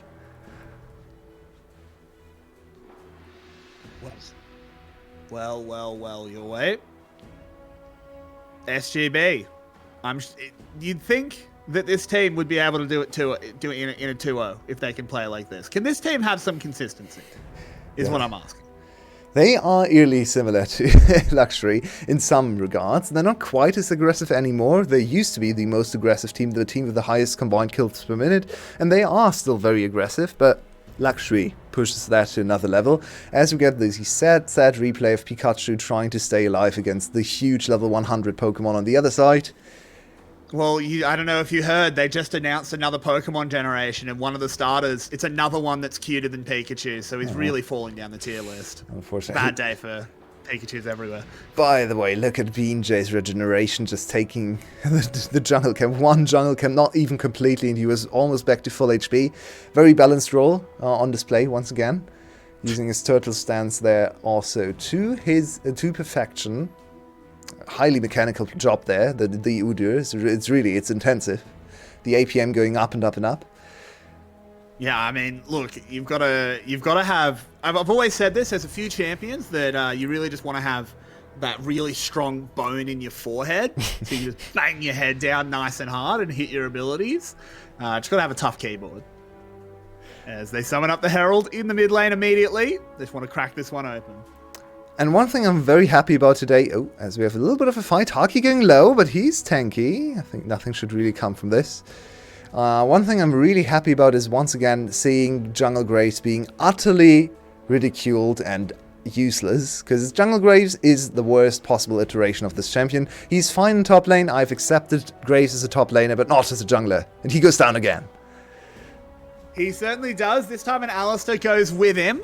But Husmed, very scary. Well, I mean, that was some of the worst sewing I've ever seen, as he missed every single needle. But they do manage to take down Vex regardless. It's Shogun that does it. So SGB come out ahead once more. Yeah, and SGB is taking this game a little bit more lightly now, diving under tier 2 turrets, in between turrets, and they come out on top because they're so tanky, they have so much damage to back it up, and as long as the big carries stay alive, Husmed and Shogun namely, they can do whatever they want. Taki can be the sacrificial lamb, the sacrificial cow for a few seconds there. It doesn't matter. By the way, do you know what's nice if you have one of the quickest champions in the game? A Cloud Drake is pretty handy. Yep, it is. It is. Colette, he's just poking his head around. He'll go back as well. This one looking a little bit doomed for SBTC after such a good game one. Yeah, and I want to come back fallen apart quite like this to the draft, because I think this really started in draft. They kind of played themselves, and maybe you can see a little bit of the aspects of the team that are still newer. They have a lot of new players. They have some not so experienced coaches, so here and there. So I feel like SE really outdrafted themselves with the Vex first pick, with so much emphasis on shutting down Froggy in the first two games, and then kind of still trying to hold true to that, but giving up Jinx and Gwen on the other side, and giving the enemy team such a immensely being used. They want to try and fight this one out as the Gwen is doing as much damage as she can. That was a TP into the immediate Galio ult. It's the big brain stuff. And it's another global that'll deal the lethal damage as the rocket from downtown is there. Once again, the Pikachu has been knocked out. Celebrity. Lovely, lovely play there to kill his opposite number. But it's still a positive trade for SGB overall as they take down 2T as well. Now BJ, he's got the big mitts ready. Wants to give him a spank. Moves in, can only get onto Paulette, but the tip of the Everfrost is there, and it will allow the Bear Slap to get in. Paulette, next target, he's got a blast cone, but he doesn't have any health. It's an ace, and SGB take them all. And he runs at them laughing, where damage, where damage? No one can hurt BJ, he's level 13. He's just running at them. Where is your damage? There's just nothing. They can't deal with him. Great counterplay from Celebrity, actually showing a few glimpses of his mechanical prowess. He's still one of the best ADCs in the league, and he has definitely shown us some of that today. By the way, Palat tried to grab Gwen when she was in a W. Yeah, that doesn't work. And great ultimate to start the fight from Shogun. But then Shogun oversteps a little bit, gets too close for comfort. Palat shuts him down with a nice CC chain, and Celebrity is actually able to get a 900 gold shutdown, which would be relevant in a closer game. But in this game, it doesn't matter, because look at him go against BJ. This is just beautiful for all tank lovers. I'm sure there's still one or two out there that haven't switched to Dota by now. BJ ends the fight with higher HP totals than he began the fight with. Also a classic of Udyr. And now, because they have Gwen and Udyr, they can tank the Baron forever and actually deal quite a bit of damage to it too. So that's a free one in 20 minutes. 3 dragons already secured for Sargon Buffalo. Can they beat the timer against the GAM game? They had 22 minutes and some seconds. I don't think they can be quite as quick. I don't think so. I think they need another couple of minutes to push this one in. Enper flashes away from the angry bull. But, I mean, SGB are in absolute full control. It would be a G2 level of throw for them to lose from this one, a series you've mentioned a couple of times. Go watch it. It was will amazing. Be mentioned by everyone forever, because oh my word. But ooh, we've got Froggy coming in. BJ low, up, but they're already over the wall. BJ's actually in a little bit of trouble, but it doesn't matter. It was all a bait, Yulway, all according to plan. As BJ lives, BJ gets away. Taki goes a bit low, but he has the Alistair ult. Whoa! What was that damage? Rocket ripped through Shogun. That was a terrible Gale Force. He's going to pay. And I'm not entirely sure what's happening to Carrix's mic, but I'm going to take over. That's a double kill for Enper. He's finally found some buttons on his keyboard, and now Enper is approaching. He wants more, but SGB is too strong. Not a chance to shut down the inhibitor, as I think we've lost Carrix for good. Hello? Sure. Yeah, hello? Are you back with us? Hi. On my end, it never went wrong. Okay. I don't know, maybe something was on your end. I think the German takeover is complete. Sneakily, just cut the connection to Australia. But yeah, BJ tanking the best 2 weapons for Celebrity after he got a huge shutdown forever, and he just walks away and focuses the tower. It's very disjointed for SGB. They're not taking this game seriously anymore, as you can clearly see with Hazmat diving 1v3 under tower. And then Shogun gets a little too excited, actually cosplaying Jinx very nicely here. Overly excited, running into all the CC spells and insta-dying. It's 2 kills to Enper, probably the one target on the map who deserves the kills the least, because I think his cannon play so far has been horrifically bad. But I guess he gets to add them to the column of his kills. In the end, it's still a 12k gold lead into a nice little Dragon Soul at 23 minutes. And I think we're once again in here to predict game times. I'm going to say 24-39. This is where I'd be really bold and say 42 minutes because SC wins. No, I think I'm going to take I'll take 25-10. I think they need another reset to close this one out. Okay. They still have the Baron buff active, only for 20 seconds though. And it looks like the top lane is not really pushing in their favor. Well, they're going to try and make you win this one as they're just going on in. They've already killed the enemy mid laner. 2T's had an absolute shocker of a game. Shogun tanking quite a lot of damage from the tower as they finally do start taking it down. Enper dashing away as well. They are just going to clean the base up and then press in for the win. They do have 2 TPs to make the... Yeah, they're already setting up the tank minions with the TPs as Hosmet is going back to base. Shogun is a little bit low, so if he gets caught with some rogue CC or anything, he might go down. He's trying to heal up of the minions, slowly but surely getting closer to full HP. Dies. Didn't use the TP super well there. Oh, they might need another reset, as BJ is not really able to threaten anything on the top side. So I think we might move actually to 27 minutes, as they do need another reset 3 Yeah. lanes of double super minions streaming into the base though, so it's really oh no. Oh no! Look at the teleport! No! He's teleporting! Wait, what is happening? What happened? Oh, today's series is just to Clip study that. League Please, of Legends. someone clip that. Please, I need to put that on Reddit. Look at the tower hits. Oh no. The tower hit. What the hell? Wait, I had no idea you could TP out of there. So You can TP in Vexalt? apparently, so I think what happened there, as we once again study weird interactions on the map, on the Rift, is you can't finish the TP as long as you're actually in the animation, but as soon as you land, the TP insta finishes. That's how it looked to me. I'm not entirely sure though. I'm not sure. I need a clip beautiful. of that. I need to watch that again. I mean, I just didn't know you could channel TP. Like, that doesn't count as moving, apparently. But it doesn't matter because they are just going to wrap the game up. SBTC, they gave us at least something to look at and be happy about with that amazing Vex play. But it doesn't matter because SGB are still going to win. Oh boy, that is a dominating performance from the Buffalo. Oh. If game 1 hadn't happened, it would have been an utter stomp in the back half as they do pick up the series win. They move to 3-2, and SBTC are suddenly in trouble at 1-4. And SBTC is so close to glory, I feel like. They are actually really putting up a lot of good performances against Cerberus, now against SGB, even winning the game. But in the end, what counts is its best of 3 result, and there's a loss and another loss added to their loss column. 5 series played, 1-4 in VCS, so they really need to start picking up some wins. The best they can do at the end of round 1 is 3-4 now, so now is the time to start to mount the comeback, hopefully next week. Hopefully. But I think we are going to go straight over to our analyst desk, which I believe we have lost one of our analysts. Unfortunately, scheduling conflicts happened. Nope. He's still there. I can see him. Oh, he's still here. Never mind. I thought you'd left. Never mind. So I'm going to say goodnight then. Good night, everyone. Carrick says bye. I'm going to give you over to the Germans. That sounds way more threatening than I meant it. Well, here we are.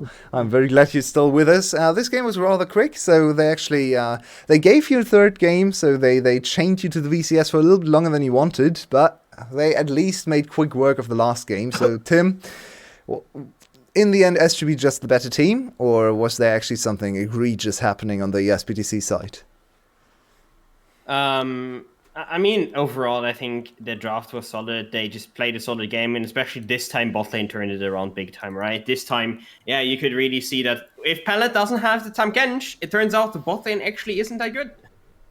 It was all down to that frog, and in the end, the frog wasn't there, so it was a win on bot lane at this time as well. And Crincy, last game of the week was quite a banger with the Vex play there. What was going on in this game? I mean, there was apparently a Vex shadow searching while teleporting. That's something I haven't seen before, and maybe I will never see again because there's something maybe getting patched in the future. Either way, I wanted to see this Saigon Buffalo in the first game, and sadly we just didn't do that. Really easy comp day, really drafted for themselves. The Udyr, kind of a surprise that was not that welcome initially, but kind of made sense if we really thought a little bit more about it when they had really like these easy engaged type of drafts. And I don't know what SBTC thought of giving away both Jinx and Gwen. We immediately called it out. It wasn't really a good look for them. And with this game, also the bot lane kind of fixing the issues they had beforehand. There wasn't really much to take for SBTC. That was just 3 winning lanes. And especially, I mean, Froggy, 10 CS per minute. He is a changed man. Sometimes it happens. He's not that bad. Sometimes when he gets a free lane, when the enemy team doesn't contest him too much, he actually gets to farm. I want to hone in on the Udyr, though, because he got a lot of flack from us, a lot of criticism, I'd say rightfully so, for the most part. I haven't really seen it in competitive too much, but Tim, was this the ideal Udyr performance? Was this like the dream scenario, or can it be even better? It can be better, and I don't think it's as bad, and especially with how many meta junglers were taking out, it was a solid option, but still. I think there are better things to pick.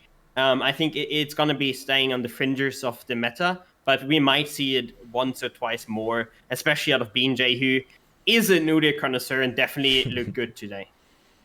Is he MVP for this game? Yeah, probably. I think he's at least in the conversation for it. Do you agree, Quincy?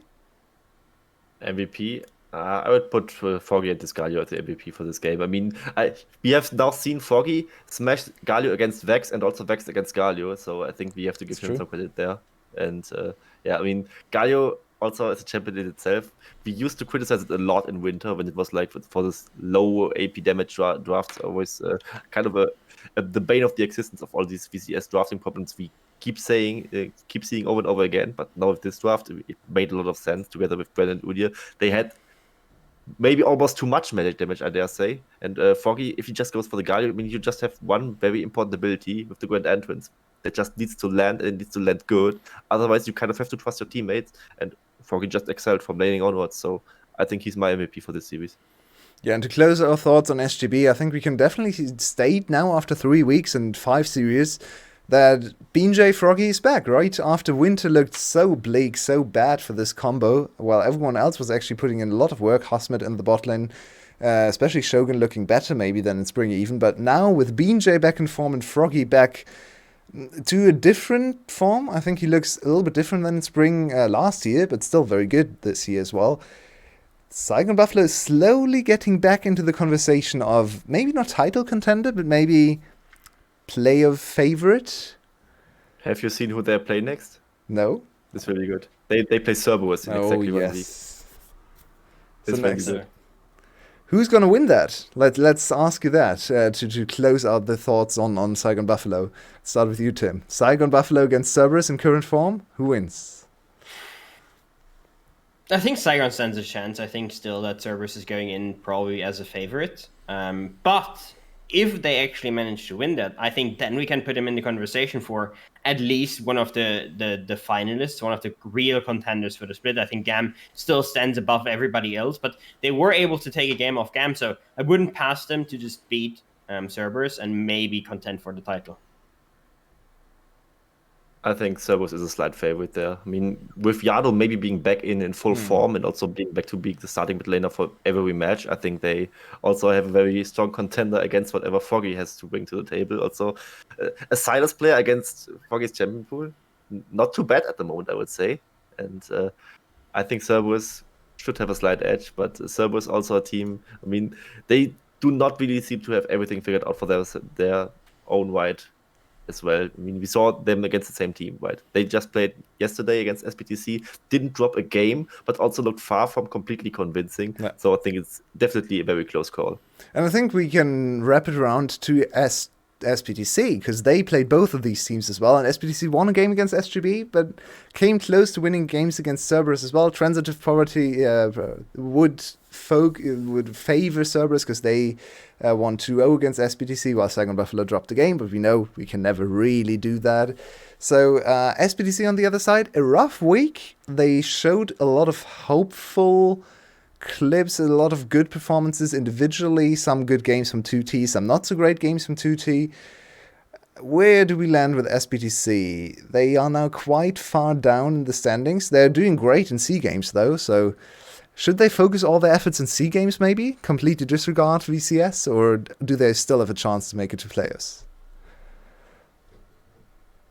I think the chance... Go.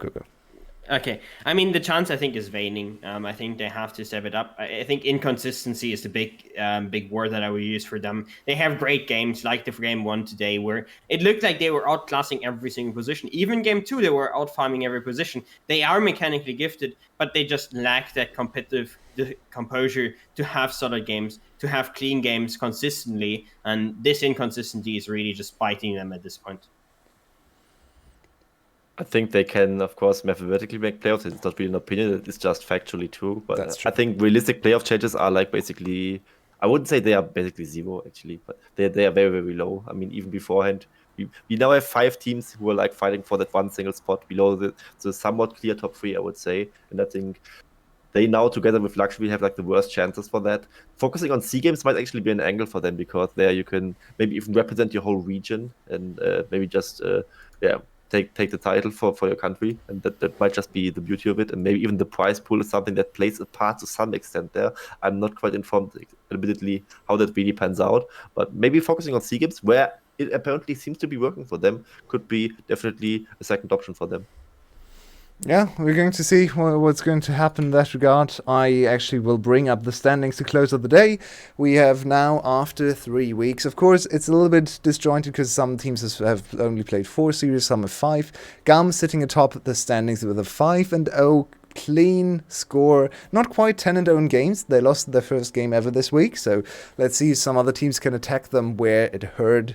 We have Cerberus and Cyber Buffalo rounding out the top 3 we talked about. Then Flash and Secret slowly getting back towards the top. The established organizations. Secret has made Worlds, Flash has won 2 titles, so historically not too surprising. With their recent performances, very surprising. So those 2 actually sitting a little bit ahead of the other 3 teams. And then the huge disappointments in Luxury and Burst the Sky bringing up the rear, with SPTC sitting on a -6 game score. That's quite bad to be there in last place. Nothing is lost yet. It's only 5 series, but they need to start winning next week.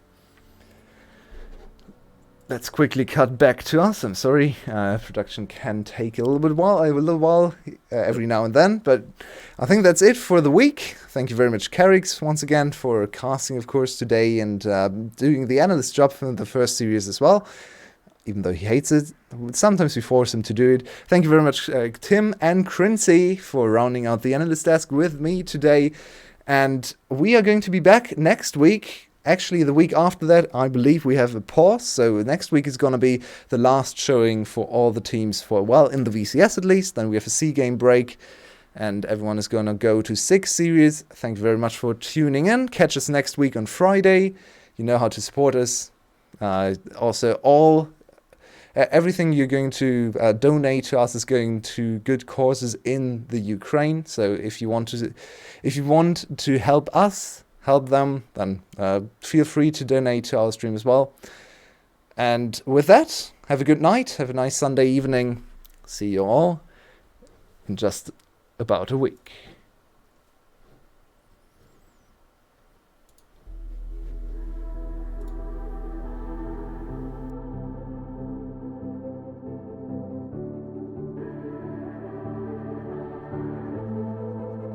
Legends never die when the world is calling you.